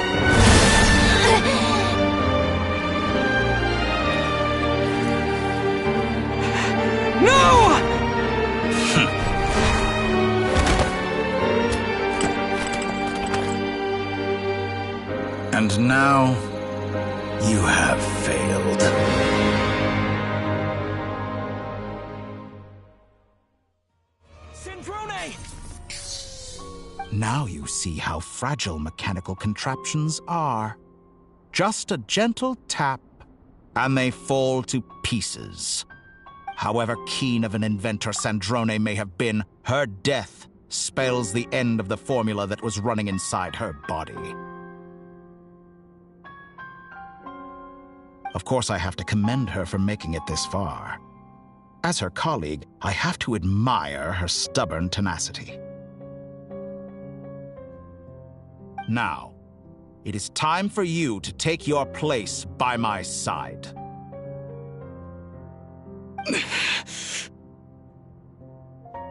My count was interrupted, but the second chance I extended to you still stands. Once again, you are welcome to join me. By now, I'm sure you have gained a greater appreciation for the power and authority I wield. What is stopping you from embracing a new world of endless possibilities? Not in the mood to talk? As you wish. You seem less talkative than usual today.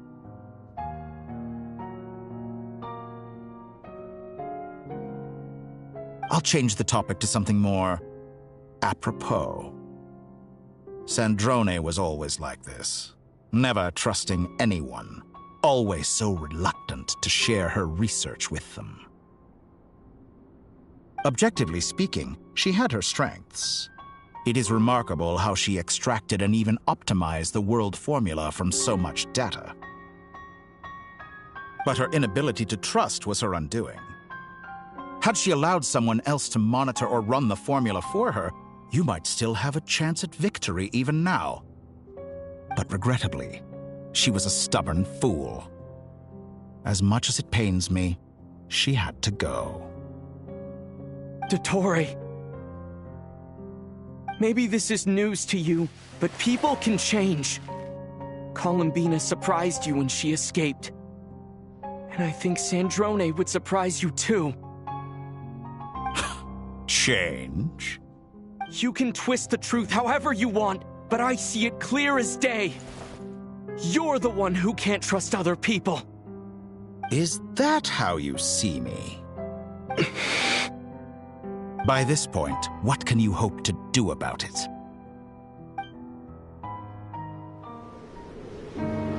It is pointless to fight on. You've already lost. Wrong. You can't win this, Dottore.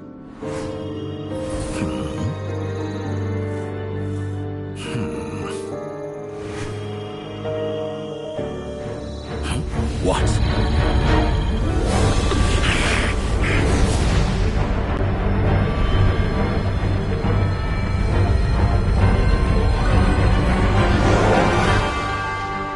My formula can get us 90% of the way. It will connect you to Columbina. Then, I will bring the formula's output to the Traveler's side. For the last 10%, do whatever it takes. Just bring the moon down.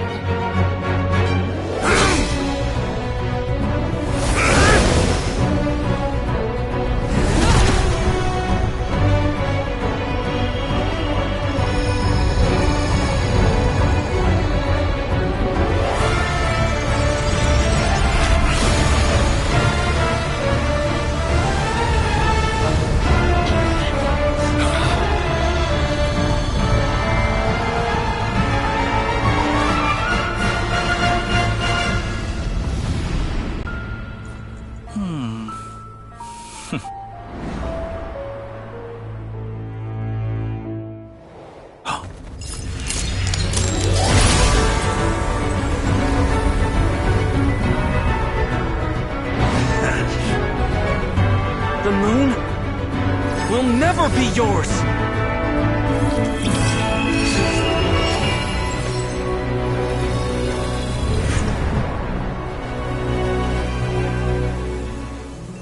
I turn my body into moonlight and pour it over Nodcry.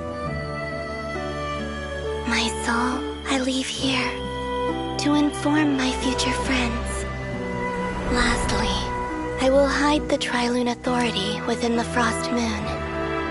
And when my body, soul, and authority are reunited, finally... Columbina!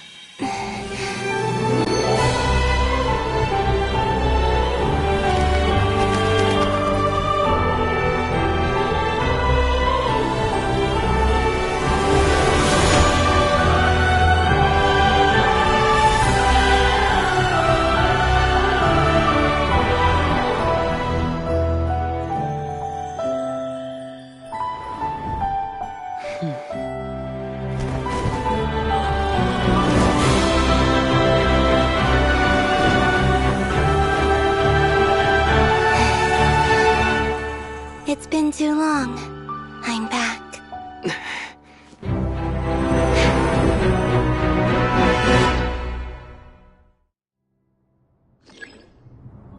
Stay focused on the battle, Traveler. What a touching reunion. Though I personally find myself repulsed by the sight of weaklings huddled together for war. Now, you're quite finished patting yourselves on the back. Show me how long you can struggle before you drown. Watch out, Columbina! You can manipulate space itself! How inefficient. I know.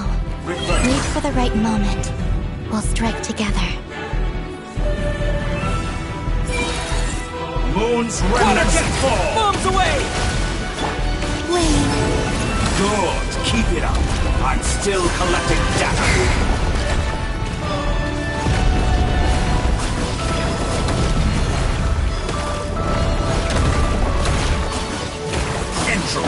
Bends to me. Surge.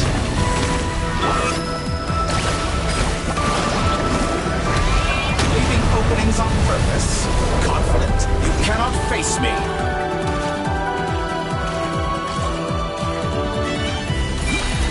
Enough! Wipe out first, like an ant in my palm.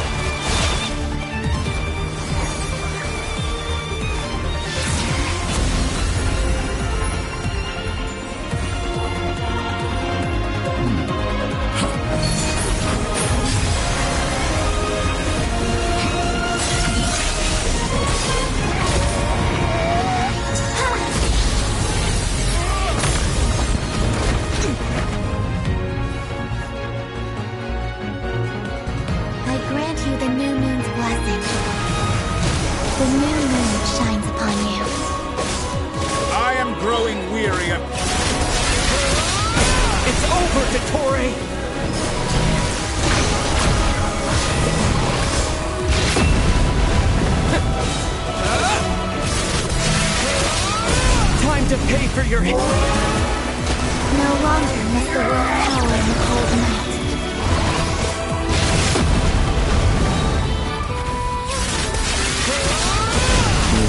It's not yours to command.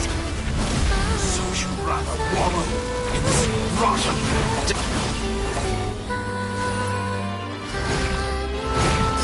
Let the moonlight dispel the darkness.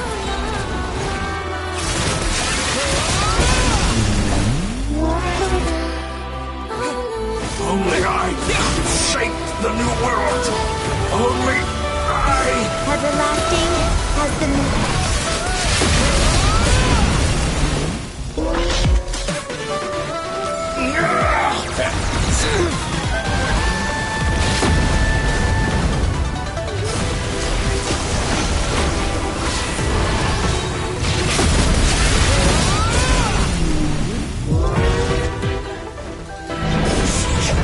Wallow in this rotten, decaying world!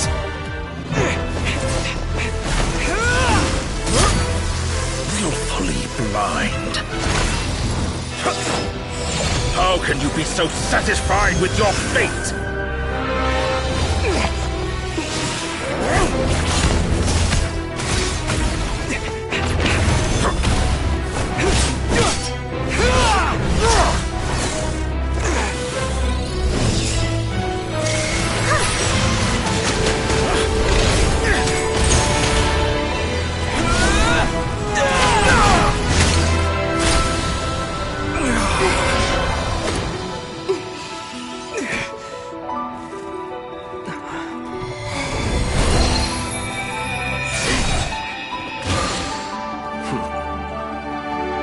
This battle was never about fate. It's about friends, family, and the home you stole from them. So dull. Only the weak rely on each other for comfort. You shall see. Once I transcend fate, you will be nothing but fodder for my grand experiment! That will never happen.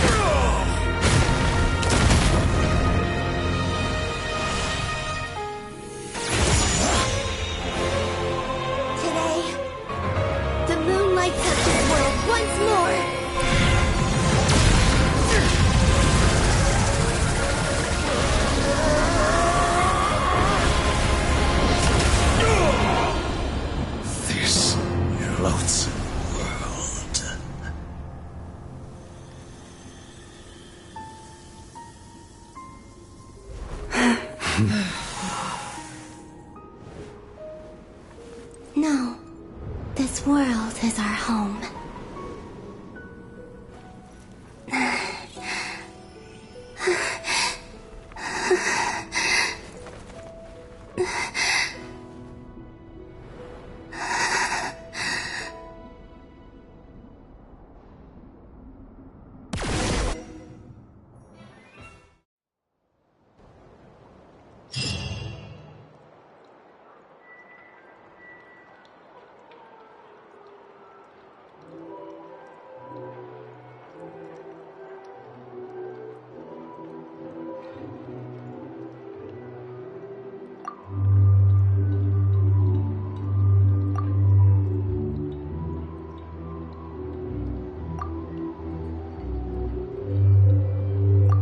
No, you're doing it wrong. The moon looks like this now.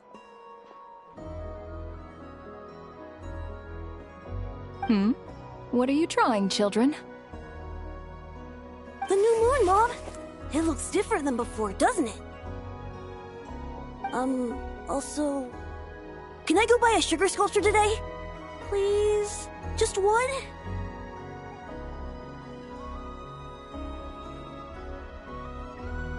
All right. I suppose today is a special day after all. Almost like a festival. Extra, extra! Get the latest Nasha Express here! Post-disaster report! Nasha Town reborn beneath a new moon! The voyage begins today! The future looks bright thanks to the League. Want a copy? I knew things would be different, but I didn't think that would include the moon. They say a new moon goddess has been born. A new moon goddess? Who's saying that? The Frost Moon Scions? I guess so. I'm not too clued up on the details. As far as I'm concerned, the moon's still in the sky and it's business as usual. Hey, since we've come all this way, shall we grab ourselves a free meal while we're here? Are you a convert now? Or are you just here for the free lunch?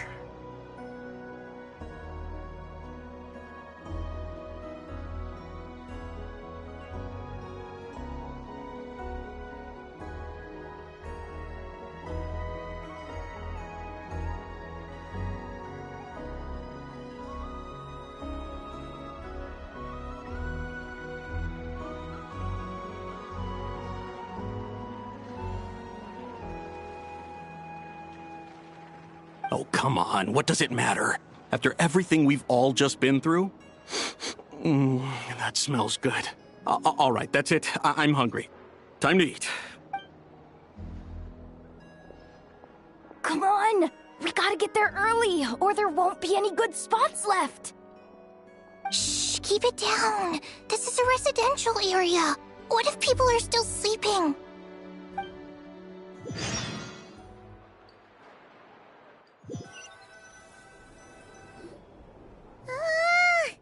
Why is it so noisy outside? It's okay. Paimon was pretty much awake anyway. It's been so long since we last had a chance to relax, huh? Feels like time is moving slower than usual. What about you? Did you rest well? Still winding down from everything that's happened? Or are you wondering how our friends are doing? Or is it about what Dotori said to you? Okay, if you say so. But don't push yourself, alright? Let Paimon know if you need to talk. What we just went through was a lot. It's totally normal if you need some time to get back in your groove.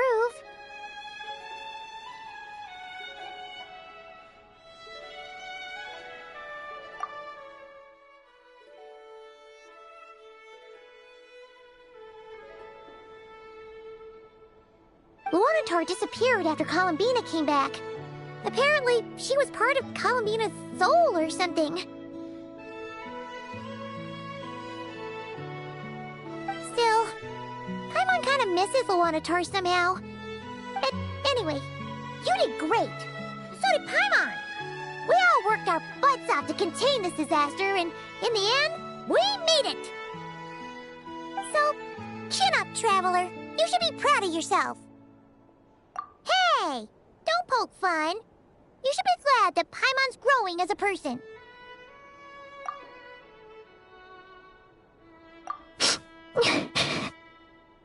Paimon didn't think you'd mention it.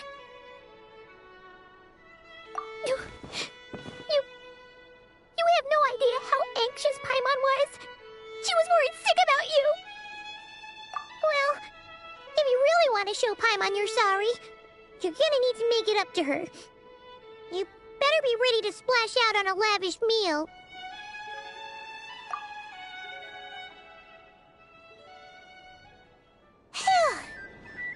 Okay. Paimon's full now. Huh? Oh, well...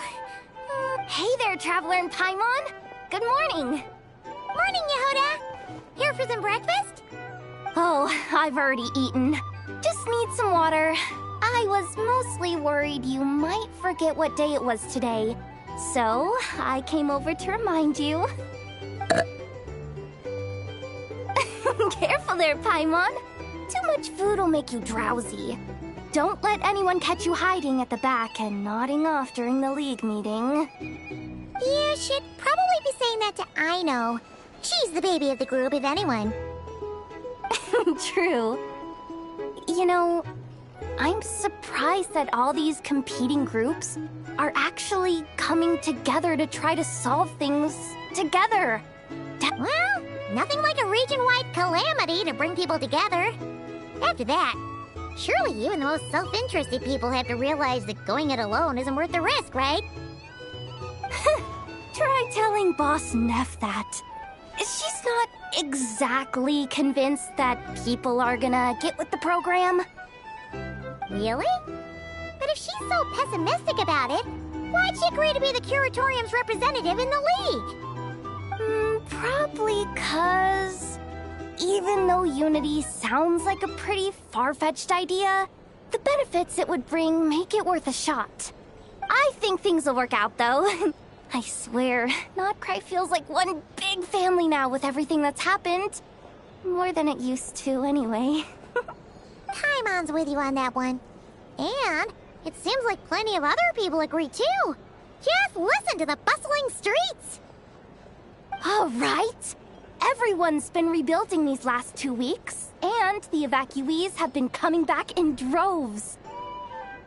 Life's slowly returning back to normal. Which means my workload's probably gonna shoot back up.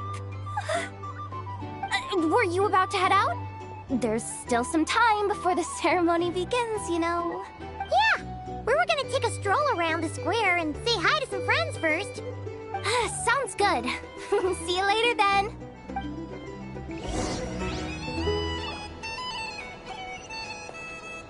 Please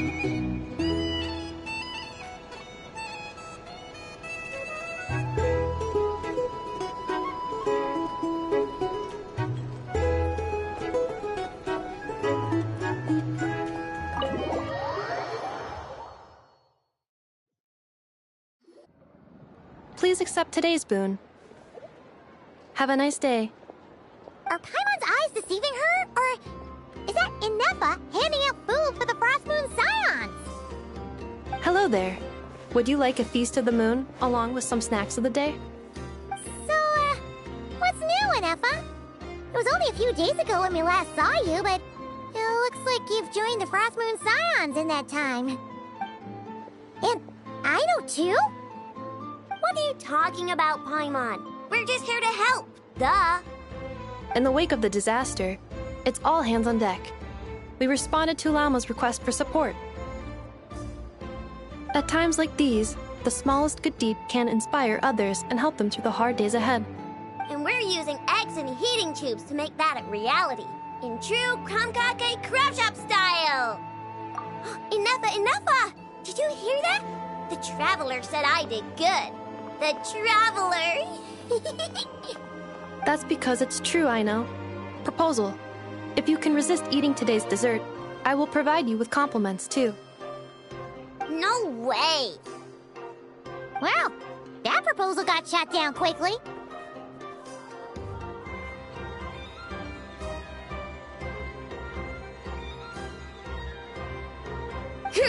I need something to get me through the hard times too, you know. Mom! Yes, dear. Go right ahead. Excuse me. Could I take a photo with the robot lady?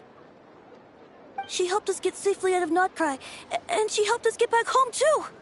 She's the best. Of course she is. And since I'm the whiz kid who built her, that makes me even better than best, right?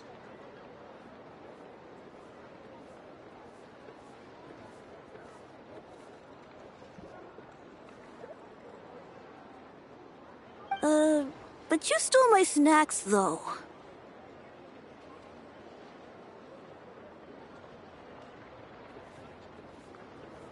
Oops. Shall we move to the open space near the center? The view there is better. Thank you! Aren't you the better pick for this job, Flint's? You underestimate yourself yet again, Master Ilua. Not at all. I rarely come by Nashitown. I don't know any of the big shots here. All in good time. Socializing is a step-by-step journey. But you're much further ahead on that road, aren't you?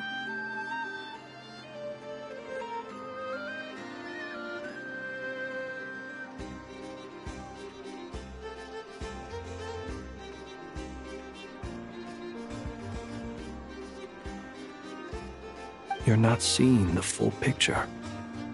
You know the truth now. My friends do not understand my habits. There is no question about it. The Lightkeepers need a representative in the League. Someone who is upright, cares about other people, and can realize their self-worth through group action. You say it like you wouldn't make the cut. I am most flattered that you think I would. Sigh a little less, Master Ilua, and have more faith in yourself. All the Lightkeepers agree that you're a very promising young man. That is precisely why Starshina Nikita felt safe delegating such important work to you. I'm sure we all also agree that we would sooner die of dehydration than manage to wrangle anything out of you in a discussion. My apologies. I am not in the habit of bringing water with me when I go out.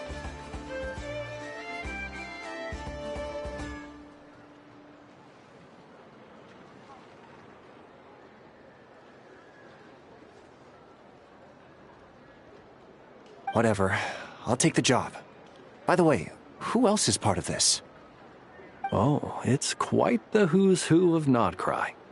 There's the Moon Chanter of the Frost Moon Scions, the boss of the Curatorium of Secrets, a representative of the Voynich Guild, and even someone from the adorable Kromkake craft shop.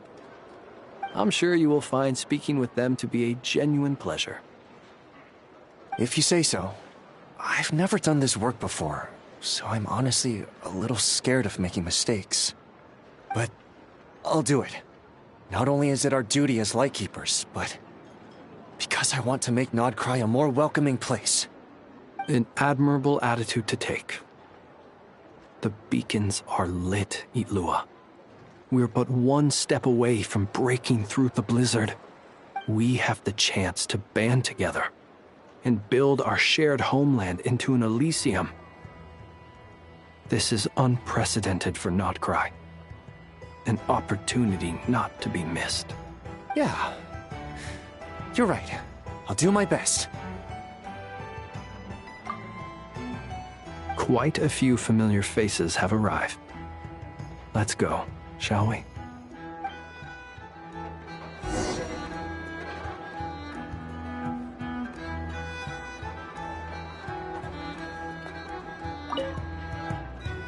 You look so cool when you fly, Miss Robot, and when you use your spear, too! And even though you took my snacks, it's pretty cool that you can build stuff like this. You've got so many inventions. It's amazing! Also... Micah, we need to go now. 1 second! Please take this Feast of the Moon, as well as some snacks. Share them with your mother and your lovely family.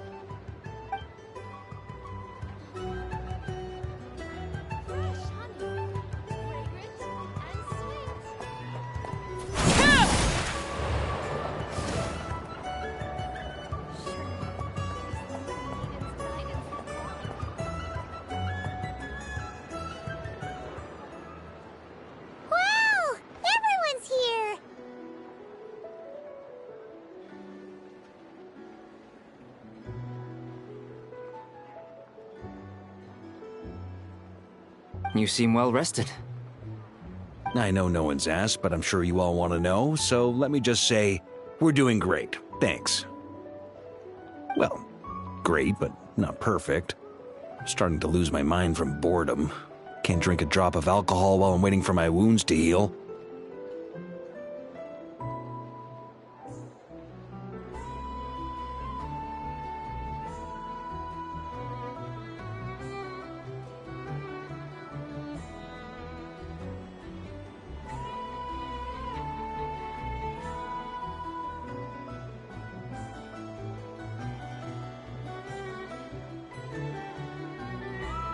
I'm sure you had a sneaky swig or two. Wait, how'd you find out? I'm sure you must be missing Mondstadt after all these years away, Grandmaster. Yeah, you could say that again. Every time I get news from Mondstadt, it makes me want to go back and see the place for myself. Honestly, once things are wrapped up here, I think it'll be time to head back home. Hey! Looks like someone's taking the stage. Can everyone see okay? Anyone need a boost? I'll just listen from the back. It's fine. You're taking this pretty seriously, huh, Durin? Well, it's not every day that I get the chance to see how people speak in official settings. Soak it up like a sponge. I'll make sure you get a chance to practice for yourself later down the line. Actually, I know just the thing. You can debrief the Knights of Favonius for me. Mr. Varka, are you forgetting that I'm not a Knight of Favonius? I can knight you. Any particular title you'd like?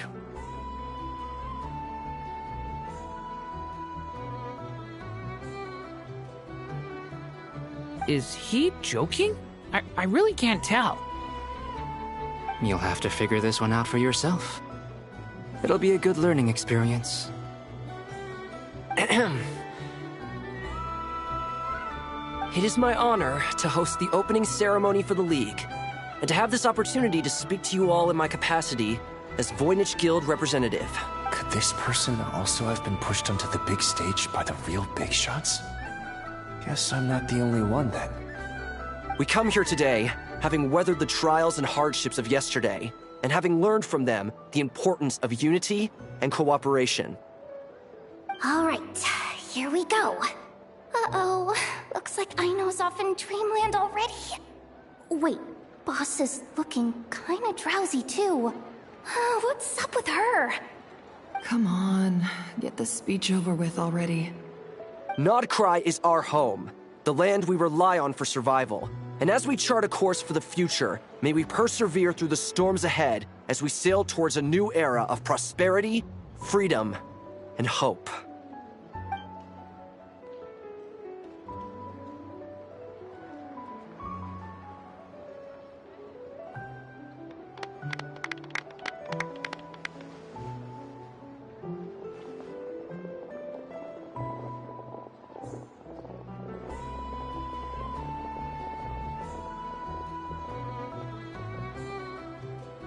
Looks like we'll have more opportunities to travel in the future. I'm sure you'll cope, Lady Moonchanter, given how fleet of foot you are. Unfortunately, I suspect I'll be too busy at the curatorium to act as your host. We have a busy schedule, not to mention an international network of contacts to manage. It'll be all right. I'll just check your schedule with Yehoda well in advance. And if she's not available, I can simply ask Ashru. You... So giving my employees extra workload isn't enough for you? You're really going to drag my cat into this too? I thought you'd approve. Aren't you forever increasing your employees' workloads? That's a bold statement. Are all the Frost Moon Scions feeling more audacious now that your moon goddess has returned? Columbina's return has brought joy to all who care about her. That includes both you and me. As for the Frost Moon Scions, we are learning how to thrive independently, without relying on the moon goddess. It is up to us to make our home a more livable place. Joining the League is one of the steps we are trying towards that end. I like the word try. It's nice and non-committal. You can opt out at any time and still say you tried. You don't see a bright future for the Frost Moon Scions? Or did you mean the League? I'm just not as optimistic as you. The Frost Moon Scions should count themselves lucky that they have a leader as stubborn and enterprising as you. But Nodcry's a big place, with all kinds of people. Most of them don't enjoy answering to a leader, or even listening to reason. Well, that's where you and your methods come in. Unless the Curatorium of Secrets is only here for appearances. For now, yes. And that won't change until this venture becomes worth my while. What would make it worth your while? Getting out more than I put in. Right now, I'd barely break even, but I'll grant that it's a good start for Nodcry. Then maybe it's worth a try. All right, you can stop now. Or do I have to join the Frost Moon Scions before you'll get off my back? You'd be very welcome to join us. Hey, you two! Congrats on all your hard work! What are you chatting about? Nefer was trying to dissuade me from adding to her employees' workload. Also, she's considering joining the Frost Moon Scions. Sorry, what? Your conversations are always the most interesting. Would you two care to join me for some tea before heading to your next destination?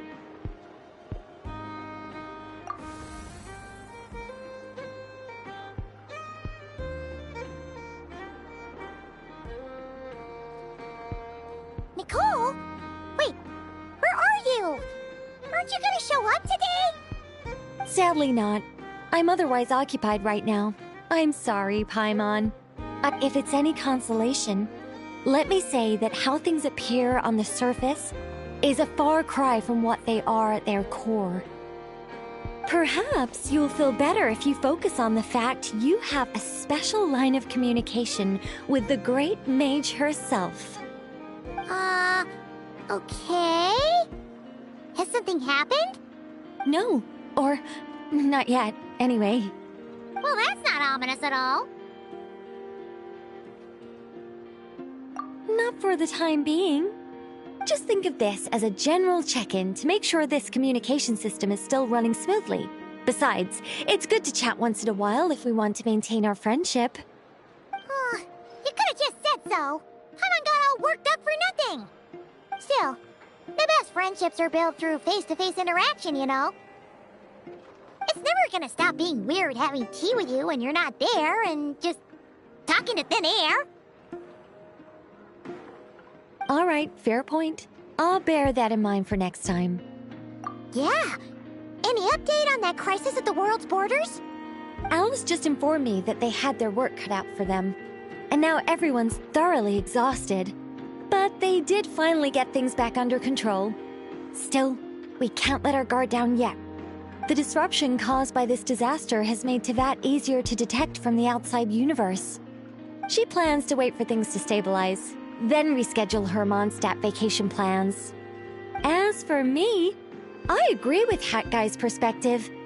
This is a time when many new variables are emerging, and the situation is changing constantly. Plus, most of this change is for the worse. We have to remain vigilant and ensure that the embers of chaos are not rekindled. I did notice that the energy in Nodcry changed somewhat after the War of Funerary Flame, but since it was still aligned with the Light Realm, I never gave it a second thought. It looks like I'll have to examine the connections between phenomena I observe more closely in the future. Just doing my duty. It's more or less second nature by now. Of course. To give you the full picture, I'd have to start with the substance from which angels were formed. Never mind. Paimon's right. Showing off my knowledge would be much more satisfying in person. By the way, you did receive the gifts from the Hexen Circle, yes? I'm not trying to claim credit or anything, but my pride demands that I at least mention it. They're quite similar to the protective talisman that Alice gave Dory, but with some very special enhancements. Oh! So that's what kept our friends safe when Dotori trapped them. Indeed. We went to great lengths to make sure they were invisible to his eyes. I'm so happy they came in handy. Still, not fishing for gratitude, by the way. I just want you to be aware that sometimes your friends may be protecting you in ways you cannot perceive. Anyway, I'll contact you if anything else crops up. If not, you know what they say, no news is good news. Oh, my angelic instincts are tingling. They say you should head to the docks next. Your friends are about to board their ship home.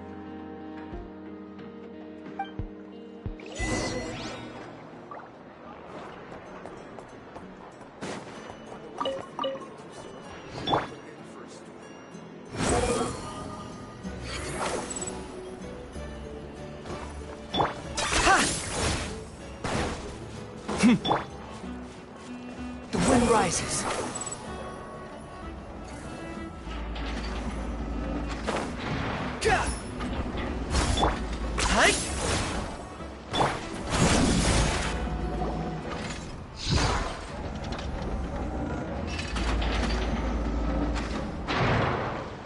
You're here. You're here too, Hat Guy. Are you heading back together?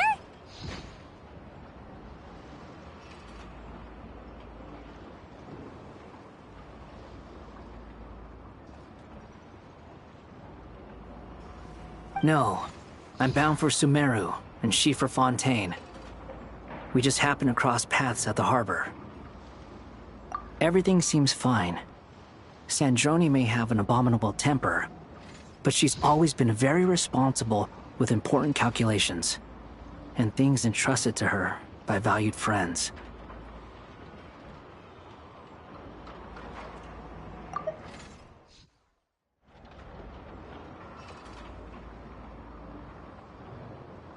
You always speak as if you know us inside out, Mr. Hat Guy.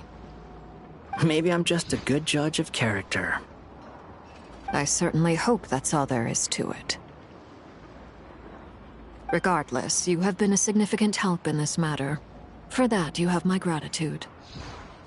I didn't do anything special.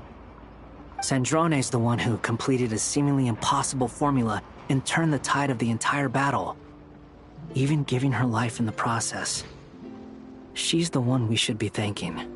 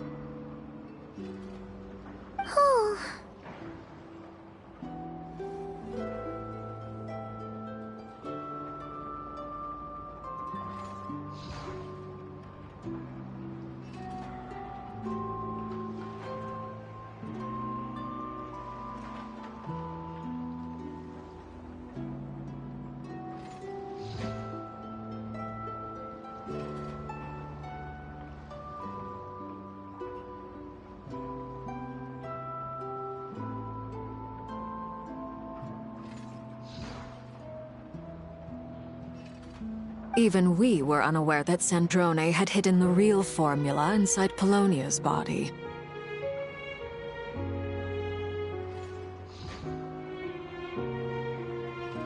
She managed to fool Dottore into thinking the formula was running in her system by installing an identical-looking decoy within her.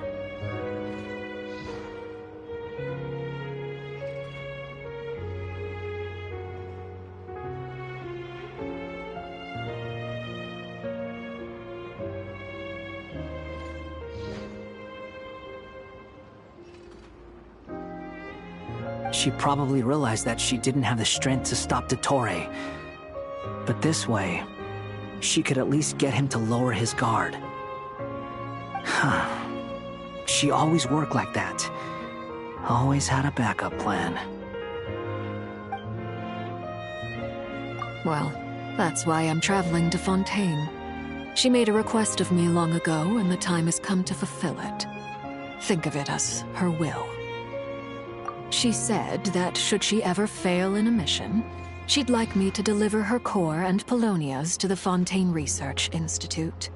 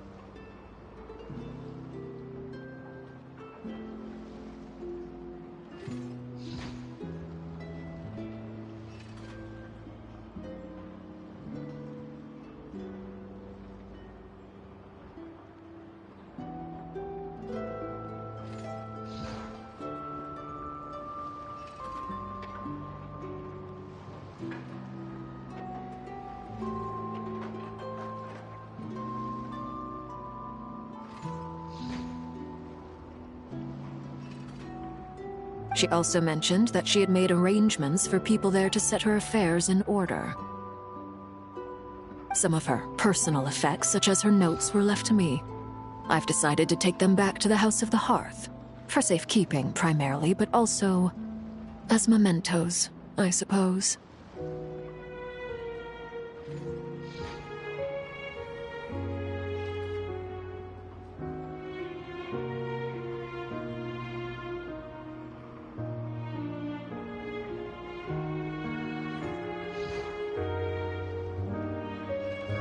However, there is one book among them that I'd like to leave in your care. I'll have someone deliver it to your residence at the flagship at a later date.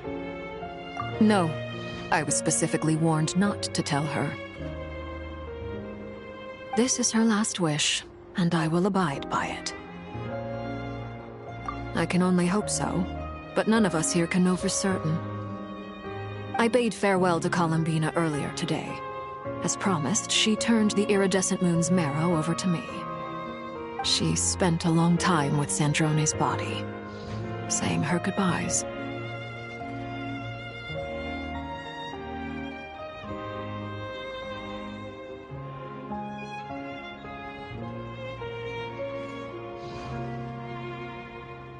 Oh, is she alright?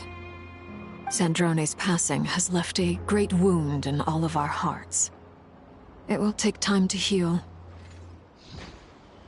But Columbina surprised me.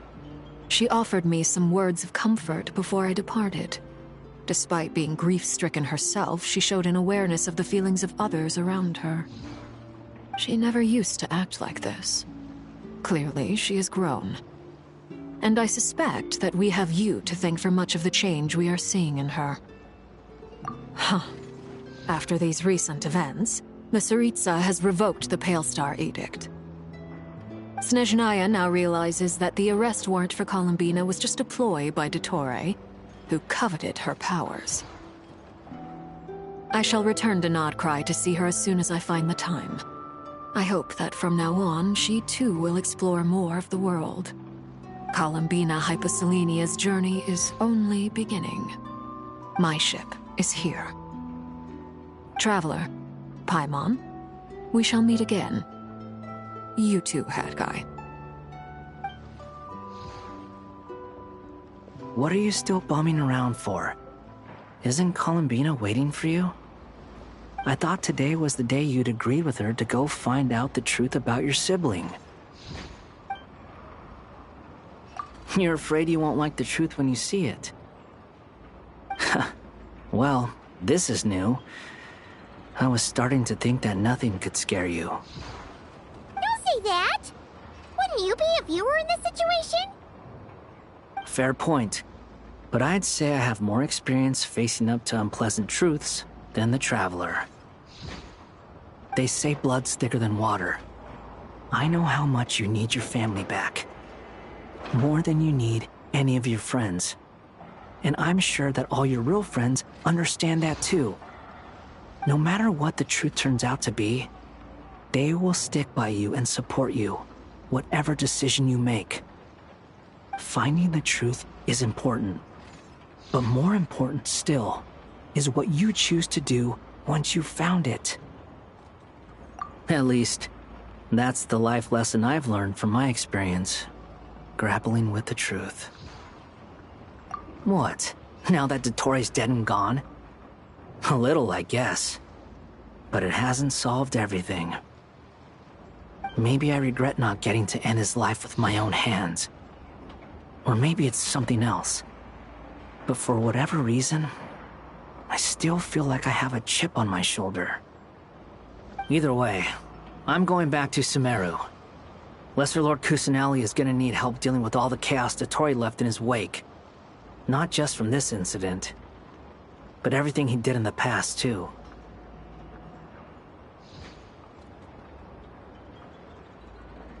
You should continue with your journey, as you've always done. Who knows? Maybe we'll meet again someplace else.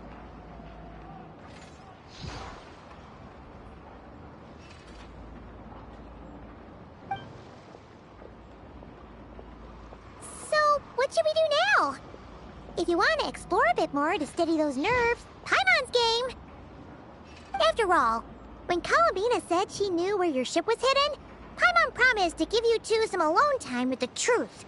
It hasn't been all that long since we were last apart, sure, but with Columbina there, Paimon's sure things will be just dandy.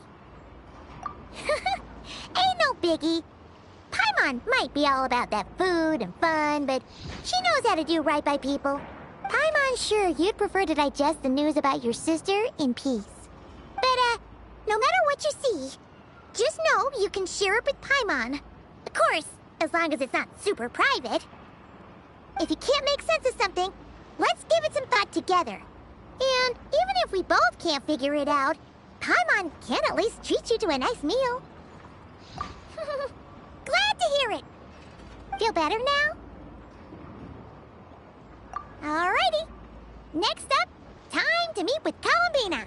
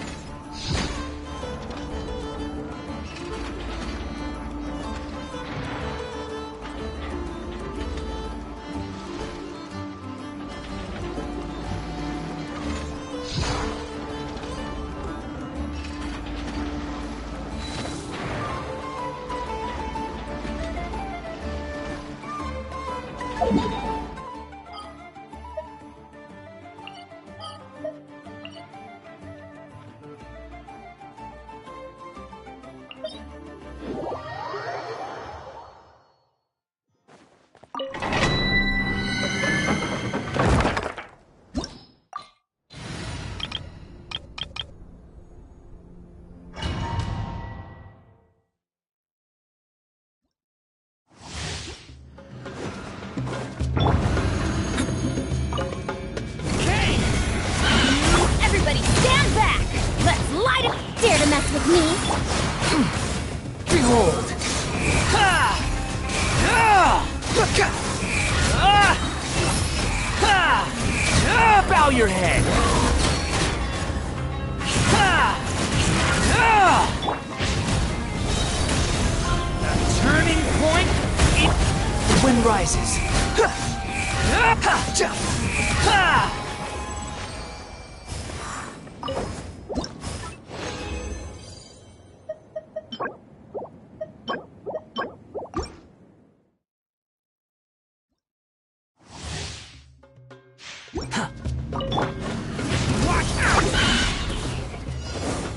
I'm going in!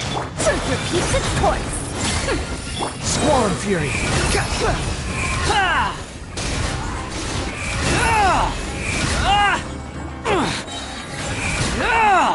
Wretched vermin! Decay! You love! Behold!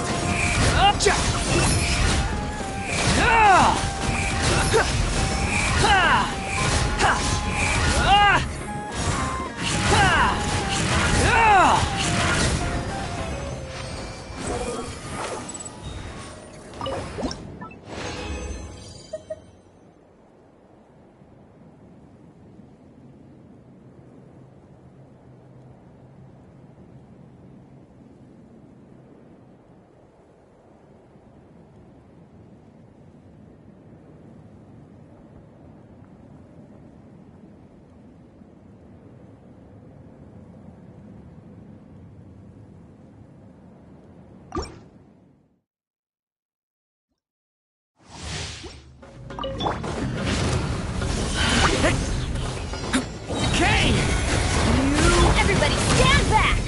Gears of the storm! The wind rises. How amusing.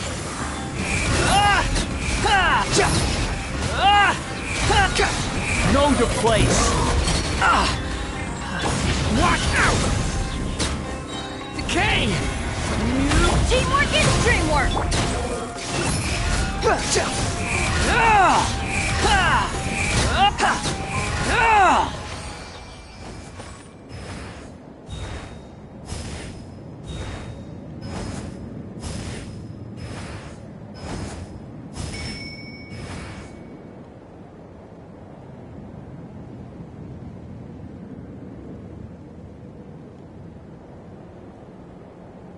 Behold!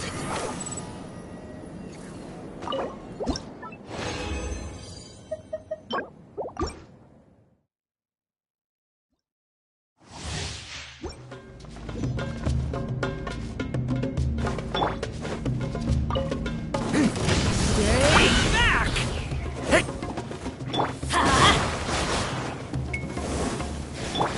Truth repeats its course! Squall and Fury!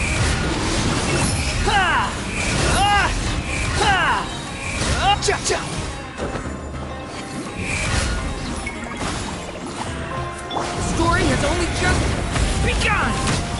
Unsightly insects! The wind rises!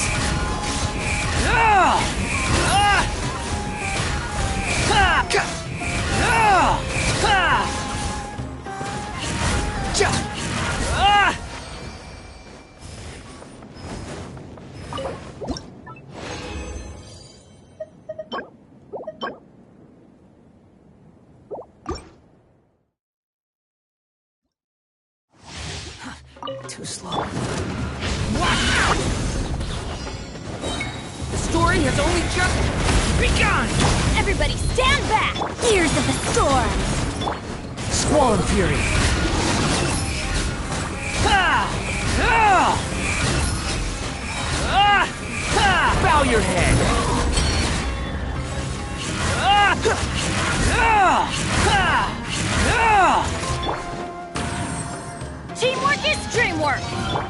Wretched dastard!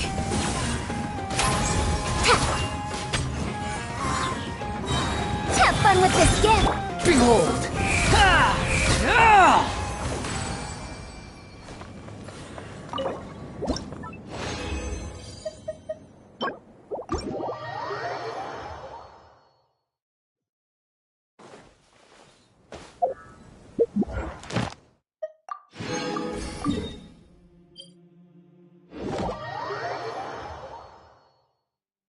The wind rises.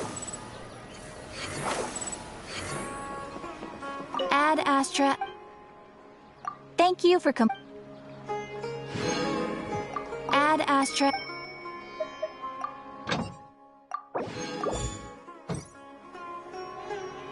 Ad Astra.